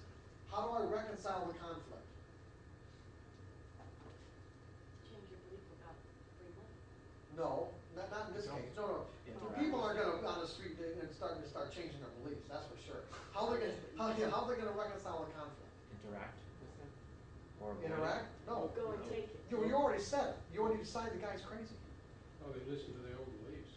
They don't change. You guys are okay. I'm sorry. I'm not making myself clear. I've got a belief that says free money doesn't exist. That's my reality. I've got information in the environment that's in direct conflict with what I think is real. How do I reconcile this conflict between what's in front of my face? I can read the sign. You gotta ignore one of them. Changing energy? Yeah, I've got to rationalize it away in some way. In order to keep your belief. Not to keep nothing's going to happen to my belief. Believe me, that ain't going to happen. My belief isn't going to change at all. I mean, people's beliefs just don't change unless something very dramatic happens or they consciously do something about it. But I still have to because I still have to reconcile the conflict. It needs to be You justified. ignore it. What? You ignore it. I can ignore it, or I can again, like Jeff said, I can decide that the guy must be crazy. Because he believe free money's big. I just can't walk away from free money. What would happen if they decided to just take a chance that one day and go against their belief and really see if there was? That's right. We're going to get into that in a second, Sean. Okay, that's But right now we're just dealing with the people who saw the sign, could read it. What do they do about it? What do we do about it? See, these shouldn't be hard questions to answer, guys. Because this is something we do every day in our lives. Every time we confront conflicting information from our friends, our spouses, or whatever, we find some way to either argue our way out of it, right? Or if we can't do that, what do we say? Well, you're crazy. Rationalize it away Until you're not in a state of conflict anymore.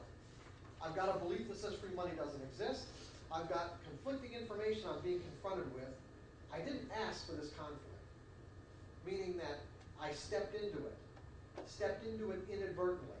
I'm walking along the street, and all of a sudden I see this sign that says free money today only. It completely violates what I believe to be true.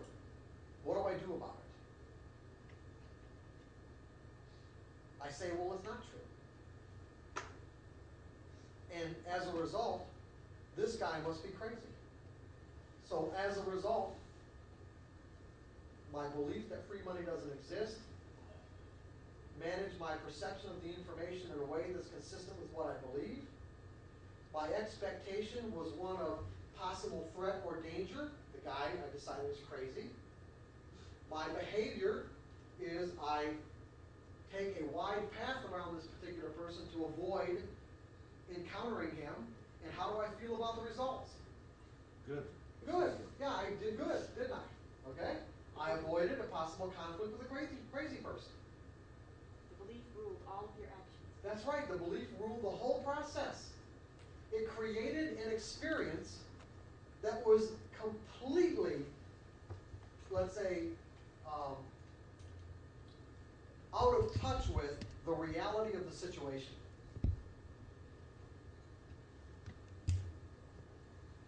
From the environment's perspective, the belief that we operated out of in that moment as an example, or the typical person that saw the sign,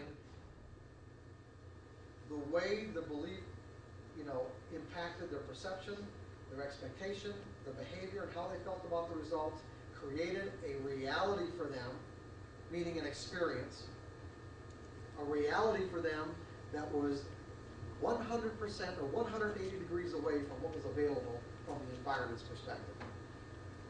And interestingly enough, if you gathered those people together and asked them what they experienced, they would tell you what they experienced based on what they knew. Because their experience reinforced their belief. And if encountering the same situation again, what would they do? Same thing. The same thing. Why? Because they didn't learn anything. Nothing changed. And so they'll experience, if they encountered someone with a sign again, they would experience the exact same thing. Even if they had feedback? No, not saying if they had feedback. No. We're not talking about feedback. We're just talking about how, I'm just talking about the impact that beliefs have on what we experience in relationship to what's available.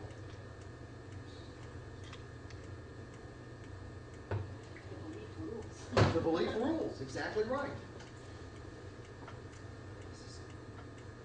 So now you can, just as a little side note, now you can start to see when I say that if I believe that I don't need to know what's going to happen next to make money, or I believe that anything can happen, or I believe that it only takes one trader somewhere in the world to negate the positive outcome of my edge, am I not going to put a stop in the market? Am I not going to predefine my risk?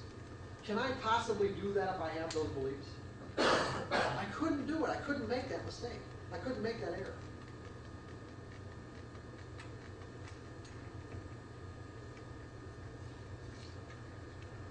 Or that every moment is unique, as long as I understand the real implications of the word unique.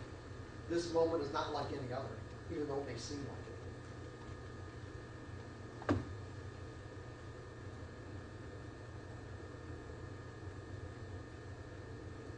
See, this moment is unique won't let me think that I know what's going to happen. It won't let me think that. And since I know I don't have to know, it doesn't become an issue, does it? Think about that.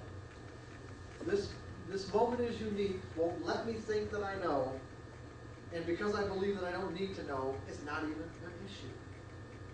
So that I stay in the now moment, meaning what's the market telling me about its potential to move based on the pattern that exists right now.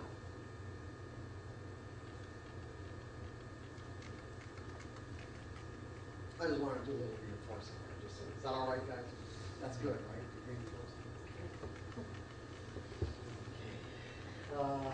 Okay, so again, if all these people, we gather together all these people to get their feedback in terms of what they got out of this, they would relate the experience in a way that was completely consistent with what they experienced, because the experience itself reinforced the belief, creating a closed loop.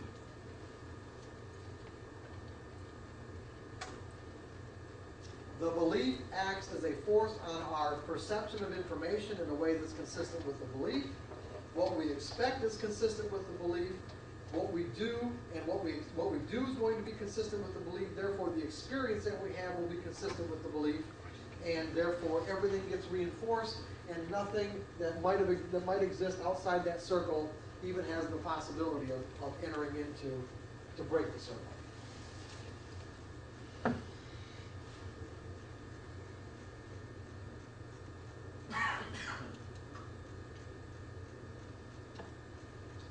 But like Sean said, let's say for an example you've got somebody that just takes a kind of what if attitude. What if? What if it's real? Or what have I got to lose to find out?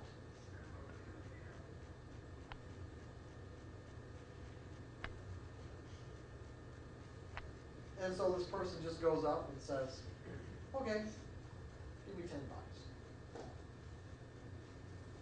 The guy reaches in his pocket, pulls out a $10 bill, and hands the $10 bill to the person. Now what? Now we look at the dynamics. Now what? What? Wish you'd ask for more. Well, yeah, well, I was going to get to that. Right. Wish you asked for more. Right. Typical trader's mentality is ask for more. However, okay, let's look at the dynamics here. What happens? You get free money sometimes. Okay, you get free money sometimes. What happens to this belief about free money not Changes. existing? It As an loses some of addendum its to it. energy.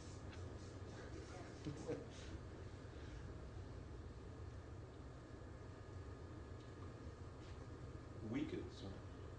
Yeah, we pulled some energy out of it, didn't we? In fact, when you look at the nature of this particular concept and how definitive it is, we can say that what we've really done is pretty much neutralize it.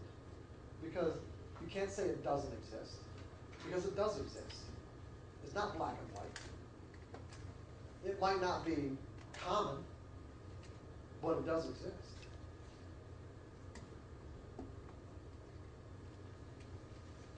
And so what happened? In essence, we used the vernacular, he changed the belief. We really didn't change the belief. We've got two contradictory beliefs inside of his mental system. One that says money doesn't exist, free money doesn't exist, one that says it does. Which has more energy? Probably the one that says that it does, because under similar circumstances, is he going to hesitate asking for the money? Not at all. He'd be the first one in line, right? Oh, I remember that. Okay? Yeah, okay. I know what's happening. I know what's happening here.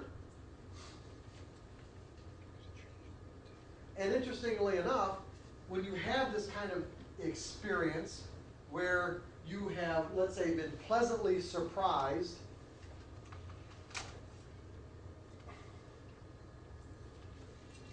with an experience that contradicts a limitation, you might say, because this is a limitation, and pleasantly surprised, what are you going to do?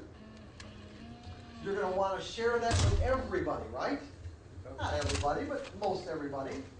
You're going to go home, you're going to go back to the office, you're going to be maybe even jumping up and down, and virtually the same three words will roll out of everyone's mouth when you confront, let's say, whoever it is that you want to tell. What are you going to say? How are you going to start your story? What three words are you going to use to start your story? Won't believe it. Yeah. You won't believe. Right. You won't believe. You're saying, hey, you won't believe this, and you're what? You're right. They won't. You want them to believe it.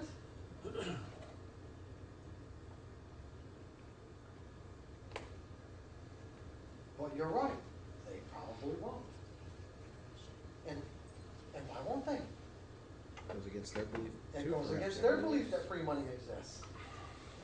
And so they will interpret your story as being a fabric of your imagination, or just maybe something you're trying to pull over on them. Whatever way they might interpret why you're saying what you're saying, they will find a way to rationalize it away so that they're not in a state of conflict.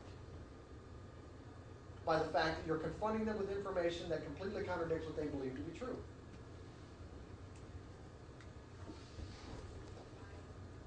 You guys with me on this?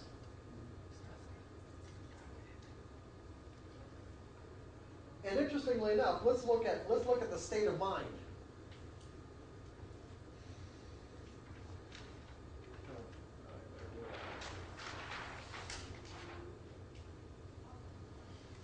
This is the critical factor here. State of mind. The relative degree of positiveness or negative energy that's rolling through our brain and body. Okay? Because essentially, or let's say eventually, by tomorrow afternoon, what we're going to learn about the nature of consistency is that it's really a function of your state of mind. Specifically not a function, or how much money you accumulate as a trader is not a function of how much time you expose yourself to the opportunities. Not at all. It is a function of your state of mind. That's a big one. That's a tough one to learn too. You say that again? That the amount of money you accumulate as a trader is not a function of how much time you spend exposing yourself to the opportunities, as most people think that it is.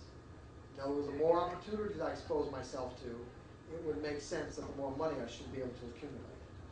And I'm saying that that is expressly not the case. The amount of money you accumulate is a function of your state of mind while you're trading.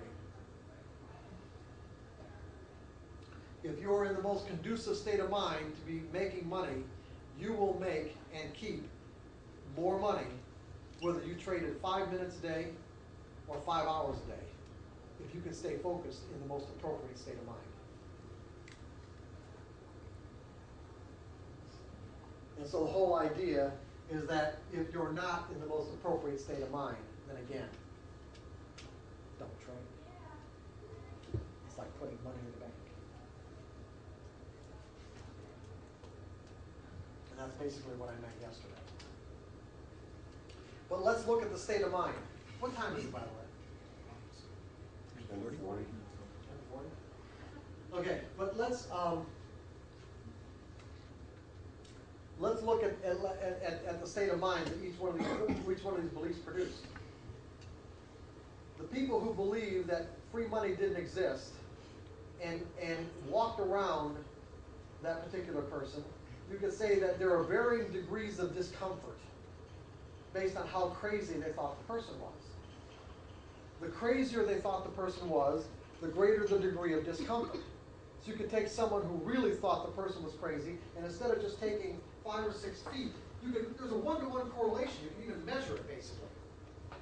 How far away they would go out of their way and alter their path would be in direct relationship to the degree of discomfort, meaning the degree of negative energy that was in their belief about how crazy this person was.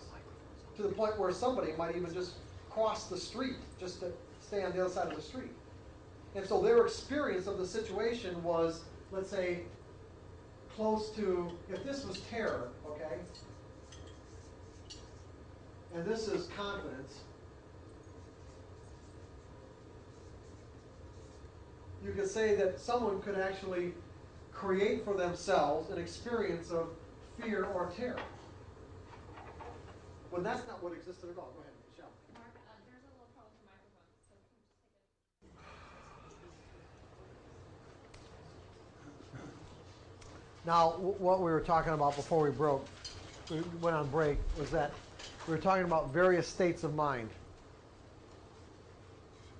And how whatever beliefs we're operating out of in any given moment will basically control or determine what state of mind that we're in.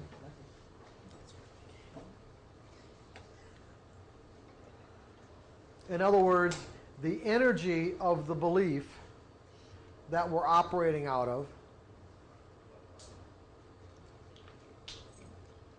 will correspond with the state of mind that we experience. So, for an example, the people that decided, based on their belief that free money didn't exist, that the person had to be crazy. And what does it mean to interact with a crazy person? Well, who knows? But if anything, at the very least, it could be threatening or dangerous.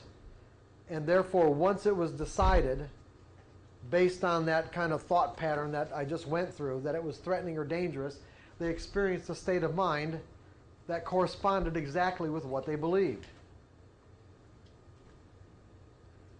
Because when you think about it, just for a moment, what we're experiencing in any given moment is a state of mind.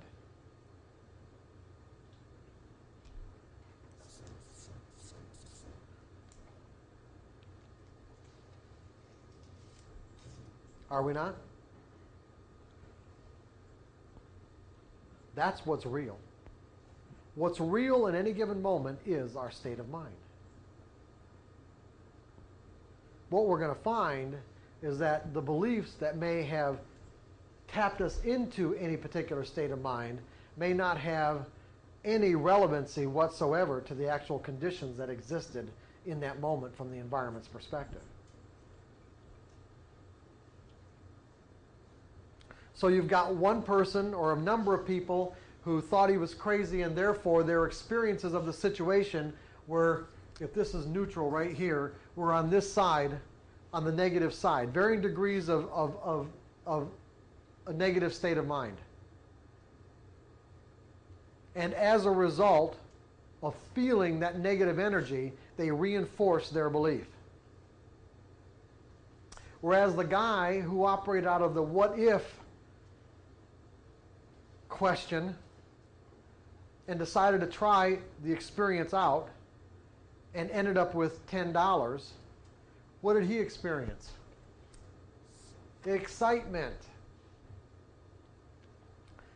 And excited to the point where he wanted to share that excitement with everyone he knew. And therefore would go and, people that he knew that he'd encounter, he'd say, hey, you won't believe what happened to me today.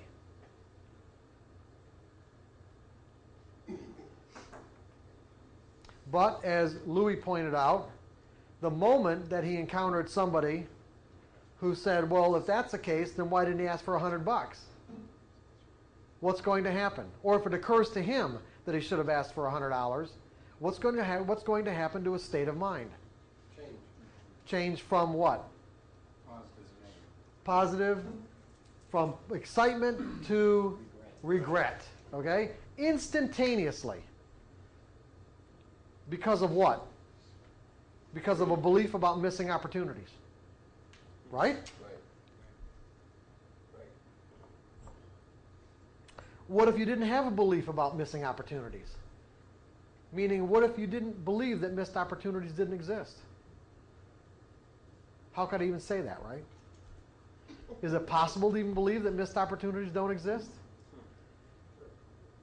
Sure it is. Because if you're capable of taking advantage of whatever it is you perceived was available at any given moment, you'd have done it.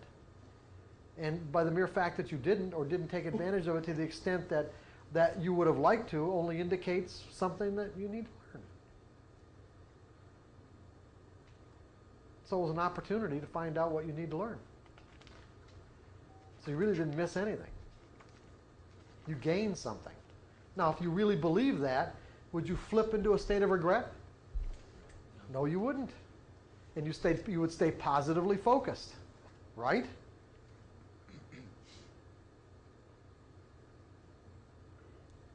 And then ready for the next opportunity. And ready for the next opportunity. And ready to do better. What was that thought that you should have? Get it on the tape. Try to write it down right now. Go ahead. Try to write it down as best you can.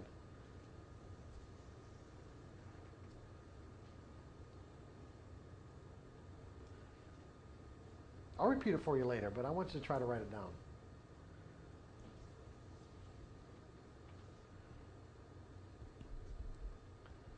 Just start out with, what if missed opportunities didn't exist?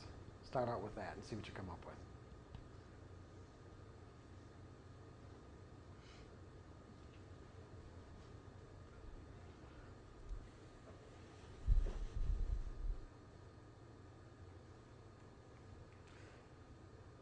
So does everyone understand the dynamics involved?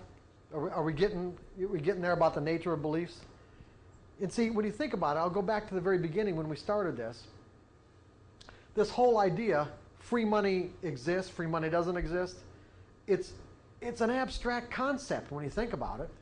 It's these letters, these symbols that form into a word, that form into a concept that in essence become a reality. Whether it corresponds with what's actually available from the environment's perspective may or may not correspond at all is what I'm saying. But the point is that just that concept, this energized structure inside of our minds caused them to experience something that was completely 180 degrees contradictory or 180 degrees different than what was available. And yet we would walk away from the experience thoroughly believing that what we experienced was the true reality of the situation. And would argue that. And would defend it. Religious fundamentalists are like Exactly. But it doesn't really, you don't have to be a religious fundamentalist, Sean. Every belief works that way just about. Unless they're open-ended beliefs.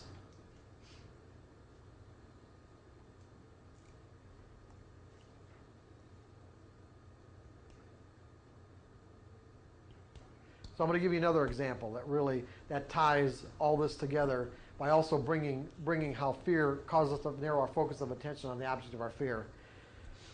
And this one's in the trading in the zone. The example I like to use is a first time experience that a child has with a dog. Now, when you think about this, I want you to think about it in terms of dogs have a range of expression. I'm just going to do it down here. Can you guys see this on the video? Dogs have a range of expression. It is not infinite, is it? Do dogs have an infinite range of expression, ways they can express themselves? No, it's finite. So we can say that this line could represent all the different characteristics and properties of the way dogs can behave. And we can even divide this up into positively charged ways and negatively charged ways. Meaning dogs can be friendly, dogs can be loyal, dogs can be loving, dogs can be playful, but dogs can be mean and nasty and dangerous, right? All these things from the positive end to the negative end and back again. This line now represents all the distinctions that we can make about the nature and characteristics of dogs. Before a child has this first time experience with a dog, dogs don't exist. Are you with me? How could they exist? You can't know about something you haven't experienced yet. Okay? So in the child's mind, let's say this is a little toddler. In the child's mind, dogs don't exist, and the child now has a first-time encounter with a dog. In other words, remember, the environment can express itself in an infinite combination of ways. The child encounters a dog for the first time. It just so happens this particular dog is having a bad day, mean and nasty, whatever, but the child gets bit and gets bit pretty bad. It turned out to be a really bad situation. Now, does the child have to understand the nature of language to be afraid of dogs? In other words, does he have to associate this particular experience or memory that he has now with words? He will eventually, even when he has this experience, if he hasn't learned to talk, eventually he will relate this experience to certain words that describe the reality or the nature of dogs based on his internal experience of them. Okay, we'll get to that in a second.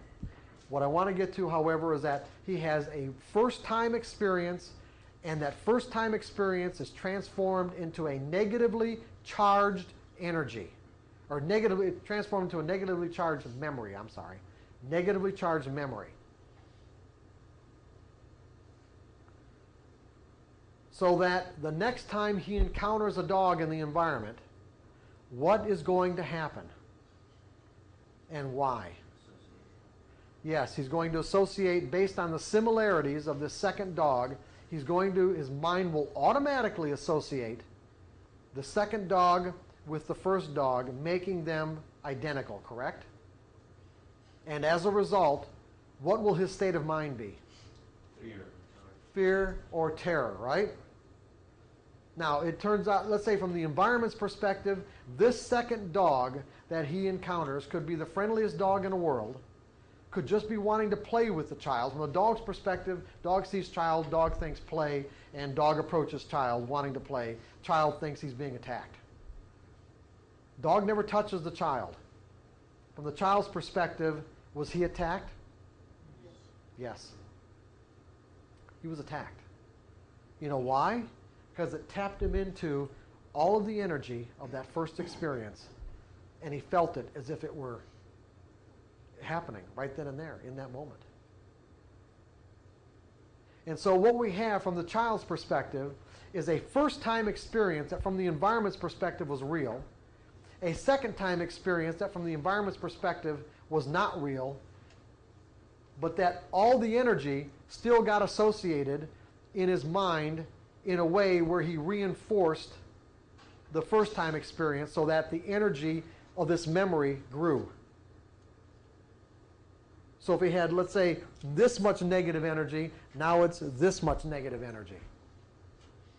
And the next encounter with the dog, regardless of how friendly it is, he's going to experience the same thing, and instead of this much energy, there's going to be this much energy. Even if it isn't a negative experience with the dog? It will be a negative experience every time. Anyway. That's what I'm saying. You see, every experience will be negative because he's going to associate every dog with his memory so that the memories get reinforced. Psychologists would call this like a projection. I call it like an instantaneous association, meaning that what's really happening is that the energy in his mind is acting as a force on his senses to see a threatening or terrorizing circumstance or situation every time he comes into contact with a dog. What he's feeling inside is real. In other words, his state of mind is absolutely 100% real.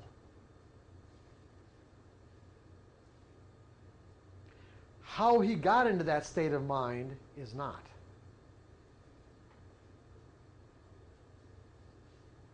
In other words, how he got into that state of mind is basically dysfunctional. Because what happens is that he is making an instantaneous, like I said, psychologists would call this projection. He's projecting his internal energy onto that dog. Let's say this is the 5th or 6th encounter of him seeing a dog. And they've all been friendly except for the first one. And what happens is that his own terror gets reflected back to him.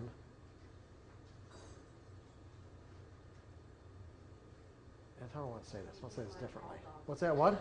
In his mind, all dogs. Yes, and but we haven't talked about the actual concept yet. I'm just getting, going from the memory itself. But what happens is that because the dog is in his field of awareness, and because he's experiencing the terror, he will project that terror onto that dog, saying that it's that dog that's making me feel this way. Okay, you guys with me on that? It is that dog that's making me feel this way. That particular dog isn't doing anything to him. Nothing at all. There was no possible way you could convince the child otherwise. As a matter of fact, trying to convince the child otherwise only does what? Enforces it and really frustrates them, right? Because what you're really doing is in essence, you would be, from the child's perspective, not honoring his fear, not supporting it, and trying to invalidate it in a way where he just wouldn't be able to even remotely understand. Because the state of mind he's in is real.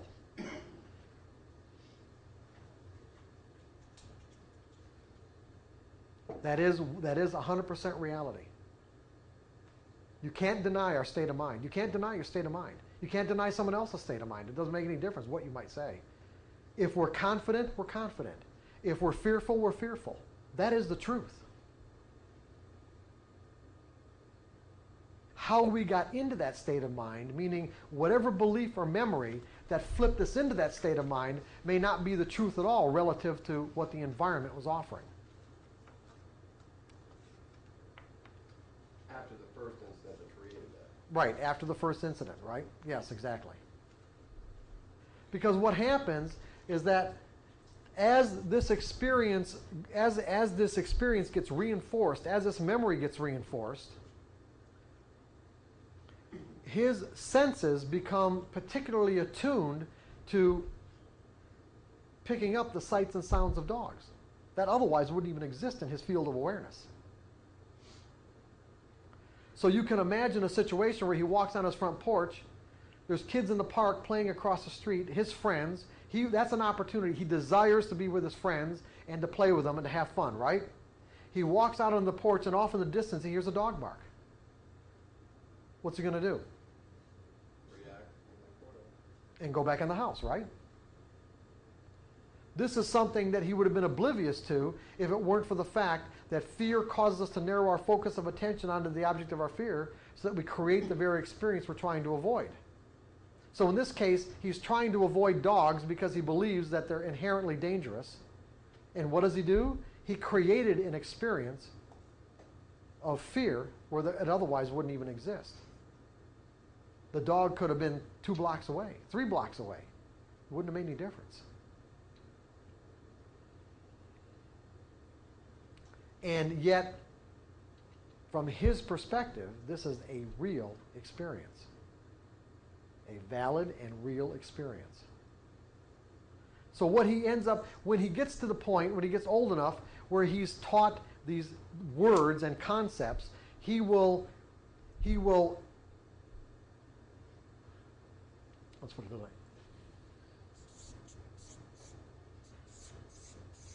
Now let me do it this way. He could very well create a belief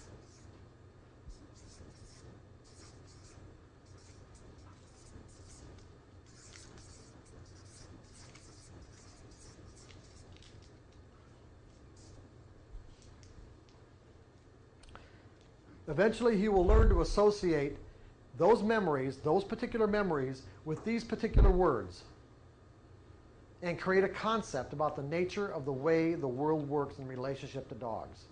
This is called a belief, and it is structured energy. It is an abstract concept by itself, but once all the energy from his memories, this is really important. Now you need to get this. This is critically important. Once all the energy from his memories get attached to these words become reality.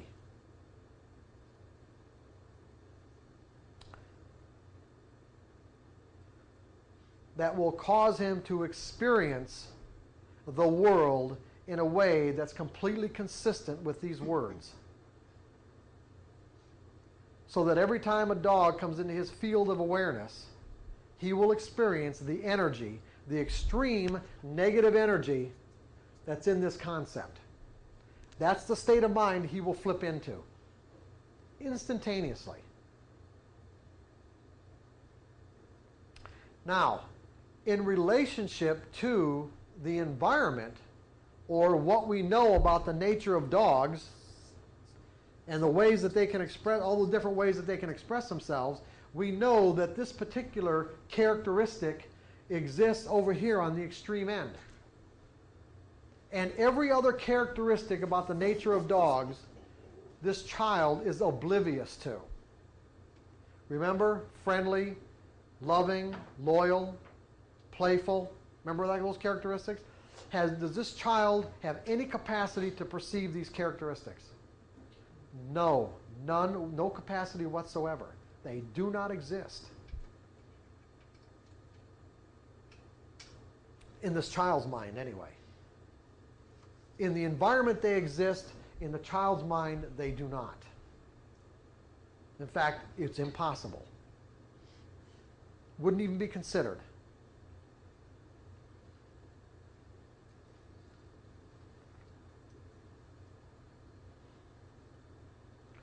Can you think of a situation in which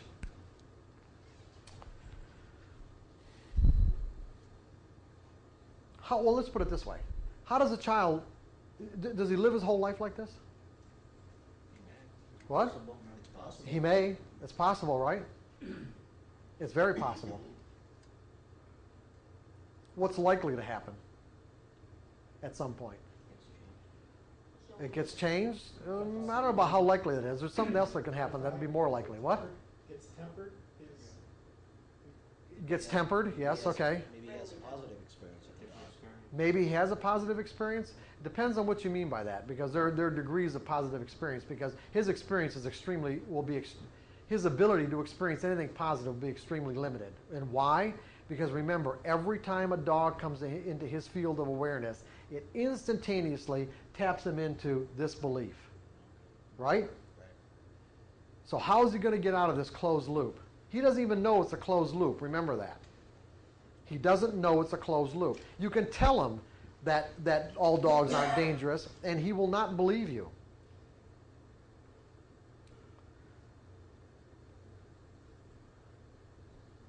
And this is another area where parents get really frustrated with their kids when their kids are exhibiting what they consider to be an irrational fear, and they get mad when their kids don't respond to the fact that they tell them, well, you shouldn't be afraid. All they do is get madder. Go ahead. Would it be likely if a child ran into a dog who wasn't dangerous, they would do something to invoke the dog to become dangerous to prove they were right? Well, unlikely only because they wouldn't be able to interact with the dog. They wouldn't even be able to interact with it. Take it out of a child in an adult situation.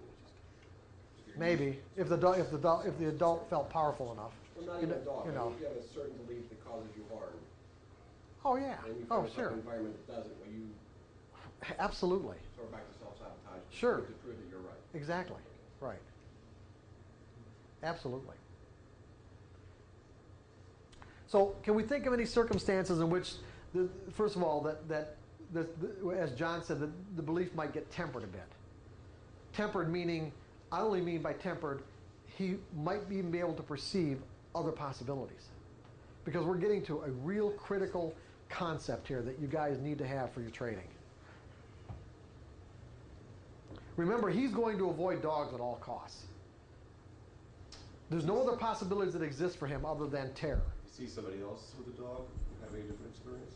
Yes, okay. He might see somebody else. In other words, let's say he's in a circumstance where he's with his parents, he feels relatively safe and comfortable, and just without any without any foreknowledge, encounters an experience or encounters a situation, put it that way, where, and I'm going to be specific, where kids his own age are playing with dogs and obviously having a great deal of fun. Maybe he walks around a corner or something, and all of a sudden he's confronted with this scene where kids, maybe 2 or 3 other kids, maybe kids that he even knows, his own age, that are playing with dogs and having a great time. Now, the dynamics. Based on what we've learned so far, what happens? First thing that happens. Maybe a little energy gets taken out of that belief. That's not the first thing that happens. Association. What? Association. That's still not the first thing that happens. You guys really, now just think of your, no. He doubts his belief at that point. Well, that's still not the first thing that He happens. wants to go home? He wants to go Come on. Yeah, well, come on, just don't think of this kid. Think of your own experiences. What happens when you encounter information unanticipated from the environment that completely contradicts what you believe to be true? What happens? Confusion. Confusion. That is a natural state. Confusion is a natural state.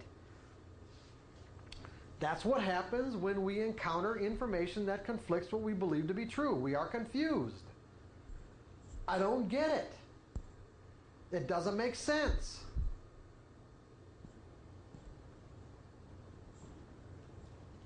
Now, at some point, the confusion will kind of wear away a bit as he contemplates what it is that he experienced. And he, at that point, realizes that other possibilities exist beyond the limitations of his belief.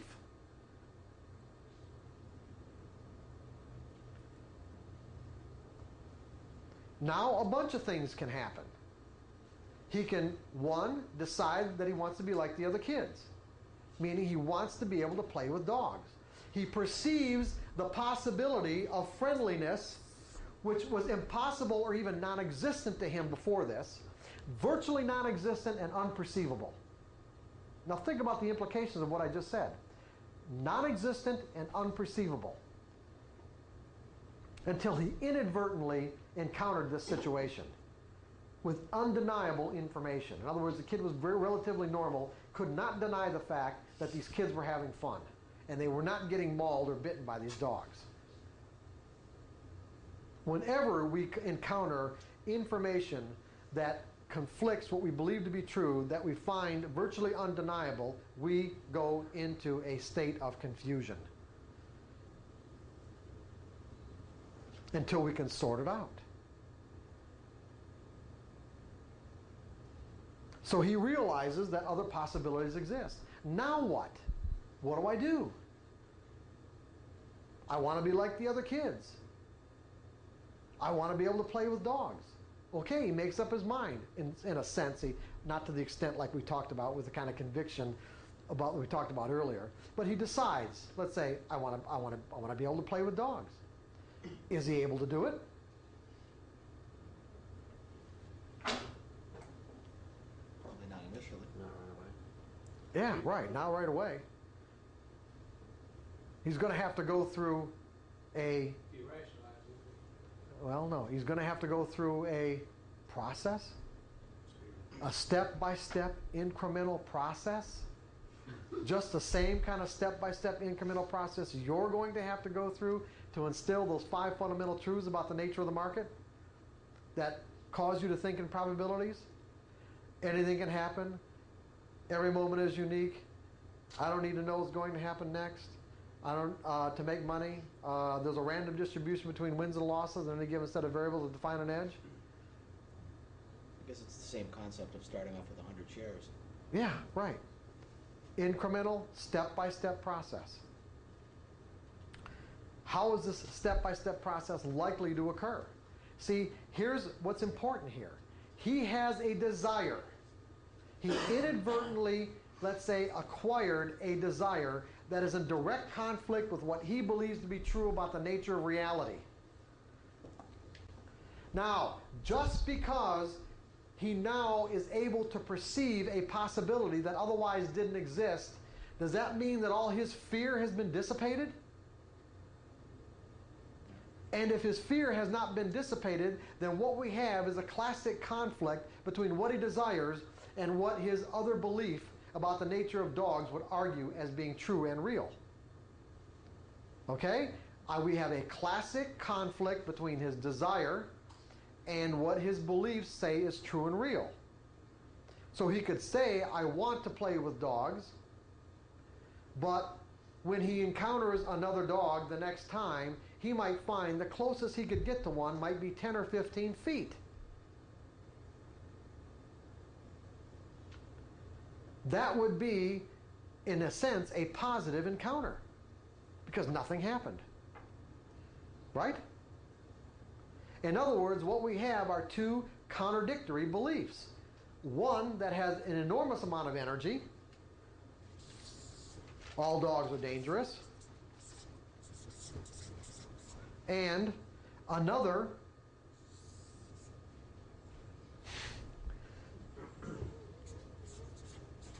dogs can be friendly and playful. Okay? We have two contradictory beliefs. One has enough energy, enough positive energy, that allows him to perceive the existence of other dogs without running away. That's about it. It allows him to perceive the existence of friendly dogs without running away. That's as far as it goes. But the next time he encounters another dog, and nothing happens from a distance, it'll grow a little bit, and this one will come down a little bit. And the next one, this one will come down a little bit, and this one will grow a little bit. Come down, grow, come down, grow, until let's say they're about even. Better not get bit by another dog. Yeah, hopefully he won't encounter any other dangerous dogs or unfriendly dogs. But there will come a point at which these are relatively even,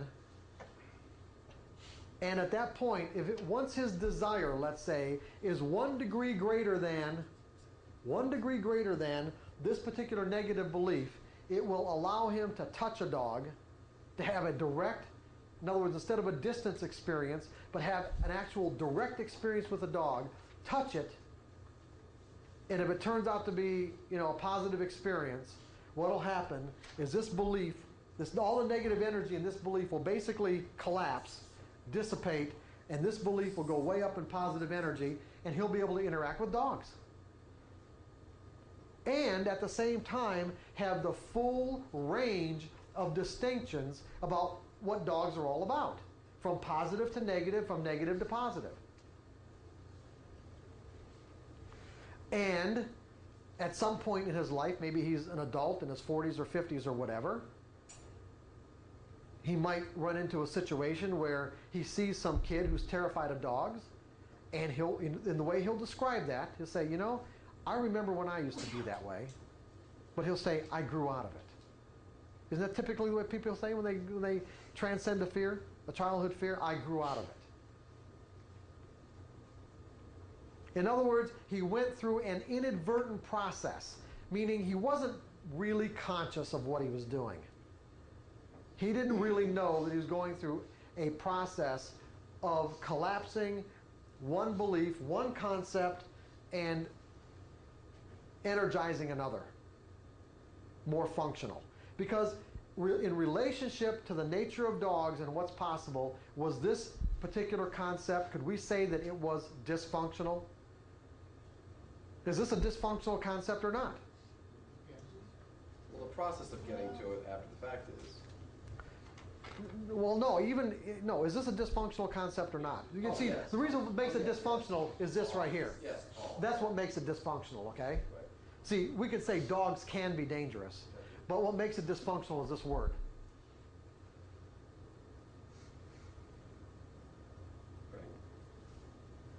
Right.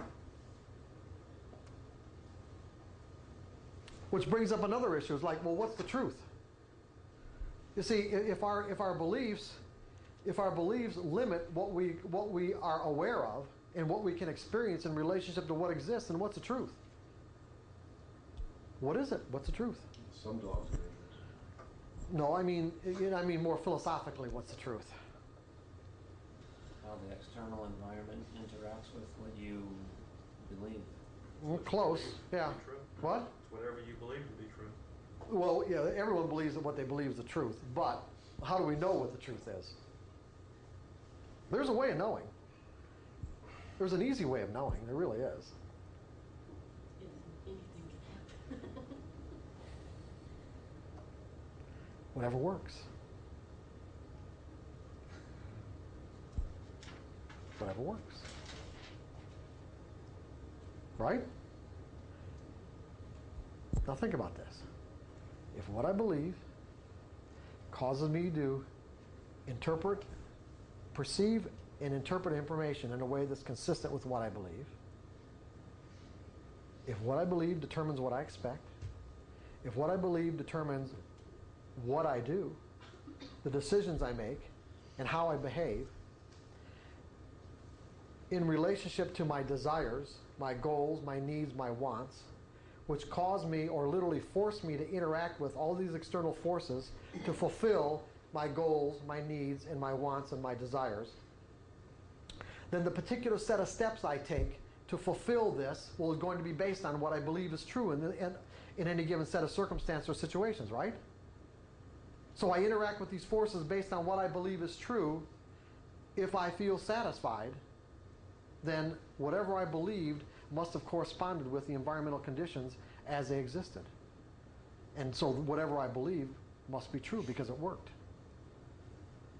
If it didn't work, or the degree to which it didn't work, then you could say that my beliefs were to some degree dysfunctional in relationship to the environmental conditions and what was available from the environment. I didn't know the appropriate set of steps based on the environmental conditions, or what I wanted wasn't available, or wasn't available to the quantity or degree to which I believed it would be available. Does that make sense? In any case, what I believe will determine what I perceive. If I perceived it to be available and it wasn't, then it's not the environment's fault.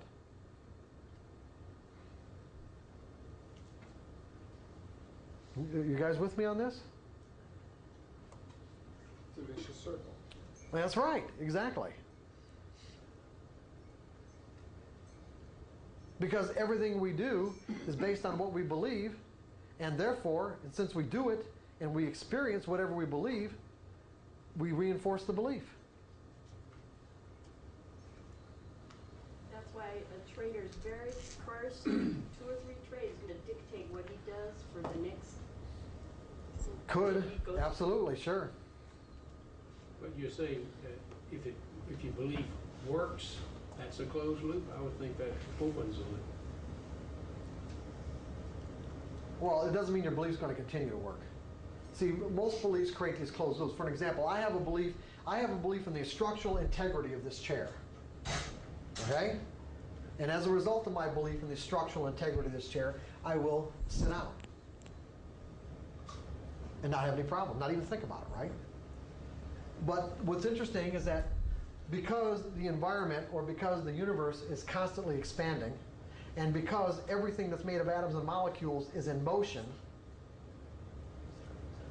my beliefs can remain static in relationship, or will remain static unless I do something to change that energy or change the concepts.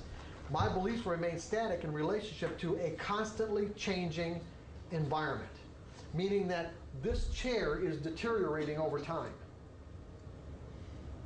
It doesn't seem like it now. I cannot perceive it being actually deteriorating. But if we could come back, this chair would stay here for the next 1,000 years or 2,000 years, especially if it's made out of wood. We would come back, and it still might be standing just the way it is, but if I were to go sit on it based on my belief in its structural integrity, I would sit and fall to the floor, would I not? And you're saying it's only then when you open up that closed loop before it... See, the belief worked. The belief works now. It won't work over time.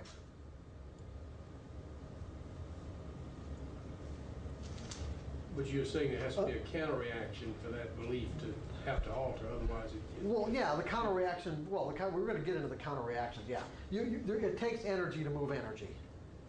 Now, that energy can come from different sources.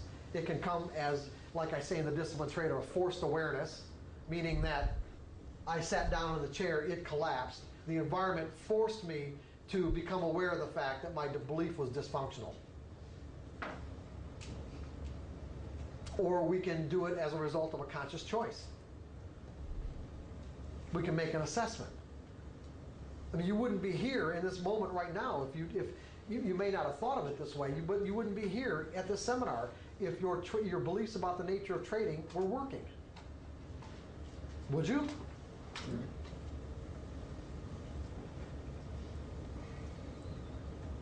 They might be working to some degree, but not be working to the degree to which you are satisfied with.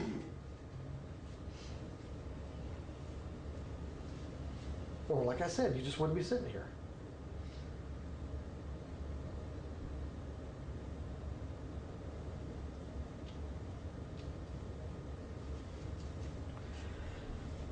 Now, this is the important concept that I wanted you to get out of this, however.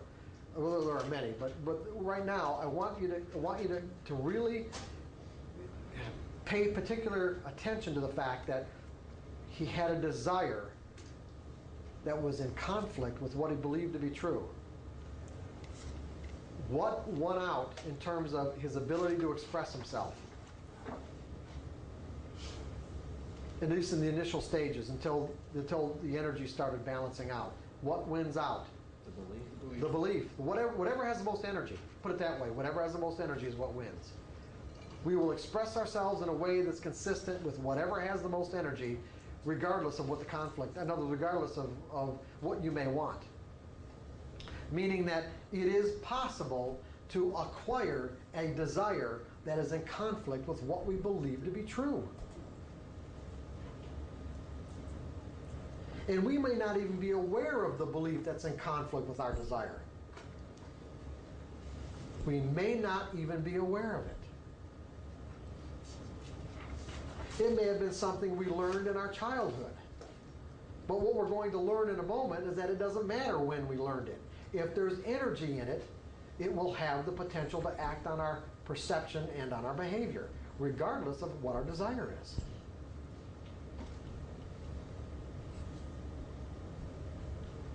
And I just want to make sure I got that. Okay. What you're saying is, if my desire is strong enough, it can cause me to look at my belief or take some of the energy out of my belief. Yeah, desire is the key. Yeah. The intensity of your desire. Your desire is strong enough. Remember I said if you make up your mind with conviction, you can move energy? I didn't say it that way earlier this morning. I said that you can neutralize the conflicts. Right. That's in essence what I was saying. If you make up your mind with such a strong degree of conviction, you can actually neutralize conflicting beliefs just by merely making up your mind.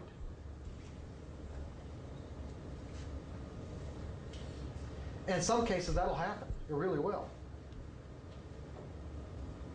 There are things that you will look at in relationship to your sense of dissatisfaction and say, you know what, I get it now, and I'm just this is it. This is not who I am anymore. This is not who I am.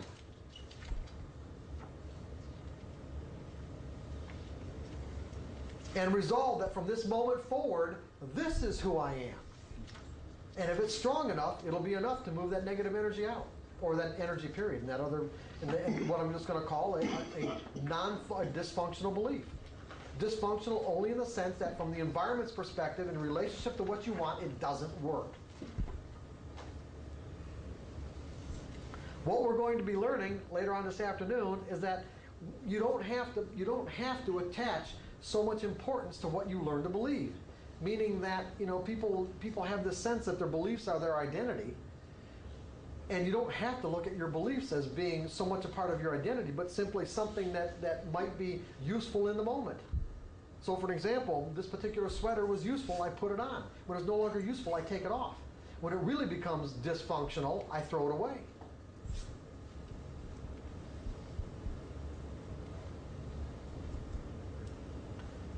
And believe it or not, you can look at your beliefs the same way. You weren't born with any of them. You've inadvertently changed some of them throughout your life.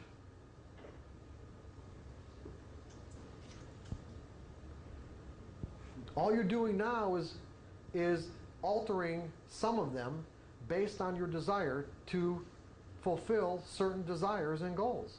That's all you're doing.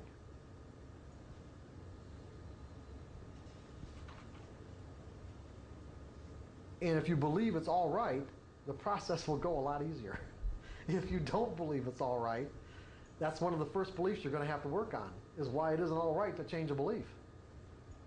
Because there are people who really arduently believe, that it's not all right to change a belief. It's not all right.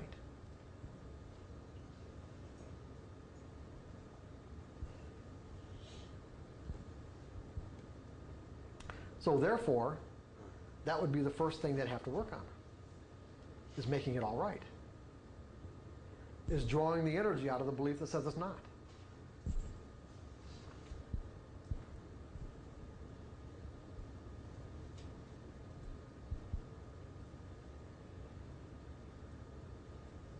And if this makes any sense, which it should, is that the stronger you believe that it is all right to just alter your beliefs when it suits your purposes, the faster it goes and the easier the process is.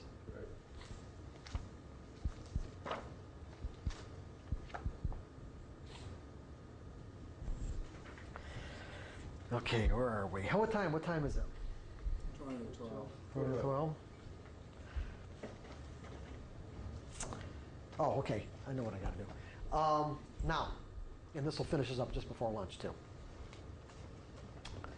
We got the child, the circumstance in which the child desires to be like the other kids, and so he goes into, let's say, an active process of transformation, but doesn't really understand it in the way that I'm organizing it right now.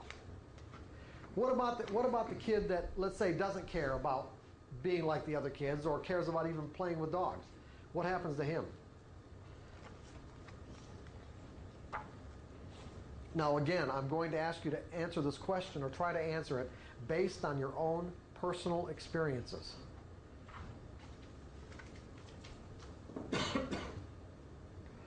Try to put it within the context of your own personal experiences. You've got a situation. He has a negatively charged belief about the nature of the way dogs exist.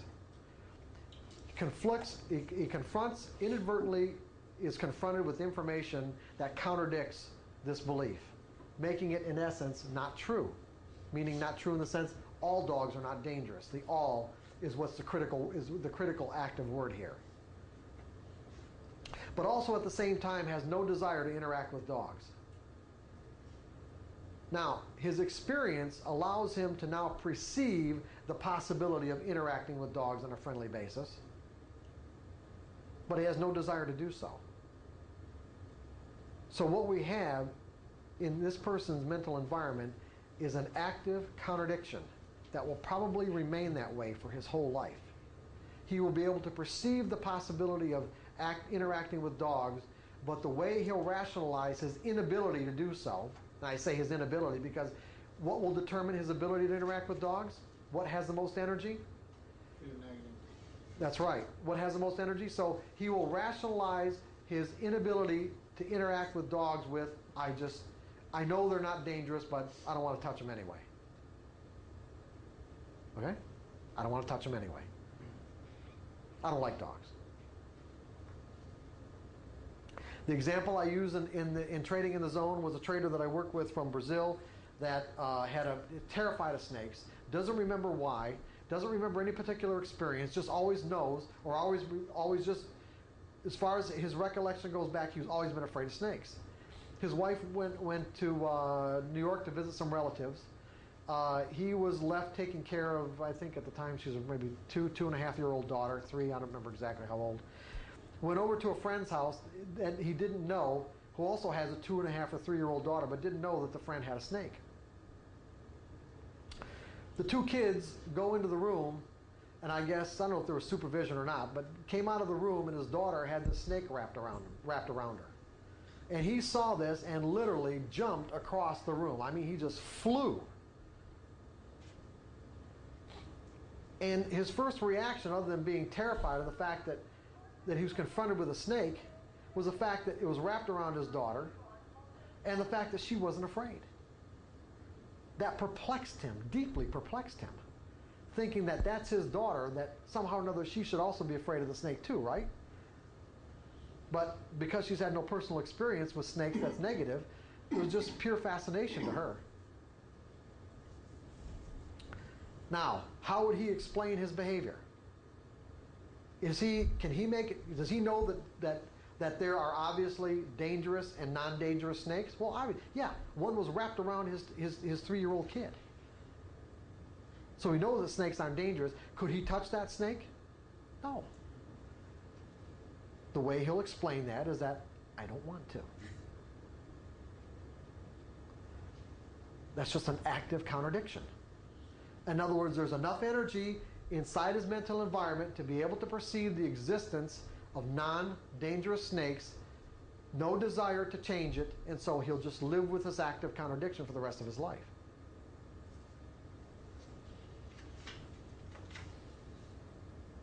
Is this making sense to everybody?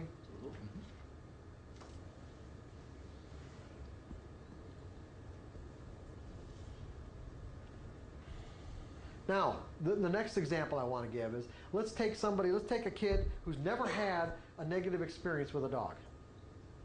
Never ever experienced a non-friendly dog. Can you tell this kid that you can get bit? You can tell him. Is he going to listen? No, he's not. And why should he? Now you think about it, why should he? He never experienced never had a negative experience with a dog. He has an energized concept, a powerfully energized concept that says that all dogs are fun, or all dogs are friendly, or there's no threat whatsoever. It wouldn't even use the word threat because it doesn't even wouldn't even enter into his frame of mind about the nature of dogs, because they're all non-threatening. Now, let's say he does encounter a non-friendly dog and gets bit. What happens? What are the dynamics involved here? What's going to happen with him? Transformation. Okay, go ahead, John. What do you say? I mean, you're going in the inverse there. You have a belief that was held to be true. Right. You have an experience that diminishes the energy of what that belief was, and your counterbalance is open for the first time. That loop opens. The loop opens. And its seesaw effect is where now you can start to see where one gains strength and one loses strength. Good. Excellent. Would this experience cause him to not ever interact with dogs any longer? Not yet. No. Under normal circumstances, you're right, it won't. But I can think of a circumstance in which it would. But I'll tell you about that in a second. Okay? It's just that what's going to happen is exactly what John said. He's going to now be able to perceive the other side of the continuum. where that side was virtually non-existent to him, he's now able to perceive the possibility of and make the distinction between dogs that are friendly and dogs that aren't, where before he couldn't make that distinction at all. But it isn't necessarily going to cause him never to interact with dogs again. He's just going to be more careful. But I can certainly think of a situation where he could not ever interact with dogs again, based on another belief.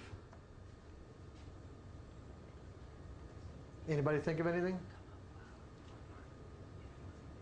Based on a belief, not a Based on another belief that comes into play.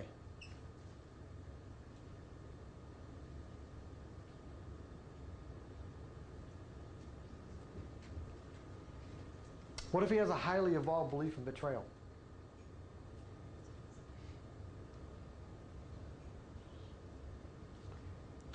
From other experiences, having been betrayed, this opens up the possibility that this could That's right. as well. In other words, if he has a highly, good John, this is great. If he has a highly evolved belief in betrayal, what'll happen, or what could happen, is that he would say, you know what?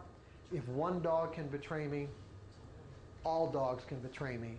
And all that positive energy that he had about the nature of dogs will now get switched into a belief that is completely negative. And he will no longer interact with dogs.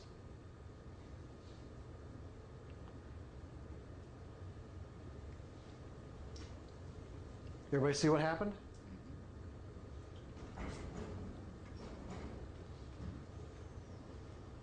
And it can only take one experience. That's all, just one.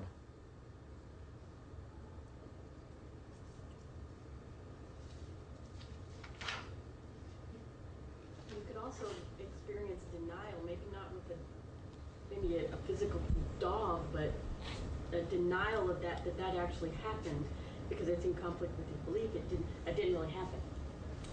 So you don't. You mean like you never got bit? Well, that'd be pretty hard to deny. Well, I'm saying not in that situation, but. Yeah, there are things definitely that we you know. Ignore, I guess. Yeah. Well, no, denial is a real state of mind. The implications of what we're experiencing are too difficult to deal with in the moment.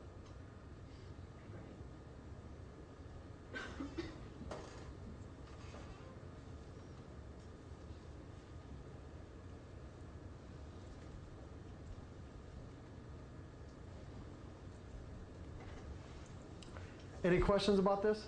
It seems like you guys are getting it. Are you getting it, Daniel? Are you all right? Okay. Jeff? Because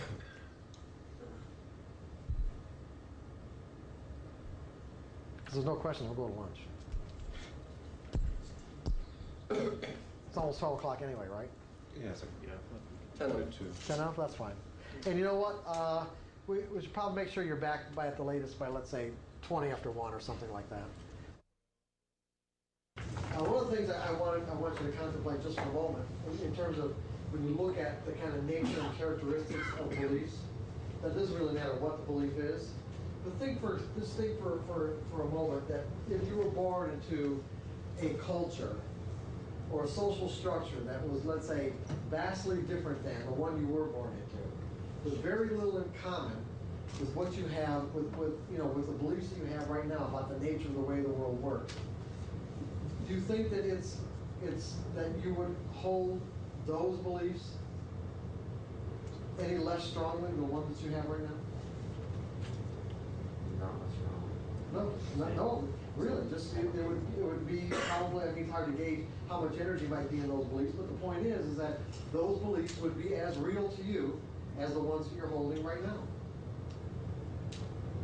So what does that suggest about the nature of beliefs? What would be a characteristic that you could infer as a result of this kind of observation about the nature of beliefs? They're environment bound.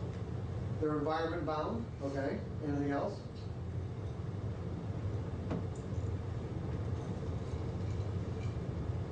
Your experiences shape your beliefs. Okay. Well, and then your beliefs shape your experience, right? Yeah. Yeah, really, that's important. Your experience shapes your beliefs, and then your beliefs shape your experiences.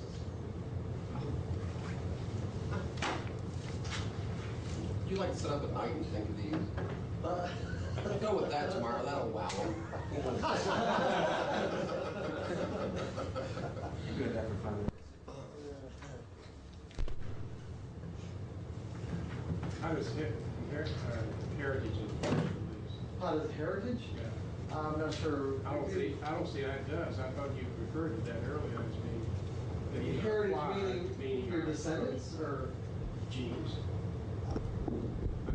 Since it's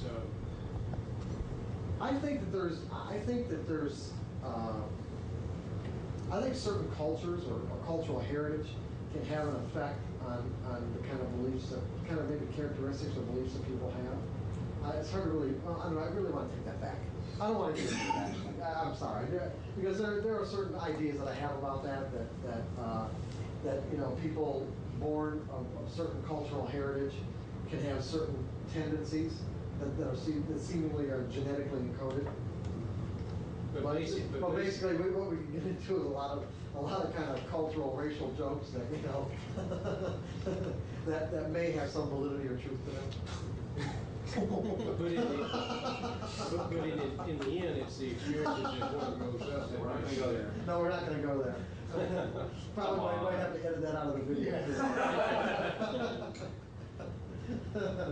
Anyway, I'm sorry. Go ahead. Well, in the end, it's still even influences from your childhood are acquired. They don't come that way. As you said earlier, the child's born with no beliefs. Right. Yeah, there's no way a child could be born with a belief, because we're defining a belief as basically based on the definition that we have of a belief that we're working with. Based on that definition, there's no possible way a child could be born with one, because a belief is simply a concept about the nature of the way the world works. It's an energized concept. Okay? It's a group of abstract words that form into a concept that is energized. What do you mean? That's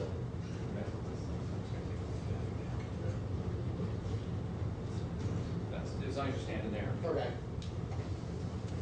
Yeah, it's an energized concept, and I don't know if there's any possible way that a newborn child could have an energized concept. You know, there might be a way. Maybe the mother talking to the child in the womb or something like that, or I don't know. I mean, I wouldn't rule it out. So what were you getting at? I'm sorry. I was just thinking of other ways. And this is a good bit of work done with, for instance, a child recognizes his mother's voice, and that's generally soothing to him when he's born. So that, you know, there are some experiences in utero. Oh yeah, sure, yeah, absolutely. And what they, you know, to me, what they become are like these undifferentiated memories.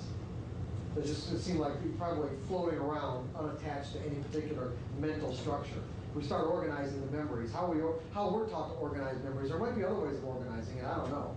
But because we speak in a language, it seems like we structure everything based on that language. And so all these experiences, all these memories of experiences, and all the energy then get put into this context of words and concepts. And so we're defining a belief as simply an energized concept about the nature of the way the world works that will then impact the way we perceive information and how we behave. And so what we're basically saying is that since the environment can express itself in an infinite combination of ways, in other words, there's those external forces that we have to interact with to fulfill our needs, wants, and desires. In other words, we have to step into an experience. We actually have to initiate and step into an experience to be able to fulfill ourselves. We're going to find that some of our beliefs work, meaning they cause us to perceive information, environmental information, in a way that's consistent, where the environment is actually consistent with what we want to accomplish, or cause us to perceive information in a way that's consistent with what's available from the environment's perspective, so that we can decide to take the appropriate set of steps that we need to take to fulfill our goal. Because when you think about it, if I've got a goal or a desire or some aspiration to do something, and I've got to interact with all these external forces to do it, I'm going to decide to take a certain step. And that step can be in this direction, or it can be in this direction, or it can be in this direction, right? And whatever choices that I perceive as being available to me, and in some cases I might not perceive any choices at all other than one. that would be operating out of, let's say, a fairly limited belief, you might say, if you only maybe see one possibility. When from the environment's perspective, there could be many possibilities. We've demonstrated that with all the examples that we've used. But I'm going to make a decision about taking a particular step into an experience, and if I find I'm experiencing satisfaction, okay, I'll go back to, let me get this one like this one. Hold on, that's all right. Okay.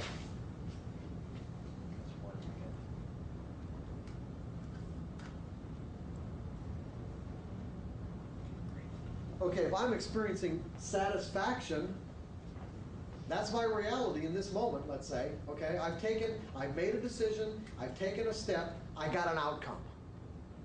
Okay? And that's one thing that's nice about trading, is that what we do is we get immediate outcomes. It's very hard. It's very difficult to shift the responsibility. Although we may try, it's very difficult to shift the responsibility of that outcome to something or someone else, because we're the ones that made the decision to get into the trade or get out of the trade when we did. So we know it's us. And the market has no, really, when you think about it, the market has no power to cause us to perceive its information in any particular way. So if I'm experiencing satisfaction, that's my state of mind in this moment. That's a nice state of mind to be in, right? Satisfaction, joy, happiness, excitement. What would that tell me about the nature of my beliefs in relationship to the environmental forces that existed in that moment? In harmony. What? You're in harmony. You're in harmony, yeah, exactly. You're in harmony. There's no conflict of deflection, in other words. Yeah, there's no conflict. There's no conflict either internally. Now think about this. There's no conflict either internally or externally. And that could be described in some cases, in some ways, as the zone. Because you're operating in perfect harmony, not only within yourself, where you're completely reconciled about what you're doing and why you're doing it. You're completely reconciled. That's our definition of acceptance. There's no inner conflict, and there's also no conflict with whatever it is that whatever your agenda is with the external environment. That would be the zone. You're in perfect harmony.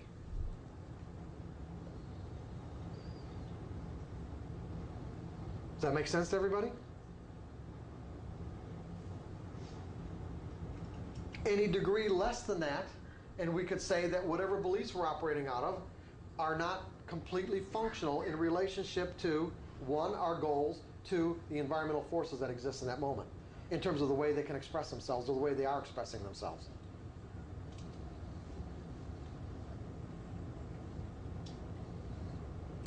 So if you recognize the dynamics within this context as I just explained it, then and if you're not satisfied with your outcomes, what are you going to do? I'm going to change my beliefs. Normally, what we learn how to do is to try to change the external circumstances. If I'm not getting what I want, if I'm feeling disappointed, things aren't working out the way that I want them to, what we try to do is control the external forces that are in conflict with our beliefs, desires, or expectations.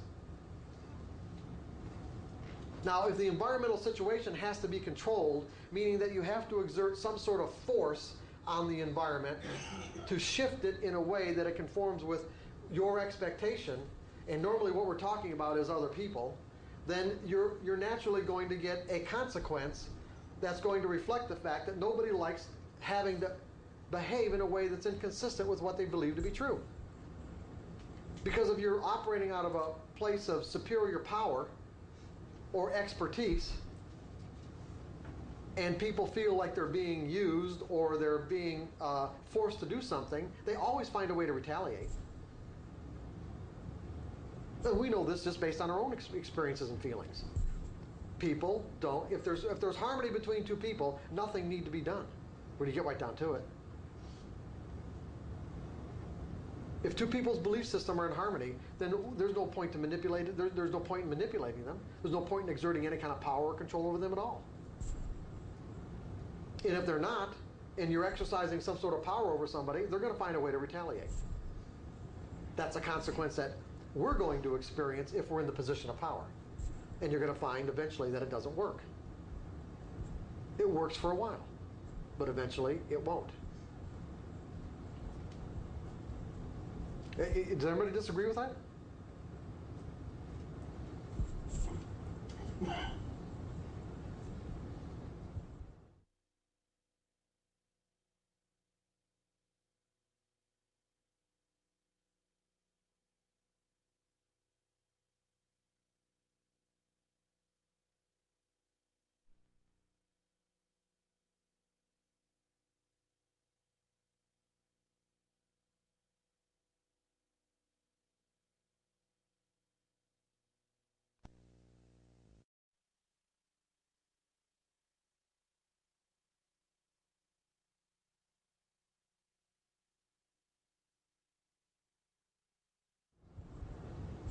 To me, the best way to do it is change your beliefs.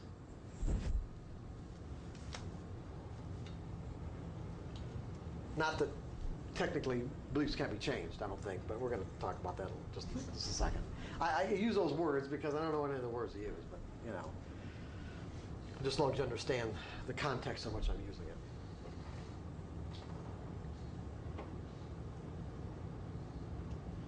So ultimately, what you want, ultimately I would think that what you want to do is to get yourself in perfect harmony with the market, meaning be in that state of mind, that's the zone.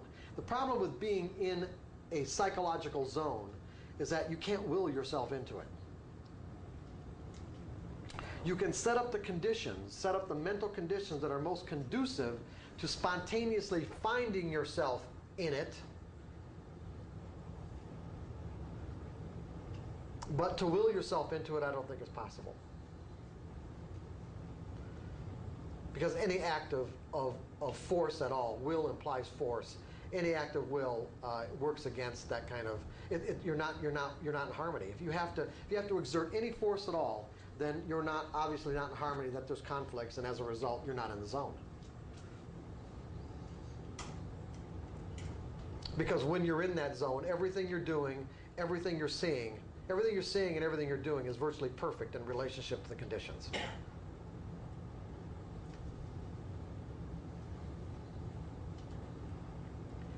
And often, many of the things that people find themselves doing are things they've never done before.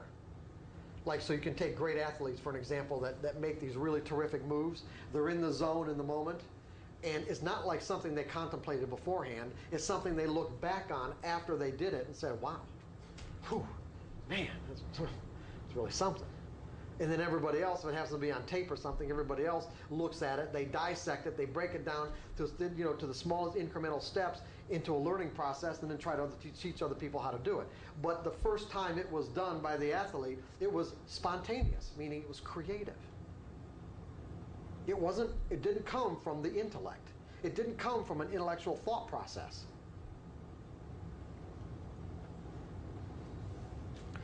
I mean, the best example that I like to use of let's say someone being in a zone, although we all know of seen in many circumstances with like great sporting events, but you know, back 20 years ago with that soccer player Pele or whatever his name was, where I not ever having met the guy or talked to him, even read much about him, I am absolutely sure that the first time that he decided to do one of these backflips and hit the ball over with his feet over his head, you know, he didn't think about doing that. He just did it.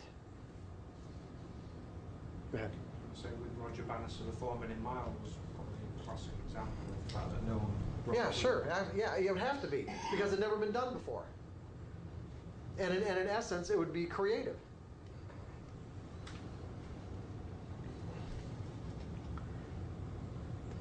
So what's interesting, what's nice about trading is that, see, what you have is with great athletes, these are people who virtually devote their lives to something. And even though there are many people and athletes who devoted their lives to their profession, there's still only a small percentage that get into that zone or consistently get into that zone. And I think one of the primary characteristics that's necessary to, let's say, consistently get into the zone is that you eventually have to develop a pretty firm belief that mistakes don't exist. that mistakes are just experiences that point the way. Because see, if you're afraid of making a mistake, that's going to keep you from getting into the zone.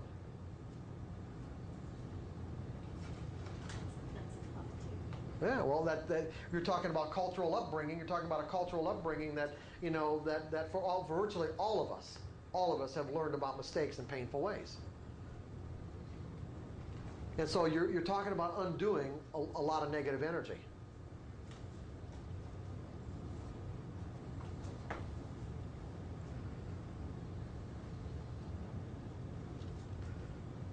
See, so you take like a guy like a Michael Jordan who gets to a point, and see a lot of this can happen inadvertently. Now, I'm not saying that Michael Jordan didn't grow up with the same kind of beliefs about what it meant to make a mistake as everyone else. But see, eventually, as he reached a certain stature in terms of where he was at with the rest of his players in the NBA, he probably got to a point where he just didn't care anymore because he was so big, he was so famous, and he had so much money that it didn't matter.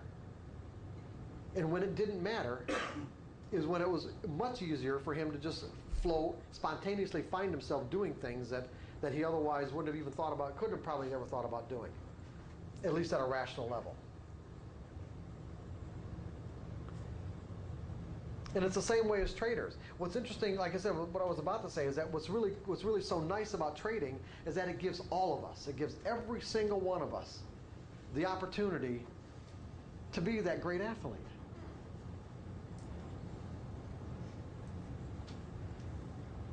And we don't have to get picked in the draft by the NFL or the NBA or the NHL. All we have to do is open up an account.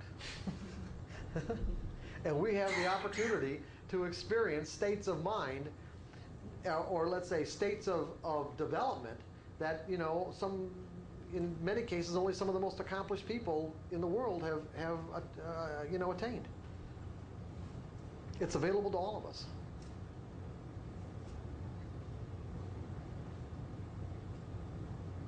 But like I said, you can't will yourself into it. It's something you can set up the most conducive conditions to find yourself in that state of mind. And normally, when you recognize, the moment that you recognize you're in a zone, chances are you're going to pop right out of it. In other words, the moment that you recognize at a rational level that you're in that state of mind, you will probably pop right out of it. Until you get to the point where you have trained your rational mind to trust and accept what's going on in that moment. Because see, much of what you're going to be doing or thinking while you're in a zone cannot be verified rationally.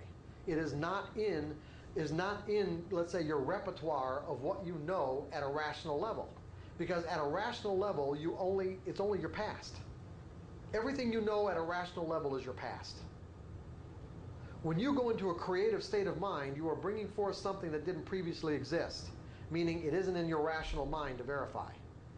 Now, if your rational mind is mistrustful of information that it can't verify, meaning creative information and creative states of mind, then you're going to have a problem. Because your rational mind is going to go, whoa, hey, wait a second.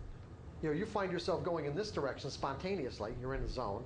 Your rational mind kind of turns on and says, hey, what's going on? No, this is what's going on over here, based on your memories.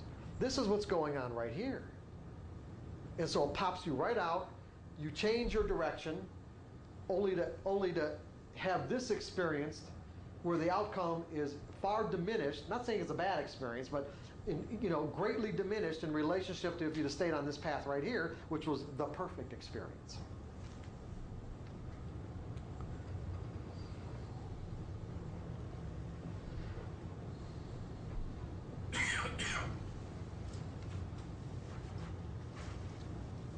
That's normally referred to, at least with trading, would be trading intuitively, where you get an intuitive impulse, an intuitive hunch, and everyone has a capability of being intuitive.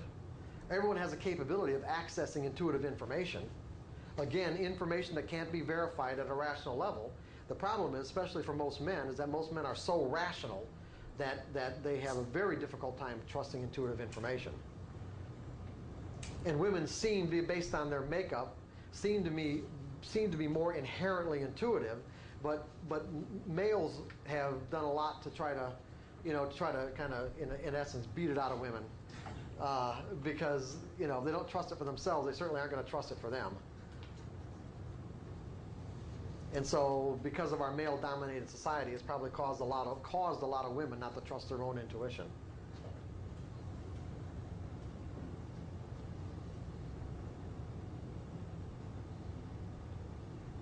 So that's a whole process that if you want to trade intuitively, which we're going to get into more tomorrow, trade intuitively, then you're going to have to train your rational mind to accept creative information, creative-based information.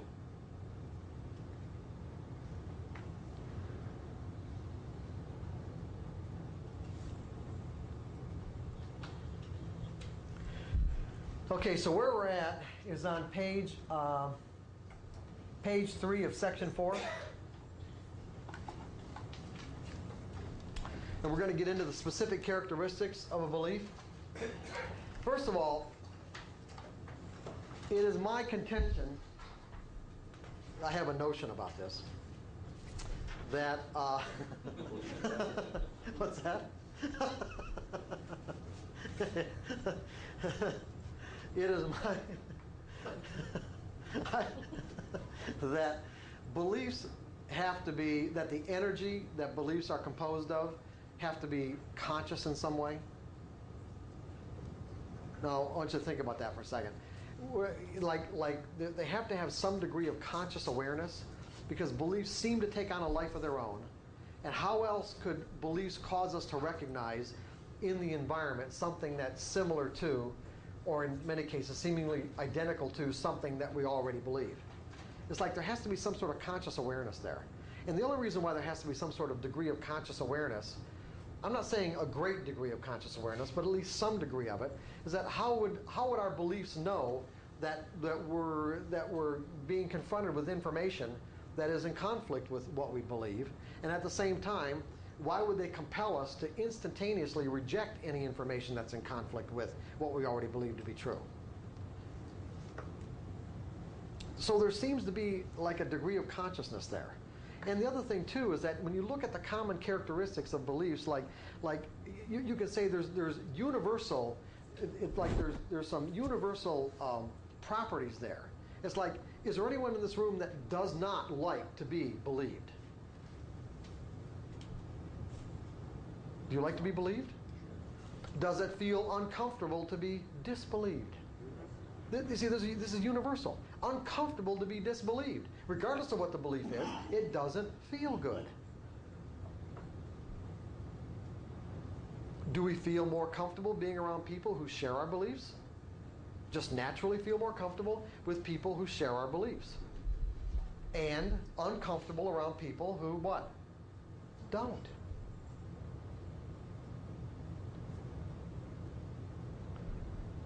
So I think there's some degree of consciousness there.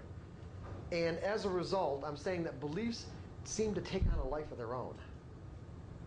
And the reason why I state it that way, is that they take on a life of their own, is because we have this capability of thinking in any direction that we choose to. We can think outside of any limitation imposed by any belief. We can draw any bizarre thought we want to our mind and contemplate it. And it doesn't matter if the conflicting thoughts or conflicting ideas or information is coming from the external environment or coming from our own willingness to think outside the belief. What we'll find is that if we're thinking something that's in conflict with an energy structure that's inside of us, it will do something to protect itself.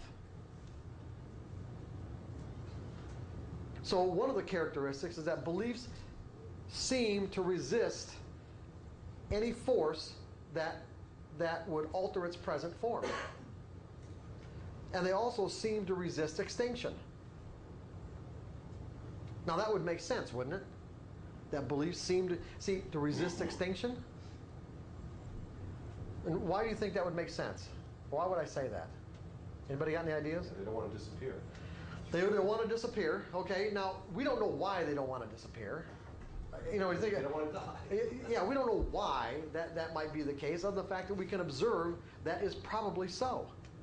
And the way that I thought about it was that if most people consider what they've learned to believe an inherent part of their identity, And if the sum total of our identity would resist extinction, meaning that if someone threatened us, we'd fight for our lives, just naturally, right? And not only would we fight for our lives, but virtually every war and every conflict throughout the whole history of humanity is based on what? Conflicting beliefs, right? Is that what we're talking about here, conflicting beliefs? Every conflict, every war, every argument is based on simply conflicting beliefs. So if the sum total of who we are would resist extinction and fight to stay alive, it just seemed to me that it was okay to infer that the individual parts would too. If the sum total will, so will the individual parts. Meaning that, this is really important, when you're working with your beliefs, fighting your beliefs doesn't work. Okay?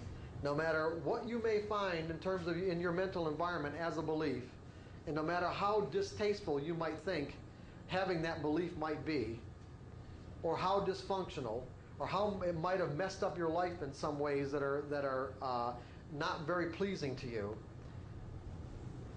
directing any negative energy whatsoever towards your beliefs will only cause them to become usually more powerful at the very worst, and at the very least, fight you back.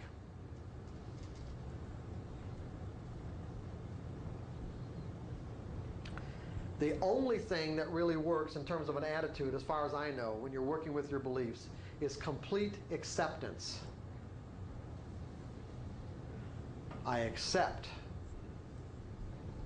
what's there. I understand it. I accept it. And as a result of my acceptance, it allows me to render that belief non-functional. In other words, it makes it easy for me to draw the energy out of it. I can retire it. But if I do something to fight it, it'll fight back. How would you fight a belief? Can you give me an example? Direct negative energy toward it? Yeah, just direct negative energy toward it. I mean, people... Would you give me an example? It's kind of abstract. Fear of snakes. What's that? Trying to convince someone about the fear of a snake. Well, let's see. Well, that's, you're talking about an internal process. And I'll give you a good, here.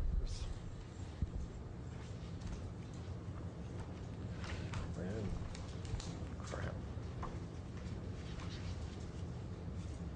And that leads you to the question of how do you disempower a belief? Yeah, we're going to get into that. I don't have it with me. It's up in my room. There's what I was gonna do for an example is give you or read to you an exercise that of a trader that I worked with a while back, and one of the things that we did, he had a particularly difficult childhood where his father was really abusive, and as a result, he ended up acquiring some really troublesome beliefs. About power and about lying and about not believing he deserved things. Now, the way, if for an example, if he approached trying to change those beliefs from the perspective of like, I hate this, I don't want this inside of me any longer, I don't accept this as being me, what you're going to find is that those beliefs won't be de-energized as a result of taking that kind of an approach. Does that make sense? In other words, in essence, what you're really doing when you fight your beliefs or approach them from a negative perspective, in essence, almost what you're doing is you're denying that they're a part of your identity. And see, once a belief exists, it will always exist. In other words, it will always be a part of who we are. It's just the determining factor is just how much energy is there. And so when you're using the techniques that I'm going to give you later on about how to draw the energy out, all I want to do is preface all this with that you have to be vigilant and careful over the fact that you're doing this from a more accepting and loving perspective as opposed to one where, you know, it would have been nice if this didn't exist, and I, you know, or I don't understand it, or you know, I just really want to deny that it's even there, and as a result, just, you know, just kind of like what people have a technique of kind of shoving things into the back of their minds, and they can create some sort of separation between their consciousness and what they're trying to get rid of, and in some ways maybe get some temporary relief, but ultimately it's just like putting a kind of an infected Band-Aid on a wound. It doesn't work.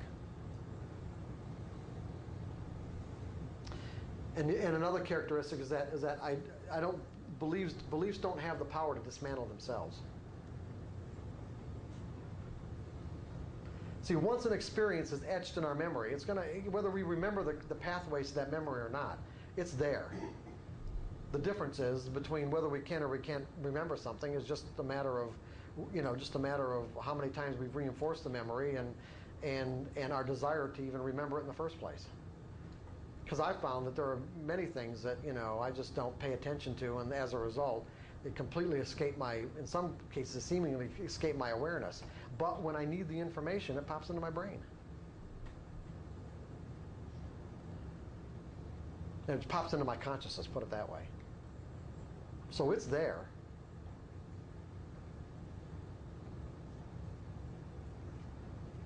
It's the same way with the belief. Once it sort of gets etched into our mental environment, it'll be there forever. But it doesn't have to affect us forever. That's the difference. So did I answer your question, John? Okay.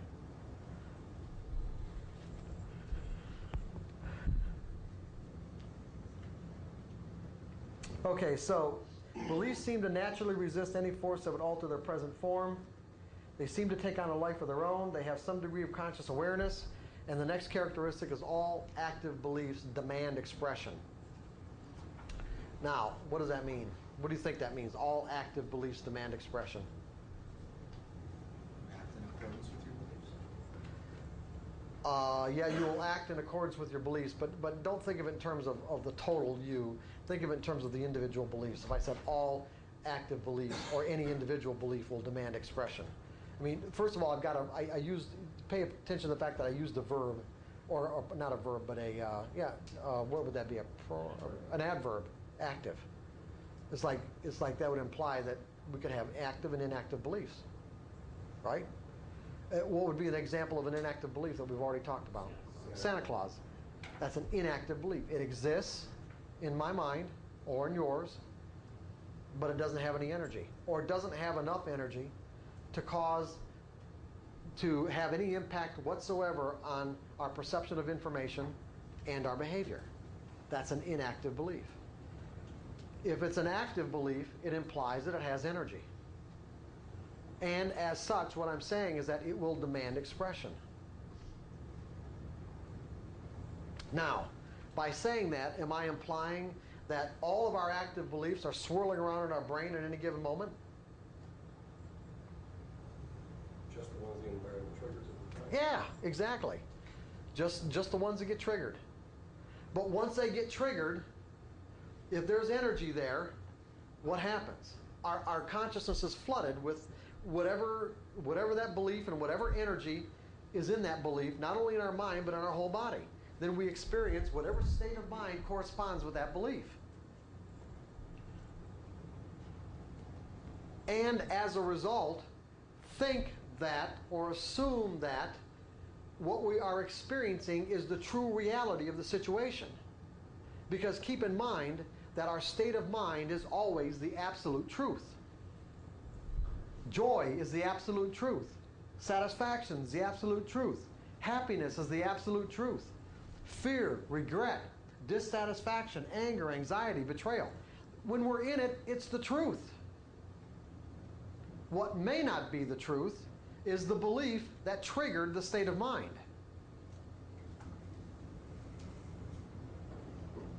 Okay? There's a profound distinction here that I'm making. The state of mind we end up in is the absolute truth. The belief that triggered the state of mind could be completely dysfunctional.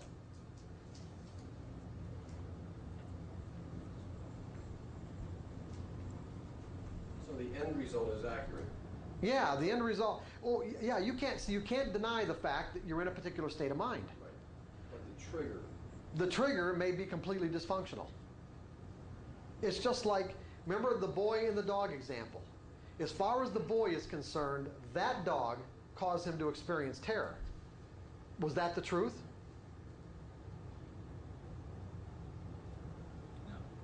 No. No. And the reason why he believed that dog causes terror is because of this instantaneous association that he makes between the similarities in the now moment to the terror and the dogs that exist in his mind, which make the two identical. It makes the now moment identical with the memory. Once the state of mind has been triggered, the terror that he's in is completely real. The belief that got him into the terror is completely dysfunctional. Because all dogs are not dangerous. See, so now that you can make this separation between the actual belief that you may have learned causing the particular state of mind, you can say, hey, you know what? Yeah, the state of mind is definitely real, but you know, if I change my belief about this, I'm going to experience a different state of mind. And that's in essence what we're getting at. Change your belief and you experience a different state of mind under similar circumstances.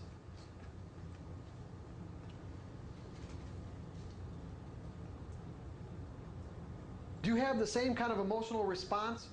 You know, if I said, hey, let's all get out a coin and predict the flip of a coin, if the same kind of emotional response you might have as doing the same thing when you put on a trade? Completely different. Why? You're operating out of a different belief. You know why? I know you're operating out of a different belief. You say it's completely different. You're operating out of a belief that the outcome of a coin flip is random. So therefore, all you're doing is guessing, and it doesn't matter. Right? Now, because you do analysis, because your intellect is involved with the way you analyze the market, you have associated the fact that you're using your intellect with having to be right, when trading doesn't have anything to do with having to be right. Take trading out of a right or wrong context, put it into the random category in terms of outcomes, and you get the same emotional responses when you predict the flip of a coin. You don't care.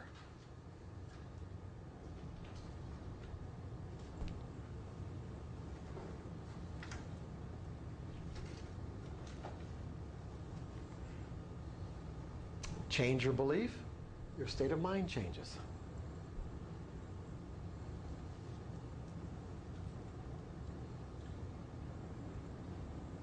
Did we skip a It's step? not, No. it's not exactly the same. I mean, if you flip the coin, it doesn't mean that they could lose $1,000. If I don't guess it right, my emotion are not going to be the same. No, that's true. When you've got something at stake like that. Now, I'm not saying the example is perfect, but you know, I just giving you an idea that. No, I understand, but there is a lot more than just being right or wrong. It's like flipping a coin. It's like paper trading. A lot of people do paper trading. Once you put money on the line, then they're not doing as well. Right. But if you believe that you're going to have 1,000 flips and it was going to come out even, then who cares anyway? Right? Or if you can accept the risk, or whatever it is. See, the whole idea, Daniel, is to be able to get yourself to the point where you accept the risk and the cost of trading. I understand that. Okay. Okay. Yeah, I know it wasn't a perfect example. You're right, as far as No, the coin flip is I wasn't concerned. trying to get you on a bad example. I'm just trying to say that as a trader, I'm not going to catch all the 55% of that pattern that is going to work. The money makes me more concerned about my ability to catch every one of the samples that are going to... Every one of the what? Every one of the trades that are going to complete that percentage of this pattern. So the money have a lot to do with it. It's Oh, I know. I know it I does. don't know if I'm explaining myself. Yeah, yeah, I understand. You've got to get to the point where the money takes on less significance, where whatever money that you're expending is you're expending as a result of the cost of doing business.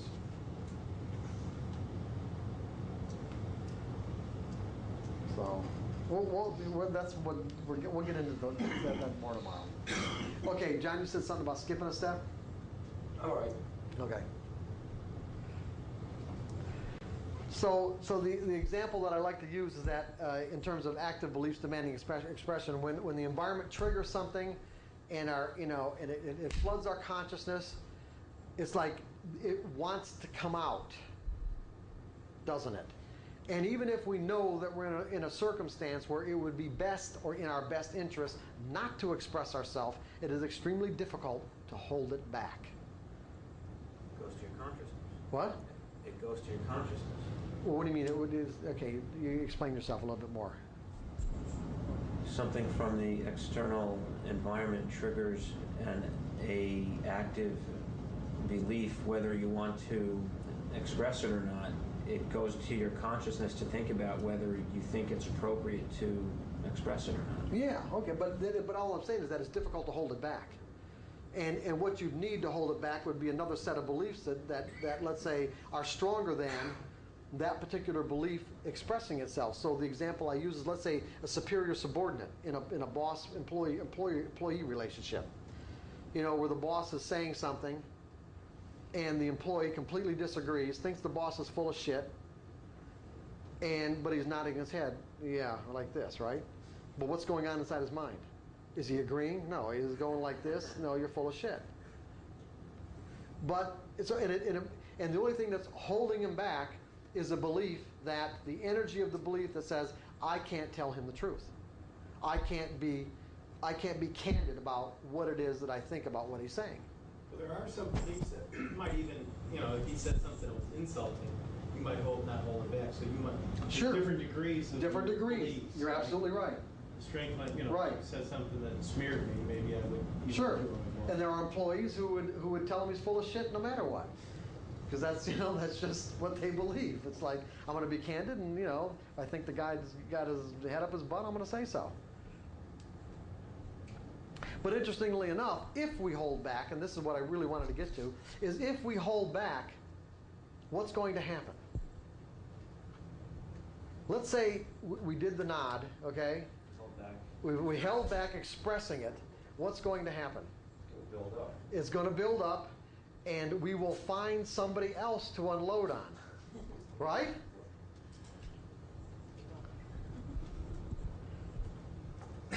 The next person that comes into, our field of awareness that we feel that it's possible to unload on, that's exactly what we're going to do. The point that I'm making, of course, is that if it's an active belief, it gets triggered, it demands to be expressed. Now, there's some really powerful implications here. These are the implications that have to do with self-sabotaging beliefs as we start accumulating more and more money as traders. And some of these beliefs, like I said, we're not even aware of any longer. There are things that we were taught years ago that seemingly don't have anything to do with our lives up until we get to the point where we start accumulating a lot of money and find ourselves doing some really, making some really ridiculous trading errors that we may have left behind years ago or a long time ago. Because the more money that we're making causes those beliefs about our sense of self-valuation to start demanding to be expressed. Because here's the problem. I don't think anybody really grows up with, and maybe Bill Gates might be an exception, but grows up with what it means to have an unlimited sense of self-valuation. In other words, we seem to be taught inherent limits about what we think we're worth.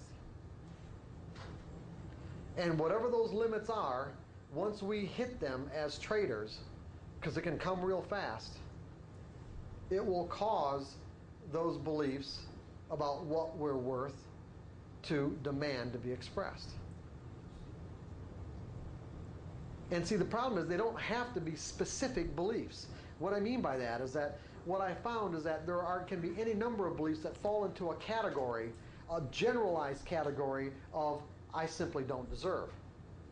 And it kind of works like this.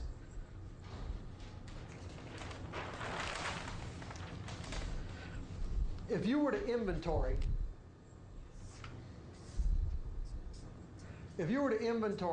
every experience in your life that was positive, and let's say contributed to a positive sense of self-valuation, where you feel worthy, where it made you feel worthy, and all the experiences in your life that contributed to a negative sense of self-valuation, what you would end up with is a net sense of self-valuation, meaning if you balanced all the positive energy against all the negative energy, you would come up, let's say, net positive, net negative, or neutral. The problem is that if you're net negative, of course, it's going to be very difficult to accumulate money. And the other problem is a lot of these experiences may not specifically have been, let's say, directed toward a sense of self-valuation, but if they were painful experiences, either both physically or emotionally, many times what ends up happening is that, especially as children, these experiences get put into this broad, generalized category where, let's say, a parent might say, oh, you hurt yourself, you fell, you skinned your knee, or your elbow, or whatever, and your mother just told you not to do that. She says, look, see, God punished you. And so then what happens is that what you do is start associating as a child every time that something like that happens with, oh, God punished me, and then the next step is, if God's punishing me, then I must not be a worthy person. So then every negative experience can get categorized, I'm not saying it does, but every negative experience has the potential to get categorized into a broad, let's say, category of, I must be an undeserving person, or this wouldn't have happened to me.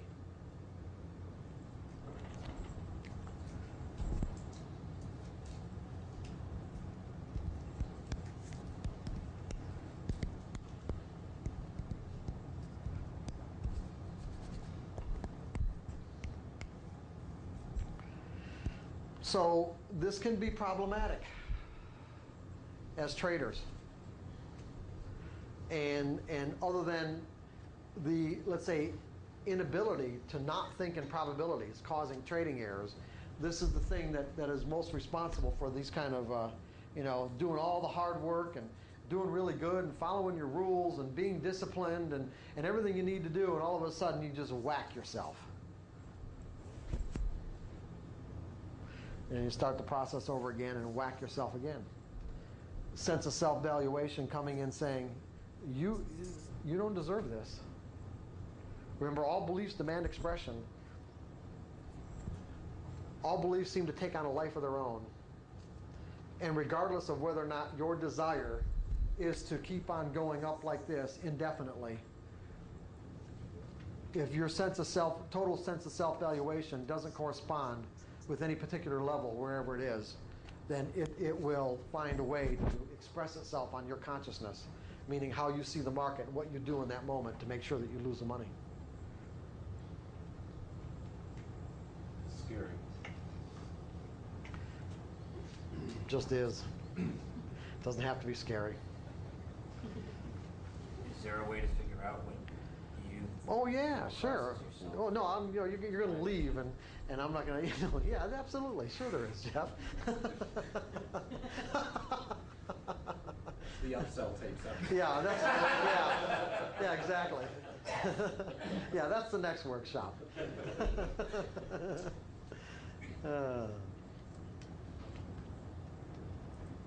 So are we, are we kind of, is everyone together on this? It's all kind of coming together for you a little bit? Okay?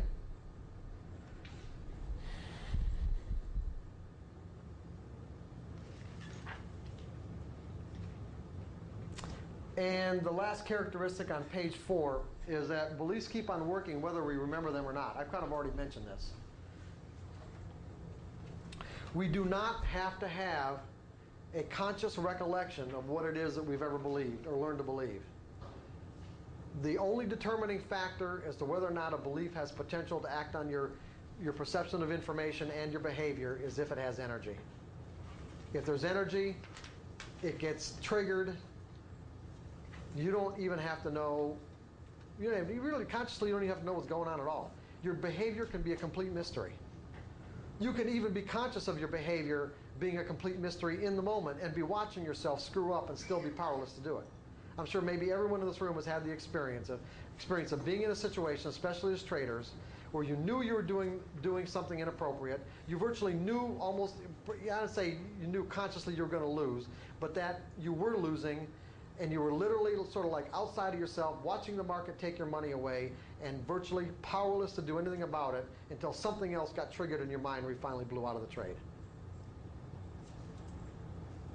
Anybody not have that experience?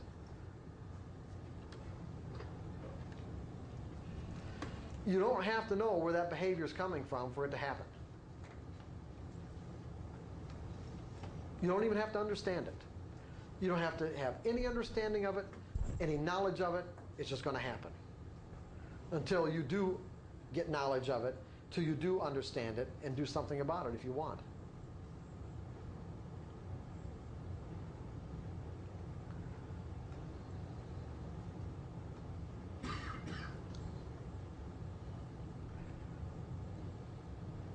There was a guy I worked with at Merrill Lynch back in the early 80s that went out and left Merrill Lynch and went on to be a floor trader at the Chicago Mercantile Exchange in the S&P pit.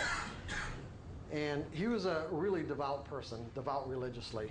And we used to have conversations a lot, and this is before I really became a coach, but we used to have conversations a lot about what I felt was an inherent conflict between him wanting to be a successful trader and his religious beliefs.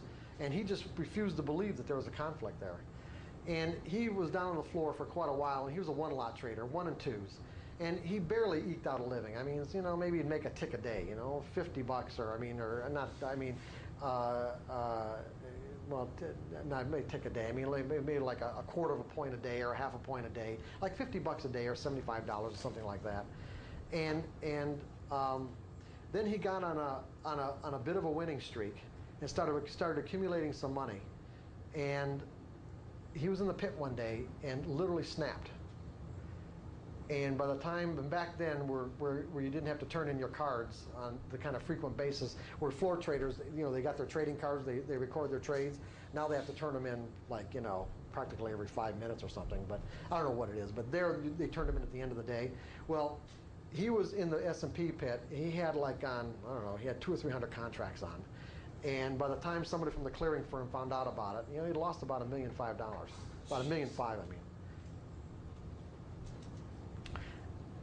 The conflict got to the point where he just literally snapped. He just kept putting on a larger and larger losing position until he forced himself out of the business. To do something else, which he was really a good college professor, and that's what he went back to doing, and there was no conflict.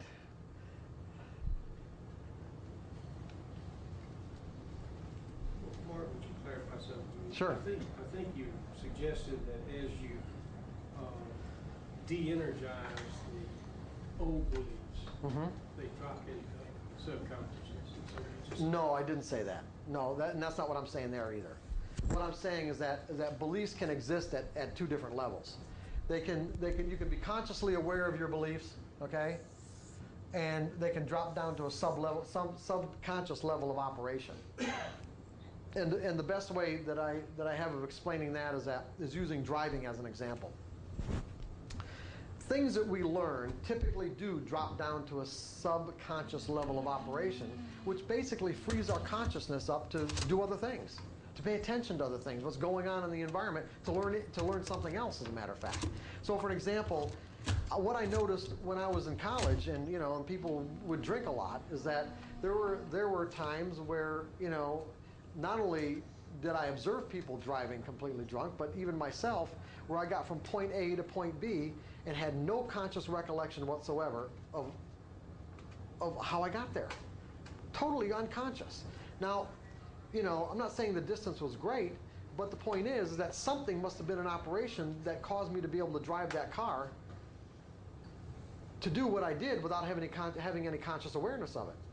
The skills that we learn do drop down to an unconscious level so that we can pay attention to other things. So that when you're teaching somebody how to drive, like the first example or the first opportunity that I ever had in my life to do that, of course, the first thing you realize is all the things you take for granted.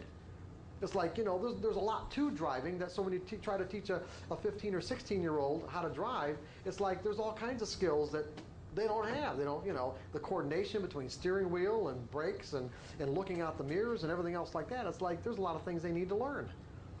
But once they all get learned, like I said, they just drop down and they operate at that level.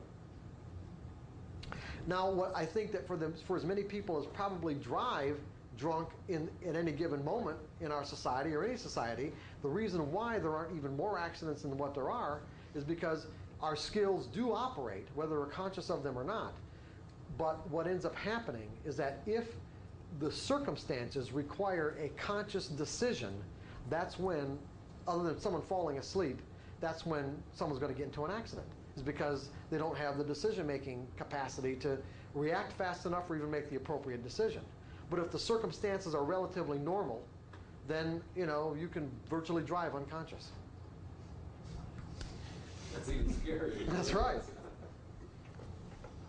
So then what we hope to get is new tricks, new beliefs that are so energized that even in our subconscious, they will automatically come. Yeah, they automatically work. It doesn't matter where they reside. It doesn't matter if they reside consciously or subconsciously. It just doesn't matter.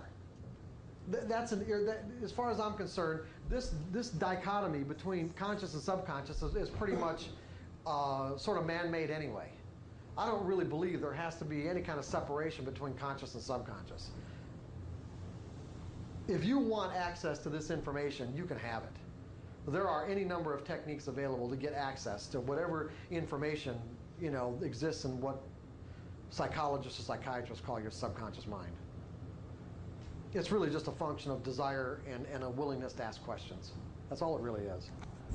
And you can do this to the extent that you virtually erase this boundary. I think it's, like I said, an artificial boundary between conscious and subconscious.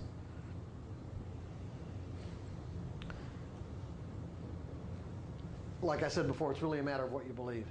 If you believe you can have access to all this, then you'll get access to it. If you don't believe it, you won't.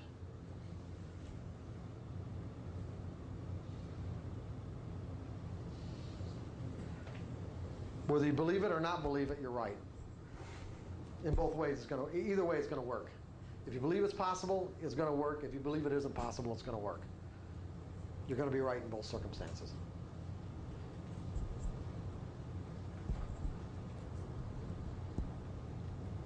So some of the techniques that we're going to go over have to do with learning how to get access to some of this information, if you feel it's warranted and necessary.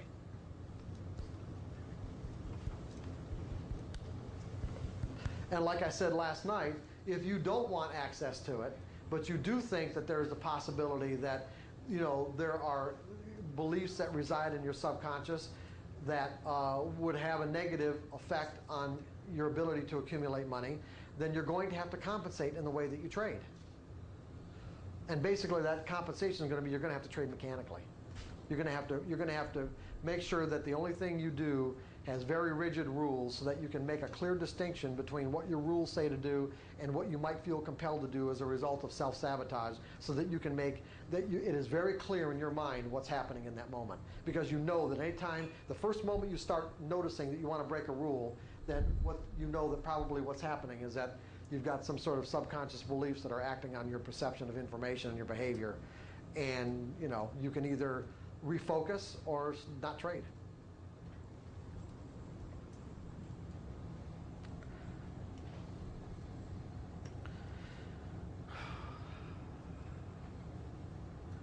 You guys, you're not getting overwhelmed, are you? Oh, okay, good. How do you find out which, you know, the subconscious beliefs? Well, I'm gonna tell you. I'm gonna tell you. Let's get on with the That's the next one. Again, that's also the next seminar. Okay.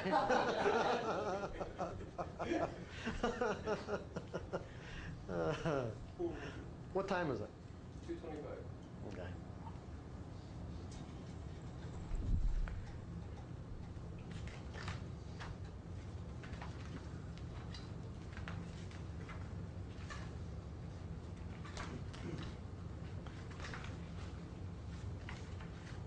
So let's see where we're at right here.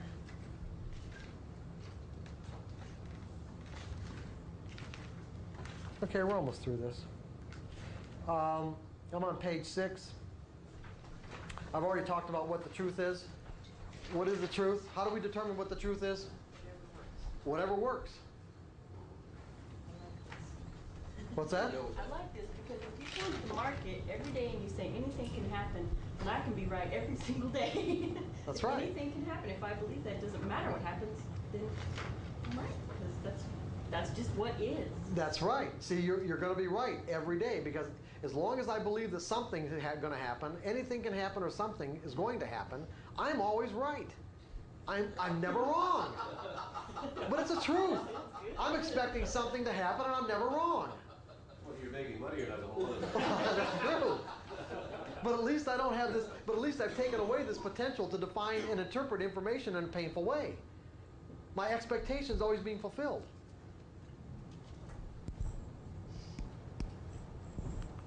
And that's exactly what you want to do. You want your expectations, you want your expectations to correspond with the realities from the market's perspective, from the characteristics of the market from the market's perspective. The market can do anything. And regardless of what pattern it may be presenting in any given moment, the outcome could be anything, right? So therefore, it can do anything. I expect it to do something. The only thing where I'd be disappointed is if it just dead stopped. Okay? That would not conform to my expectation. Other than that, unless it just stops, I'm right.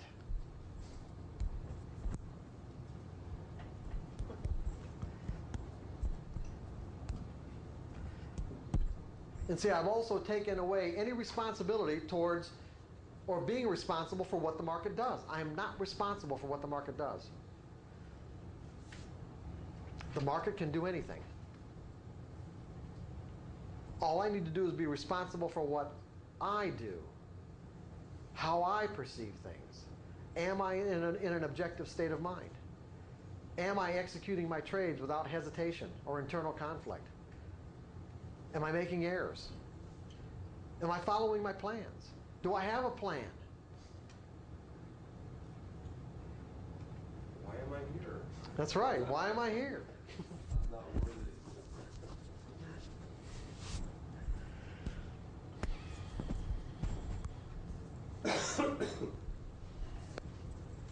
Okay, so we know what the truth is, right? The environment can express itself in an infinite combination of ways, but beliefs limit our ability to perceive the environment from let's say from the perspective of it being able to express itself in an infinite combination of ways. Then the only way we can really measure the truth is within the context of what we're trying to accomplish in any given moment. Now keep in mind, we're determining what the truth is based on what am I trying to accomplish in this moment. What am I trying to accomplish? Well, yeah, ultimately, but that's good to make money, but keep in mind something, John, okay? You want to keep money as a byproduct. What you're trying to accomplish are acquiring skills. Okay? Acquiring skills will make money a byproduct of whatever skills you've acquired, as opposed to focusing on the money. So the truth is relative to what am I trying to accomplish, and do my beliefs correspond with the characteristics and properties of the environment that I'm operating in at any given moment. What were you going to say, Louis? Mark said that making money wasn't our goal. Our goal is to be in the zone, and then money will come if we're in the zone. Right, that's for sure. Shouldn't use money as the objective. Ultimately, it can be an objective. No, that's not really true because we can set money goals. We absolutely, As an occupation, you have to have some. It's like Tony Robbins says, if you sit there and meditate all day, they'll soon take you out on your sofa because you haven't paid your bills. That's right. So there has to be a certain level of financial stability to the occupation. Right. Otherwise, acquiring skills and scratching every trade. Well, you're acquiring skills. I'm assuming you're not scratching every trade. No, I'm saying, but at the very end of the day. Yeah, I agree. Right? You're right. Because you can't. That's the way I keep score. I love keeping score. Right. I do. I just, I really do. So you're focusing on the money in the long run, but not necessarily. You're absolutely right. In other words, you can set money goals for yourself. You can set even daily goals or weekly goals as long as you have these goals. How do I put it? What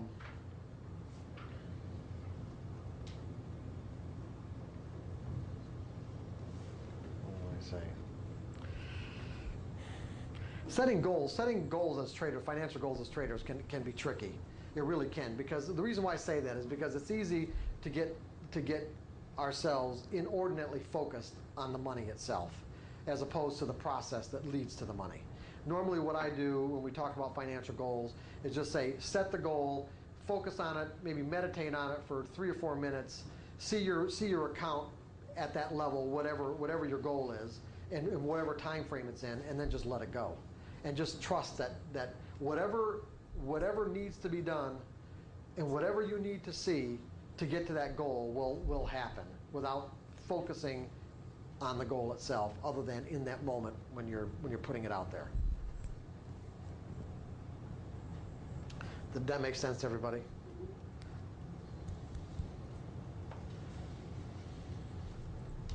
Okay, so I said that the truth, we determine the truth based, relative to what we're trying to accomplish in any given moment, and that the truth is what works. If we experience satisfaction, it works. If we don't, to whatever degree we don't, then whatever beliefs we're operating out of were not necessarily the truth under those circumstances in that situation.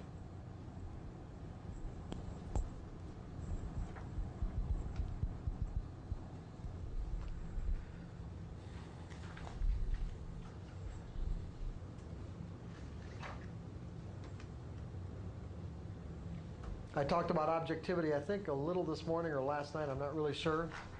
I'm on page 7. Is it possible to be truly objective? From a larger perspective, or from the largest perspective, we could say that we could share a reality.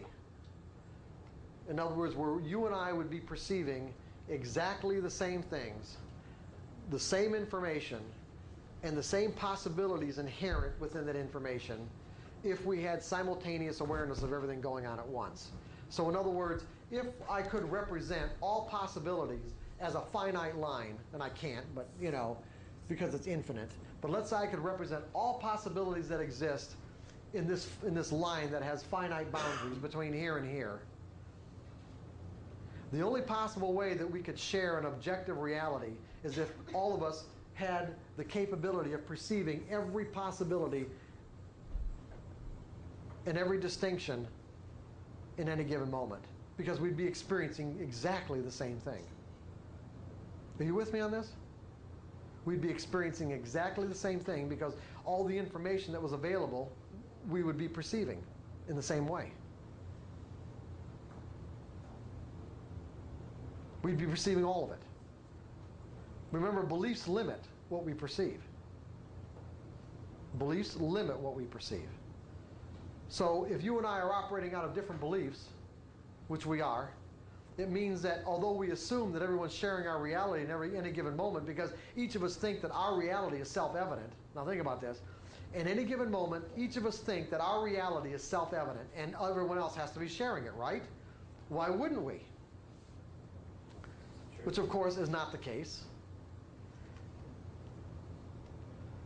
And the only way that it could be is if, again, we could have the capability of having simultaneous awareness of everything going on at once. If we have not evolved to that state of that place where we can have simultaneous awareness of everything going on at once, it means that we are perceiving something less than what's being made available. What we perceive in relationship to what's available is based on what we've learned to believe. If you and I have learned to believe different things, then we can assume that in any given moment, we are not going to be perceiving reality in the same way. It's that simple. And so, from a macro perspective, we really can't be objective. However, from the individual's perspective, the micro perspective, we are the micro or the macro, okay? From the individual's perspective, whatever it is that we have learned to perceive out of what's available we can be objective in the sense that, are we in a state of mind where we have access to everything we've learned? Is there anything about what's going on in this moment that's being blocked by some mechanism inside of our mental environment? If there isn't, then we are being objective.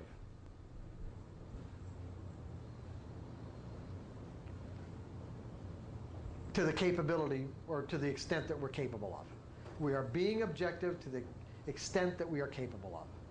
To any degree that we are experiencing fear, it starts shutting down this perceptual process. The greater the degree of fear, the less possibilities we perceive. Until we get to the point where if we're in a state of complete terror, we may not see any other possibilities at all except what's going on in that moment. In a moment where, if you're in a state of terror, in a moment that seems to never end. It could be 5 seconds and it could seem like 5 days.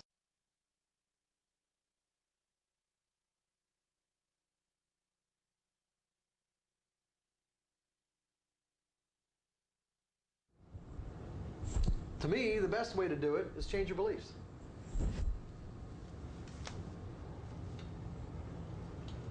Not that technically beliefs can't be changed, I don't think, but we're going to talk about that in just a second. I use those words because I don't know what any of the words to use, but you know, just as long as you understand the context in which I'm using it.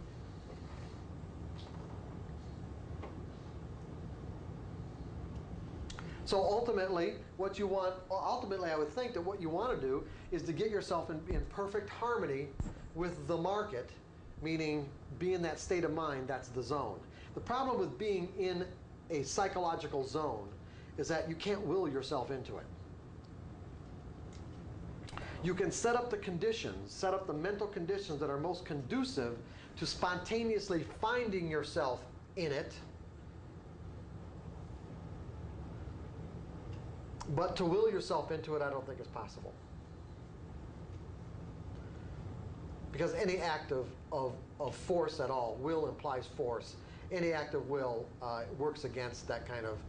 You're not in harmony. If you have to exert any force at all, then you're obviously not in harmony. That there's conflicts, and as a result, you're not in the zone.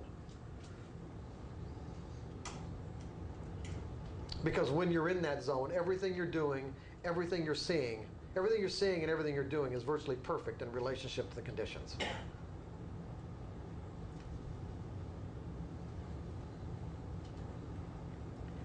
And often, many of the things that people find themselves doing are things they've never done before. Like, so you can take great athletes, for an example, that make these really terrific moves. They're in the zone in the moment. And it's not like something they contemplated beforehand. It's something they look back on after they did it and say, wow, whew, man, that's really something. And then everybody else, if it happens to be on tape or something, everybody else looks at it, they dissect it, they break it down to the smallest incremental steps into a learning process, and then try to teach other people how to do it. But the first time it was done by the athlete, it was spontaneous, meaning it was creative. It didn't come from the intellect. It didn't come from an intellectual thought process.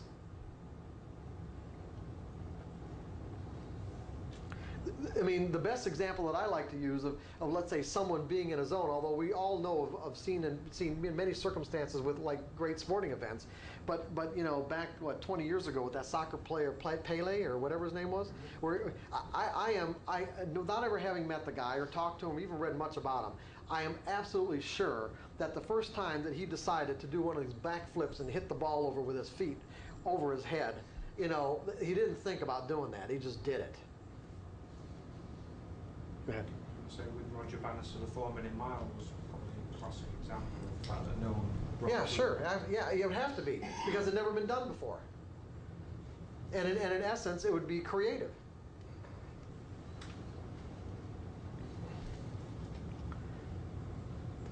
So what's interesting, what's nice about trading is that, see, what you have is, with great athletes, these are people who virtually devote their lives to something. And even though there are many people and athletes who devoted their lives to their profession, there's still only a small percentage that get into that zone or consistently get into that zone. And I think one of the primary characteristics that's necessary to, let's say, consistently get into the zone is that you eventually have to develop a pretty firm belief that mistakes don't exist. That mistakes are just experiences that point the way. Because see, if you're afraid of making a mistake, that's going to keep you from getting into the zone.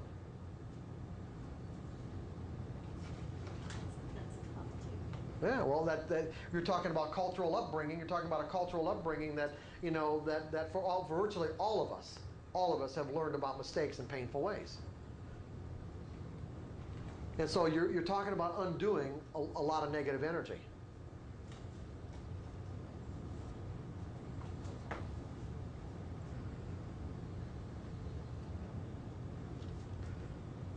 See, so you take like a guy like a Michael Jordan who gets to a point, and see a lot of this can happen inadvertently. Now I'm not saying that Michael Jordan didn't grow up with the same kind of beliefs about what it meant to make a mistake as everyone else. But see, eventually, as he reached a certain stature in terms of where he was at with the rest of his players in the NBA, he probably got to a point where he just didn't care anymore because he was so big, he was so famous, and he had so much money that it didn't matter. And when it didn't matter is when it was much easier for him to just spontaneously find himself doing things that he otherwise wouldn't have even thought about, couldn't have probably never thought about doing, at least at a rational level. And it's the same way as traders. What's interesting, like I said, what I was about to say is that what's really so nice about trading is that it gives all of us, it gives every single one of us the opportunity to be that great athlete.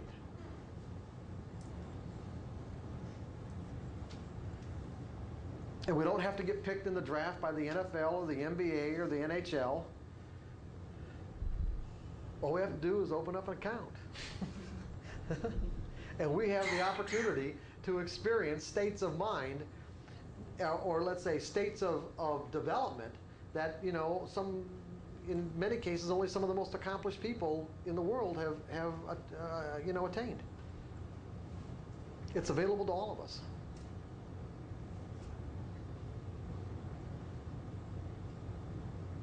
But like I said, you can't will yourself into it. It's something you can set up the most conducive conditions to find yourself in that state of mind.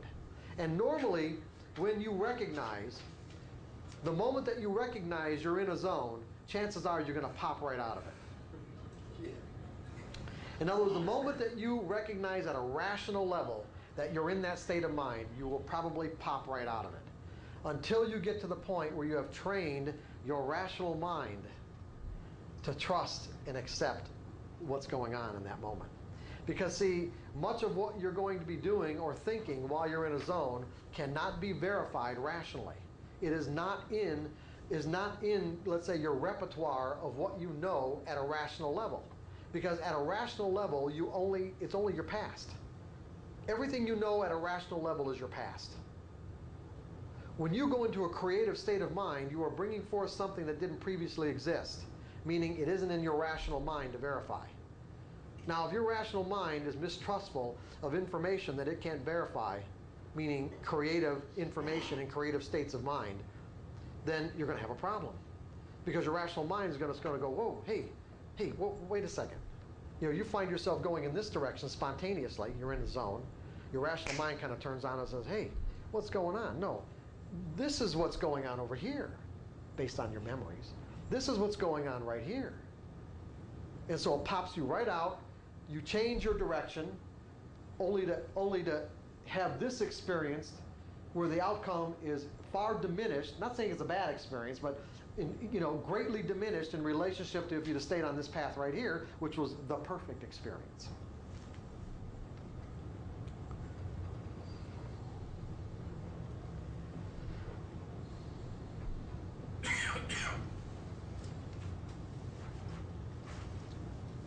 That's normally referred to, at least with trading, would be trading intuitively, where you get an intuitive impulse, an intuitive hunch, and everyone has the capability of being intuitive. Everyone has the capability of accessing intuitive information. Again, information that can't be verified at a rational level. The problem is, especially for most men, is that most men are so rational that they have a very difficult time trusting intuitive information. And women seem to be, based on their makeup, seem to be more inherently intuitive, but males have done a lot to try to, kind of, in essence, beat it out of women. Because, they don't trust it for themselves, they certainly aren't going to trust it for them. And so, because of our male-dominated society, it's probably caused a lot of women not to trust their own intuition.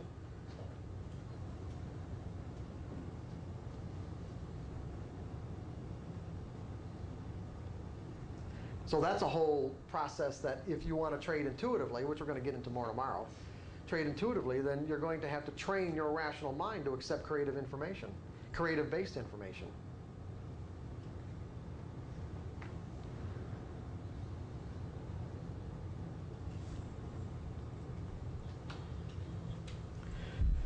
Okay, so where we're at is on page 3 of section 4.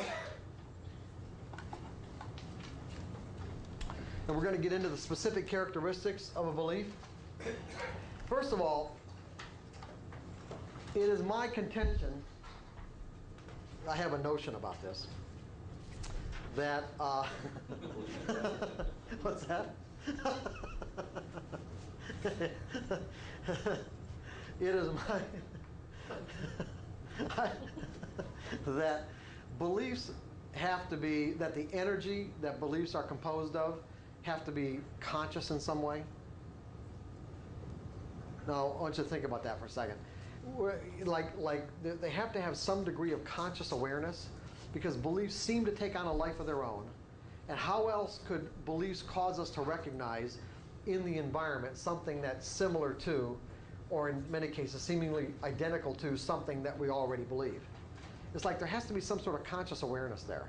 And the only reason why there has to be some sort of degree of conscious awareness, I'm not saying a great degree of conscious awareness, but at least some degree of it, is that how would our beliefs know that we're being confronted with information that is in conflict with what we believe?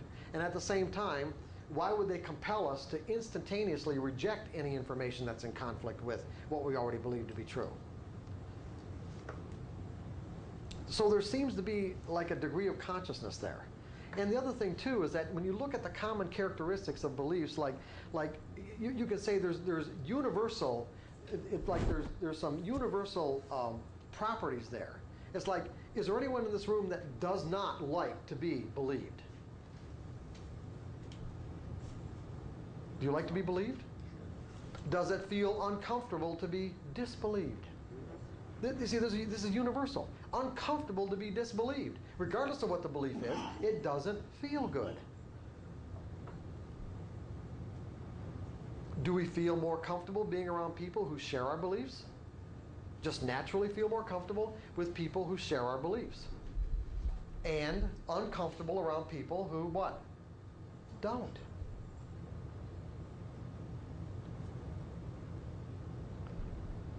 So I think there's some degree of consciousness there. And as a result, I'm saying that beliefs seem to take on a life of their own. And the reason why I state it that way, is that they take on a life of their own, is because we have this capability of thinking in any direction that we choose to. We can think outside of any limitation imposed by any belief.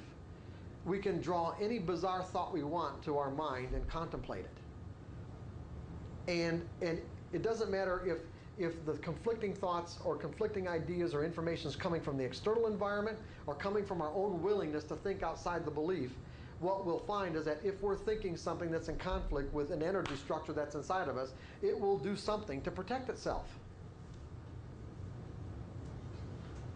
So one of the characteristics is that beliefs seem to resist any force that would alter its present form. And they also seem to resist extinction. Now that would make sense, wouldn't it? That beliefs seem to resist extinction. And why do you think that would make sense? Why would I say that? Anybody got any ideas? They don't want to disappear. They want to disappear. Okay, now we don't know why they don't want to disappear. You know, they don't want to die. Yeah, we don't know why that might be the case, other than the fact that we can observe that is probably so. And the way that I thought about it was that if most people consider what they've learned to believe an inherent part of their identity, and if the sum total of our identity would resist extinction, meaning that if someone threatened us, we'd fight for our lives, just naturally, right? And not only would we fight for our lives, but virtually every war and every conflict throughout the whole history of humanity is based on what? Conflicting beliefs, right? Is that what we're talking about here, conflicting beliefs? Every conflict, every war, every argument is based on simply conflicting beliefs. So if the sum total of who we are would resist extinction and fight to stay alive, it just seemed to me that it was okay to infer that the individual parts would too. If the sum total will, so will the individual parts. Meaning that, this is really important, when you're working with your beliefs, fighting your beliefs doesn't work. Okay? No matter what you may find in terms of in your mental environment as a belief, and no matter how distasteful you might think having that belief might be, or how dysfunctional, or how it might have messed up your life in some ways that are not very pleasing to you, directing any negative energy whatsoever towards your beliefs will only cause them to become usually more powerful at the very worst, and at the very least, fight you back.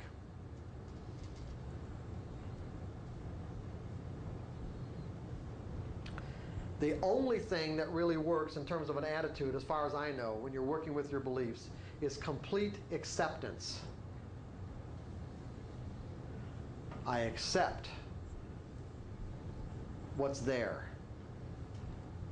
I understand it. I accept it. And as a result of my acceptance, it allows me to render that belief non-functional. In other words, it makes it easy for me to draw the energy out of it. I can retire it. But if I do something to fight it, it'll fight back. How would you fight a belief? Can you give me an example? Direct negative energy toward it? Yeah, just direct negative energy toward it. I mean, people... Could you give me an example that's kind of abstract? Fear of snakes. What's that? Trying to convince someone about the fear of a snake. Well, let's see. Well, that's, you're talking about an internal process. And I'll give you a good, here.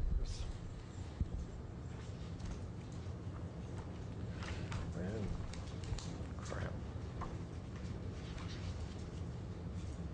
And that leads to the question of how do you disempower a belief? Yeah, we're going to get into that. I don't have it with me. It's up in my room. There's what I was gonna do for an example is give you or read to you an exercise that of a trader that I worked with a while back, and one of the things that we did, he had a particularly difficult childhood where his father was really abusive, and as a result, he ended up acquiring some really troublesome beliefs.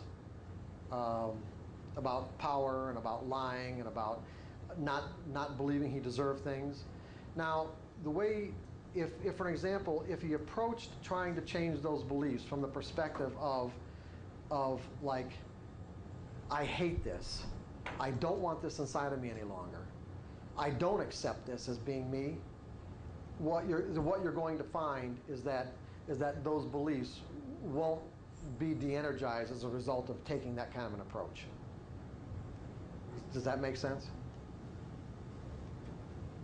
In other words, in essence, what you're really doing when you fight your beliefs or approach them from a negative perspective, in essence, almost what you're doing is you're denying that they're a part of your identity.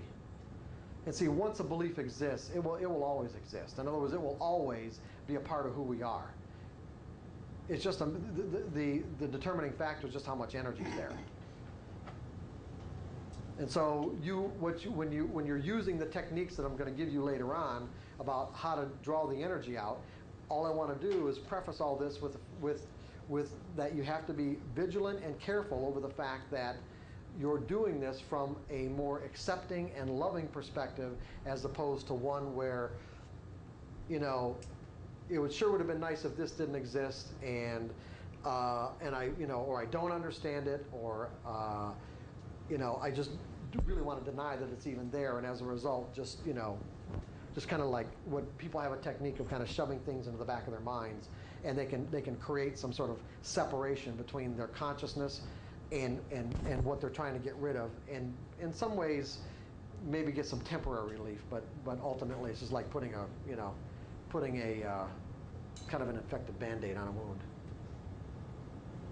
It doesn't work. And another characteristic is that I don't beliefs don't have the power to dismantle themselves. See, once an experience is etched in our memory, it's gonna, whether we remember the pathways to that memory or not, it's there. The difference is between whether we can or we can't remember something is just a matter of, you know, just a matter of how many times we've reinforced the memory and our desire to even remember it in the first place. Because I've found that there are many things that, you know, I just don't pay attention to, and as a result, it completely escaped my, in some cases, seemingly escaped my awareness. But when I need the information, it pops into my brain. And it pops into my consciousness, put it that way. So it's there.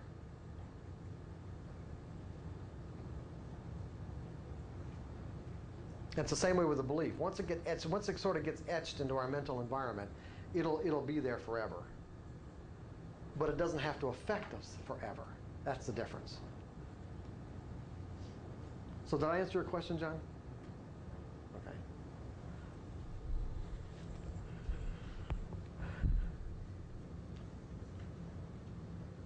Okay, so beliefs seem to naturally resist any force that would alter their present form. They seem to take on a life of their own. They have some degree of conscious awareness. And the next characteristic is all active beliefs demand expression. Now, what does that mean? What do you think that means? All active beliefs demand expression. Act in accordance with your beliefs? Yeah, you will act in accordance with your beliefs, but don't think of it in terms of the total you. Think of it in terms of the individual beliefs. If I said all active beliefs or any individual belief will demand expression. I mean, first of all, pay attention to the fact that I used a verb, or not a verb, but what would that be? An adverb, active. It's like that would imply that we could have active and inactive beliefs, right? What would be an example of an inactive belief that we've already talked about? Santa Claus. That's an inactive belief. It exists in my mind or in yours, but it doesn't have any energy, or it doesn't have enough energy to have any impact whatsoever on our perception of information and our behavior. That's an inactive belief. If it's an active belief, it implies that it has energy. And as such, what I'm saying is that it will demand expression. Now, by saying that, am I implying that all of our active beliefs are swirling around in our brain at any given moment? Just the ones the environment triggers at the time. Yeah, exactly. Just the ones that get triggered.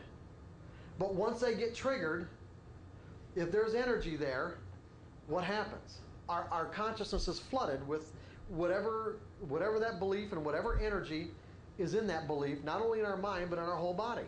Then we experience whatever state of mind corresponds with that belief. And as a result, think that or assume that what we are experiencing is the true reality of the situation.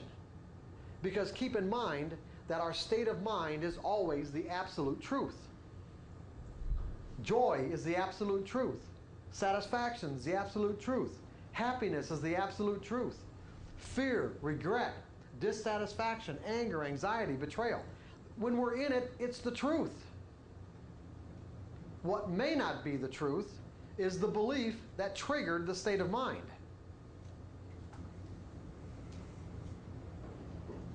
Okay? There's a profound distinction here that I'm making. The state of mind we end up in is the absolute truth. The belief that triggered the state of mind could be completely dysfunctional.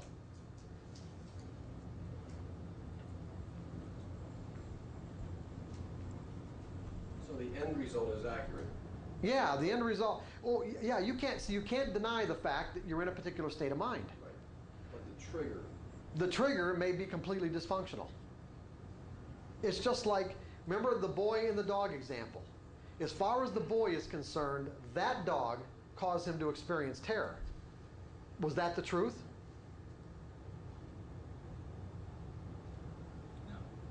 No. No. And the reason why he believed that dog causes terror is because of this instantaneous association that he makes between the similarities in the now moment to the terror and the dogs that exist in his mind, which make the two identical. It makes the now moment identical with the memory. Once the state of mind has been triggered, the terror that he's in is completely real. The belief that got him into the terror is completely dysfunctional. Because all dogs are not dangerous. See, so now that you can make this separation between the actual belief that you may have learned causing the particular state of mind, you can say, hey, you know what? Yeah, the state of mind is definitely real, but you know, if I change my belief about this, I'm going to experience a different state of mind. And that's in essence what we're getting at. Change your belief and you experience a different state of mind under similar circumstances.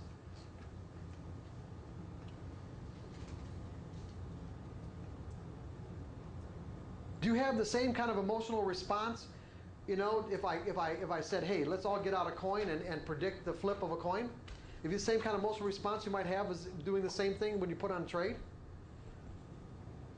That'd be Completely different. Why? You're operating out of a different belief. You know why I know you're operating out of a different belief? You say it's completely different? You're operating out of a belief that the outcome of a coin flip is random. So therefore, all you're doing is guessing, and it doesn't matter. Right? Now, because you do analysis, because your intellect is involved with the way you analyze the market, you have associated the fact that you're using your intellect with having to be right, when trading doesn't have anything to do with having to be right. Take trading out of a right or wrong context, put it into the random category in terms of outcomes, and you get the same emotional response as when you predict the flip of a coin. You don't care.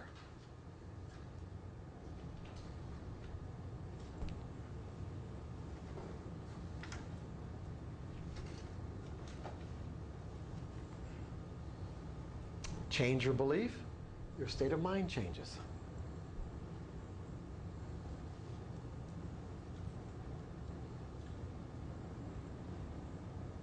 It's not, No.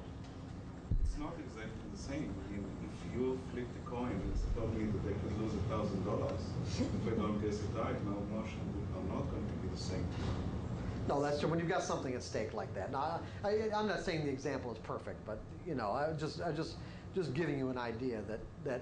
No, I understand, but there is a lot more than just being right or wrong. It's like flipping a coin. It's like paper trading. A lot of people do paper trading. Once you put money on the line, then they're not doing as well. Right. But if you believe that you're going to have 1,000 flips and it was going to come out even, then who cares anyway? Right? Or if you can accept the risk, or whatever it is. See, the whole idea, Daniel, is to be able to get yourself to the point where you accept the risk and the cost of trading. I understand that. Okay. Okay. Yeah, I know it wasn't a perfect example. You're right, as far as No, the coin flip is I wasn't concerned. trying to get you on a bad example. Yeah. I'm just trying to say that as a trader, I'm not going to catch all the 55% of that pattern that is going to work. The money makes me more concerned about my ability to catch every one of the samples that are going to... Every one of the what? Every one of the trades that are going to complete that percentage of this balance. So the money have a lot to do with it. It's Oh, I know. I know it does. I don't know if I'm explaining myself. Yeah, yeah, I understand. You've got to get to the point where the money takes on less significance, where whatever money that you're expending is you're expending as a result of the cost of doing business.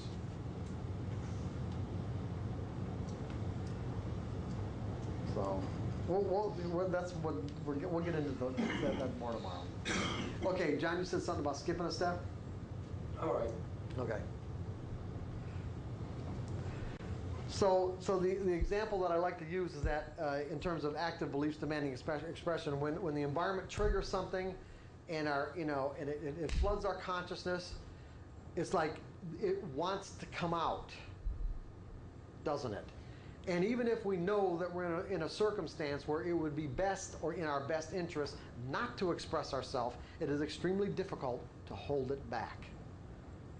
It goes to your consciousness. What? It goes to your consciousness. Well, what do you mean? Okay, you explain yourself a little bit more. Something from the external environment triggers a active belief, whether you want to express it or not. It goes to your consciousness to think about whether you think it's appropriate to express it or not. Yeah, okay, but all I'm saying is that it's difficult to hold it back.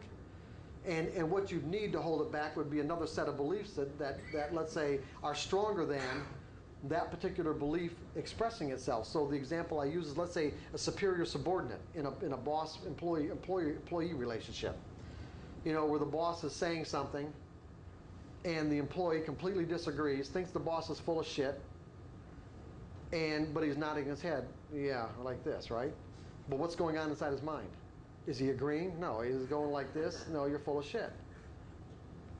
But and the only thing that's holding him back is a belief that the energy of the belief that says, I can't tell him the truth. I can't be candid about what it is that I think about what he's saying. Well, there are some beliefs that might even, if he said something that was insulting, you might not hold it back. So you might, sure, different degrees. Different degrees. Beliefs. You're absolutely right. Strength might, right. Said something that smeared me, maybe I would. Sure. And there are employees who would tell him he's full of shit no matter what. Because that's just what they believe. It's like, I'm going to be candid, and I think the guy's got his head up his butt, I'm going to say so. But interestingly enough, if we hold back, and this is what I really wanted to get to, is if we hold back, what's going to happen? Let's say we did the nod, okay? Hold back. We held back expressing it. What's going to happen? It's going to build up. It's going to build up, and we will find somebody else to unload on, right?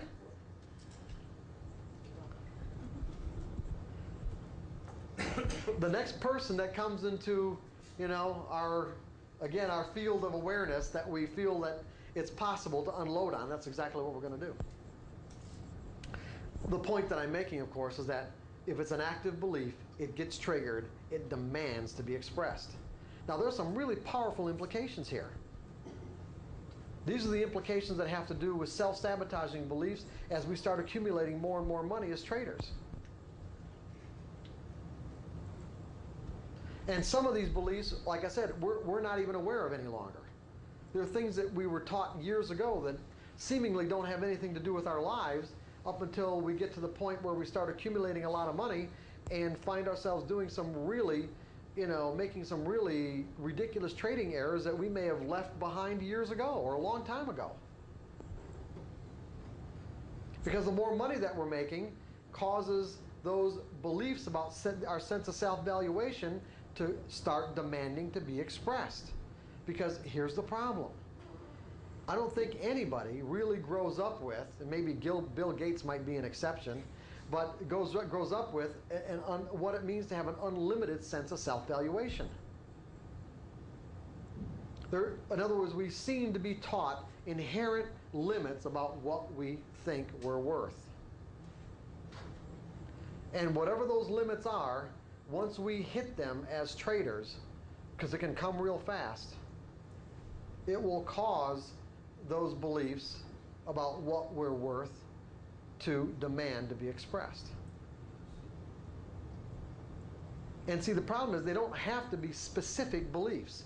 What I mean by that is that what I found is that can be any number of beliefs that fall into a category, a generalized category of I simply don't deserve.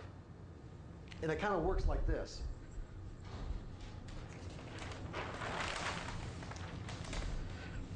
If you were to inventory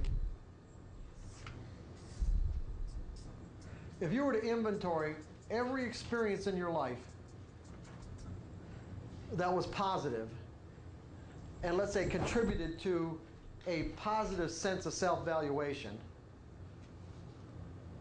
where you feel worthy, where it made you feel worthy, and all the experiences in your life that contributed to a negative sense of self-valuation, what you would end up with is a net sense of self-valuation, meaning you balanced all the positive energy against all the negative energy, you would come up, let's say, net positive, net negative, or neutral.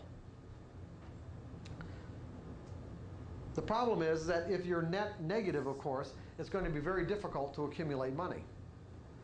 And the other problem is a lot of these experiences may not specifically have been, let's say, directed toward a sense of self-valuation, but if they were painful experiences, either both physically or emotionally, many times what ends up happening is that, especially as children, these experiences get put into this broad, generalized category where, let's say, a parent might say, oh, you hurt yourself, you fell, you skinned your knee, or your elbow, or whatever, and your mother just told you not to do that. And she says, look, see, God punished you.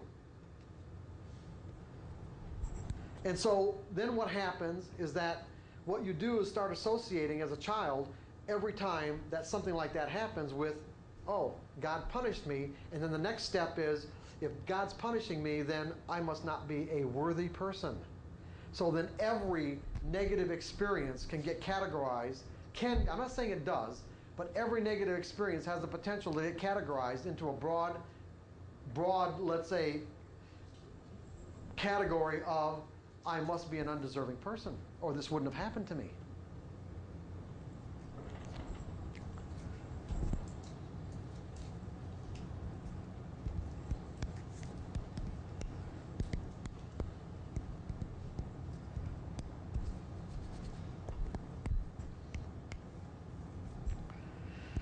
So this can be problematic as traders. And other than the, let's say, inability to not think in probabilities causing trading errors, this is the thing that is most responsible for these kind of, doing all the hard work and doing really good and following your rules and being disciplined and everything you need to do, and all of a sudden you just whack yourself. And you start the process over again and whack yourself again. Sense of self-valuation coming in saying, you don't deserve this. Remember, all beliefs demand expression. All beliefs seem to take on a life of their own. And regardless of whether or not your desire is to keep on going up like this indefinitely, if your total sense of self-valuation doesn't correspond with any particular level, wherever it is, then it will find a way to express itself on your consciousness, meaning how you see the market and what you do. And I'm not going to, yeah, absolutely, sure there is, Jeff. The upsell tapes up. Yeah, yeah, exactly. Yeah, that's the next workshop.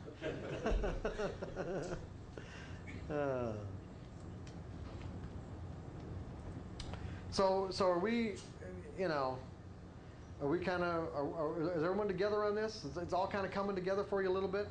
Okay?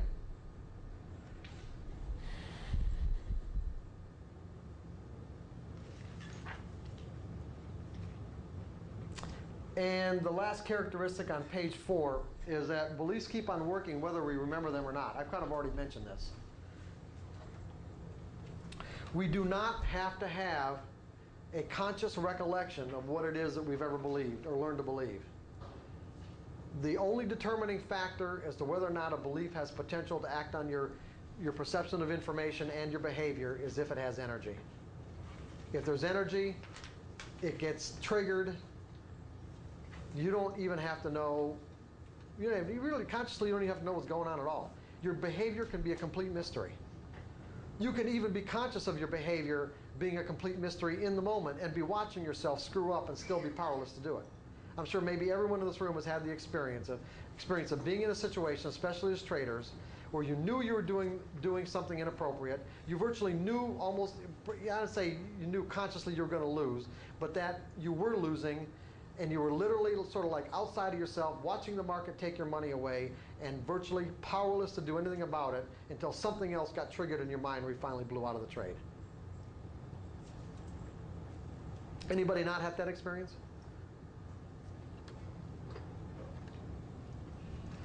You don't have to know where that behavior is coming from for it to happen. You don't even have to understand it. You don't have to have any understanding of it, any knowledge of it. It's just going to happen. Until you do get knowledge of it, till you do understand it and do something about it if you want.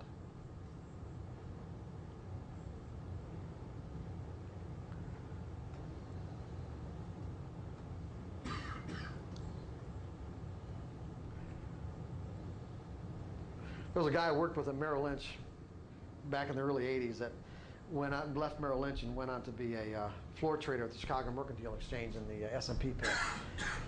And he was a really devout person, devout religiously.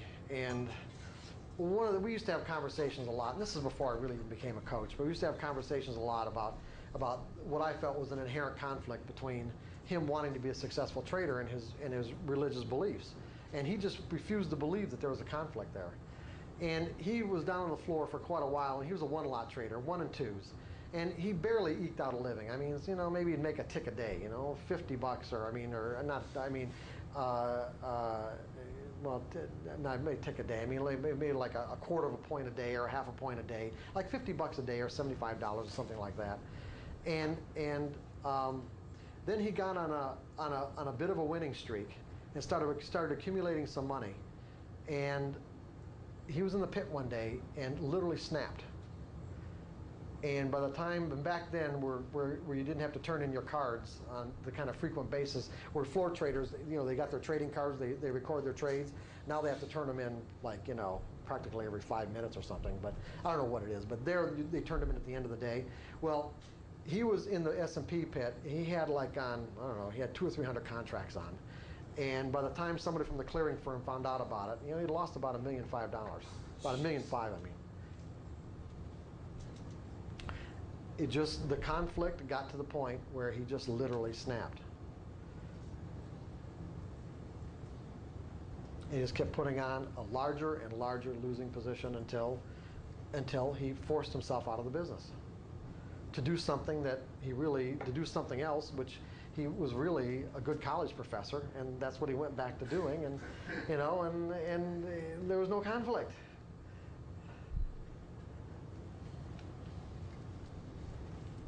Mark, would you clarify something? Sure. I think you suggested that as you de-energize the old beliefs, they drop into subconsciousness. No, I didn't say that. No, and that's not what I'm saying there either. What I'm saying is that beliefs can exist at 2 different levels. You can be consciously aware of your beliefs, okay? And they can drop down to a subconscious level of operation. And the best way that I have of explaining that is using driving as an example. Things that we learn typically do drop down to a subconscious level of operation, which basically frees our consciousness up to do other things, to pay attention to other things, what's going on in the environment, to learn something else, as a matter of fact. So for an example, what I noticed when I was in college and people would drink a lot is that there were times where not only did I observe people driving completely drunk, but even myself, where I got from point A to point B and had no conscious recollection whatsoever of how I got there. Totally unconscious. Now, I'm not saying the distance was great, but the point is that something must have been in operation that caused me to be able to drive that car to do what I did without having any conscious awareness of it. the skills that we learn do drop down to an unconscious level so that we can pay attention to other things. So that when you're teaching somebody how to drive, like the first example or the first opportunity that I ever had in my life to do that, of course, the first thing you realize is all the things you take for granted. It's like, there's a lot to driving, so when you try to teach a 15 or 16-year-old how to drive, it's like there's all kinds of skills that they don't have. They don't, the coordination between steering wheel and brakes and looking out the mirrors and everything else like that. It's like there's a lot of things they need to learn. But once they all get learned, like I said, they just drop down and they operate at that level. Now, what I think that for as many people as probably drive drunk at any given moment in our society or any society, the reason why there aren't even more accidents than what there are is because our skills do operate, whether we're conscious of them or not. But what ends up happening is that if the circumstances require a conscious decision, that's when, other than someone falling asleep, that's when someone's going to get into an accident. Is because they don't have the decision-making capacity to react fast enough or even make the appropriate decision. But if the circumstances are relatively normal, then you can virtually drive unconscious. That's even scarier. That's right. So then what we hope to get is new tricks, new beliefs that are so energized that even in our subconscious they go automatically. Yeah, they automatically work. It doesn't matter where they reside. It doesn't matter if they reside consciously or subconsciously. It just doesn't matter. As far as I'm concerned, this dichotomy between conscious and subconscious is pretty much sort of man-made anyway. I don't really believe there has to be any kind of separation between conscious and subconscious. If you want access to this information, you can have it. There are any number of techniques available to get access to whatever information exists in what psychologists or psychiatrists call your subconscious mind. It's really just a function of desire and a willingness to ask questions. That's all it really is. And you can do this to the extent that you virtually erase this boundary. I think it's, like I said, an artificial boundary between conscious and subconscious.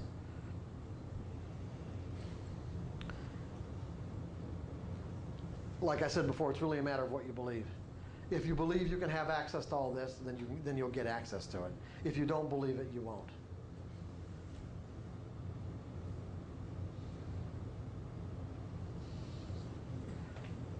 Whether you believe it or not believe it, you're right.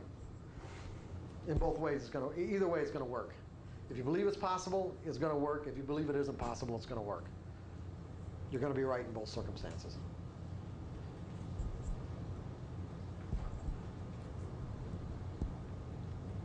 So some of the techniques that we're going to go over have to do with learning how to get access to some of this information, if you feel it's warranted and necessary.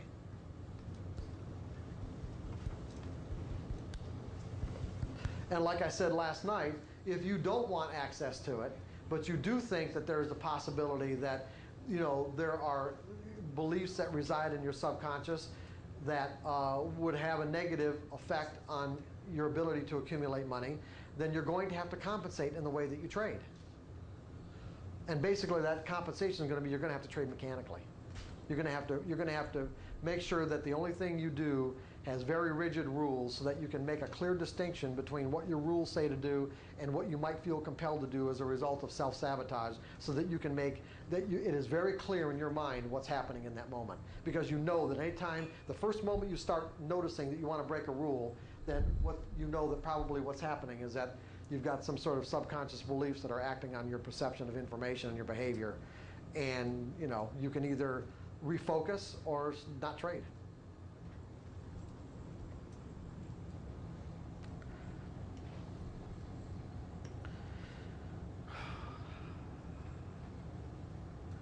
You're not getting overwhelmed, are you?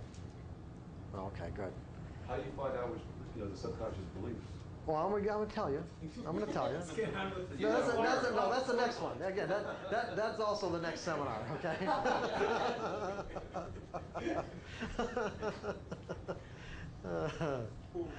What time is it? 2:25. Okay.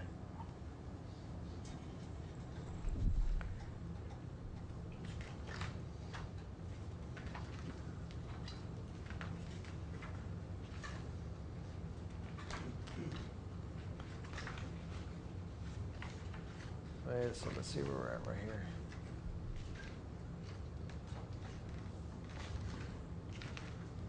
Okay, we're almost through this. I'm on page 6. I've already talked about what the truth is. What is the truth? How do we determine what the truth is? Whatever works. What's that? I like this because if you come to the market every day and you say anything can happen, and I can be right every single day. That's right. Anything can happen. If I believe that doesn't matter what happens, then I'm right. Because that's just what is. That's right. See, you're going to be right every day because as long as I believe that something's going to happen, anything can happen or something is going to happen, I'm always right. I'm never wrong. But it's the truth. I'm expecting something to happen and I'm never wrong. Whether you're making money or not, the whole other. That's true. But at least I don't have this, but at least I've taken away this potential to define and interpret information in a painful way. My expectation's always being fulfilled.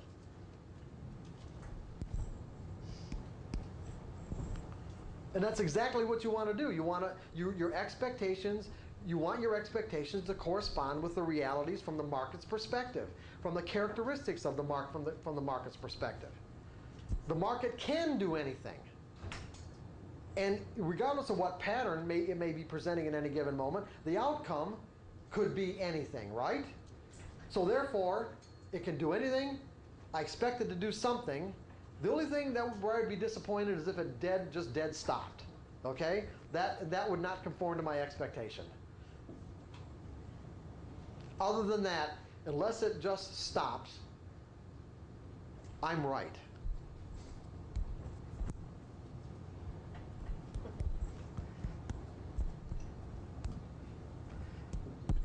And see, I've also taken away any responsibility towards or being responsible for what the market does. I am not responsible for what the market does. The market can do anything. All I need to do is be responsible for what I do, how I perceive things. Am I in an objective state of mind? Am I executing my trades without hesitation or internal conflict? Am I making errors? Am I following my plans? Do I have a plan? Why am I here? That's right. Why am I here? I'm not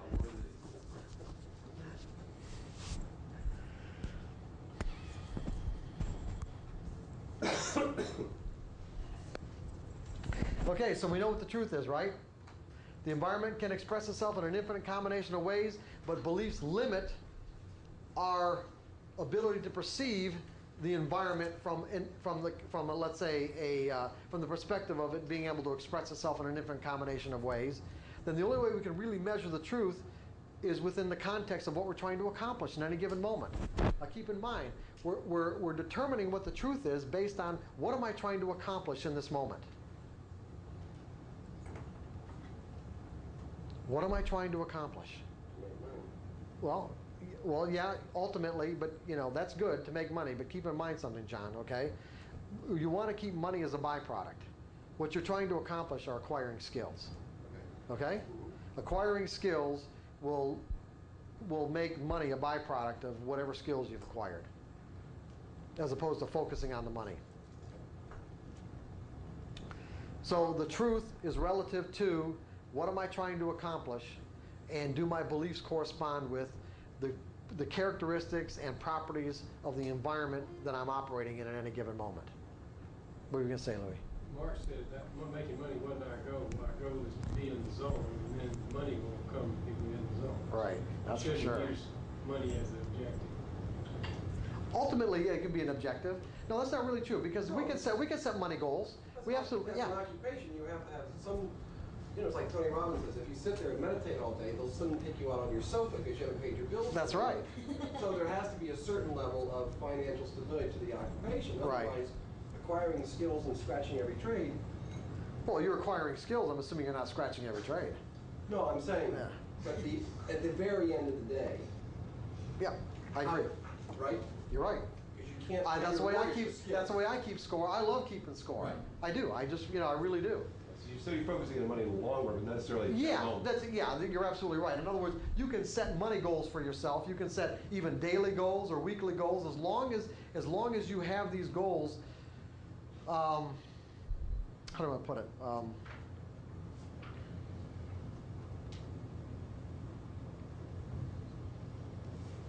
do I say?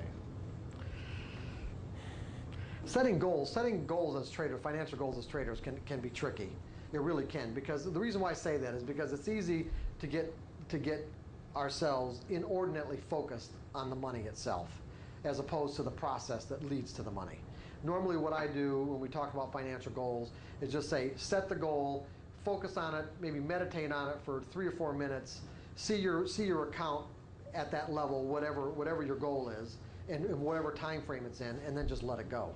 And just trust that whatever needs to be done and whatever you need to see to get to that goal will happen without focusing on the goal itself, other than in that moment when you're putting it out there.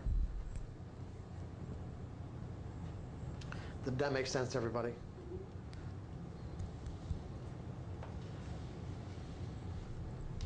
Okay, so I said that the truth, we determine the truth based, relative to what we're trying to accomplish in any given moment, and that the truth is what works.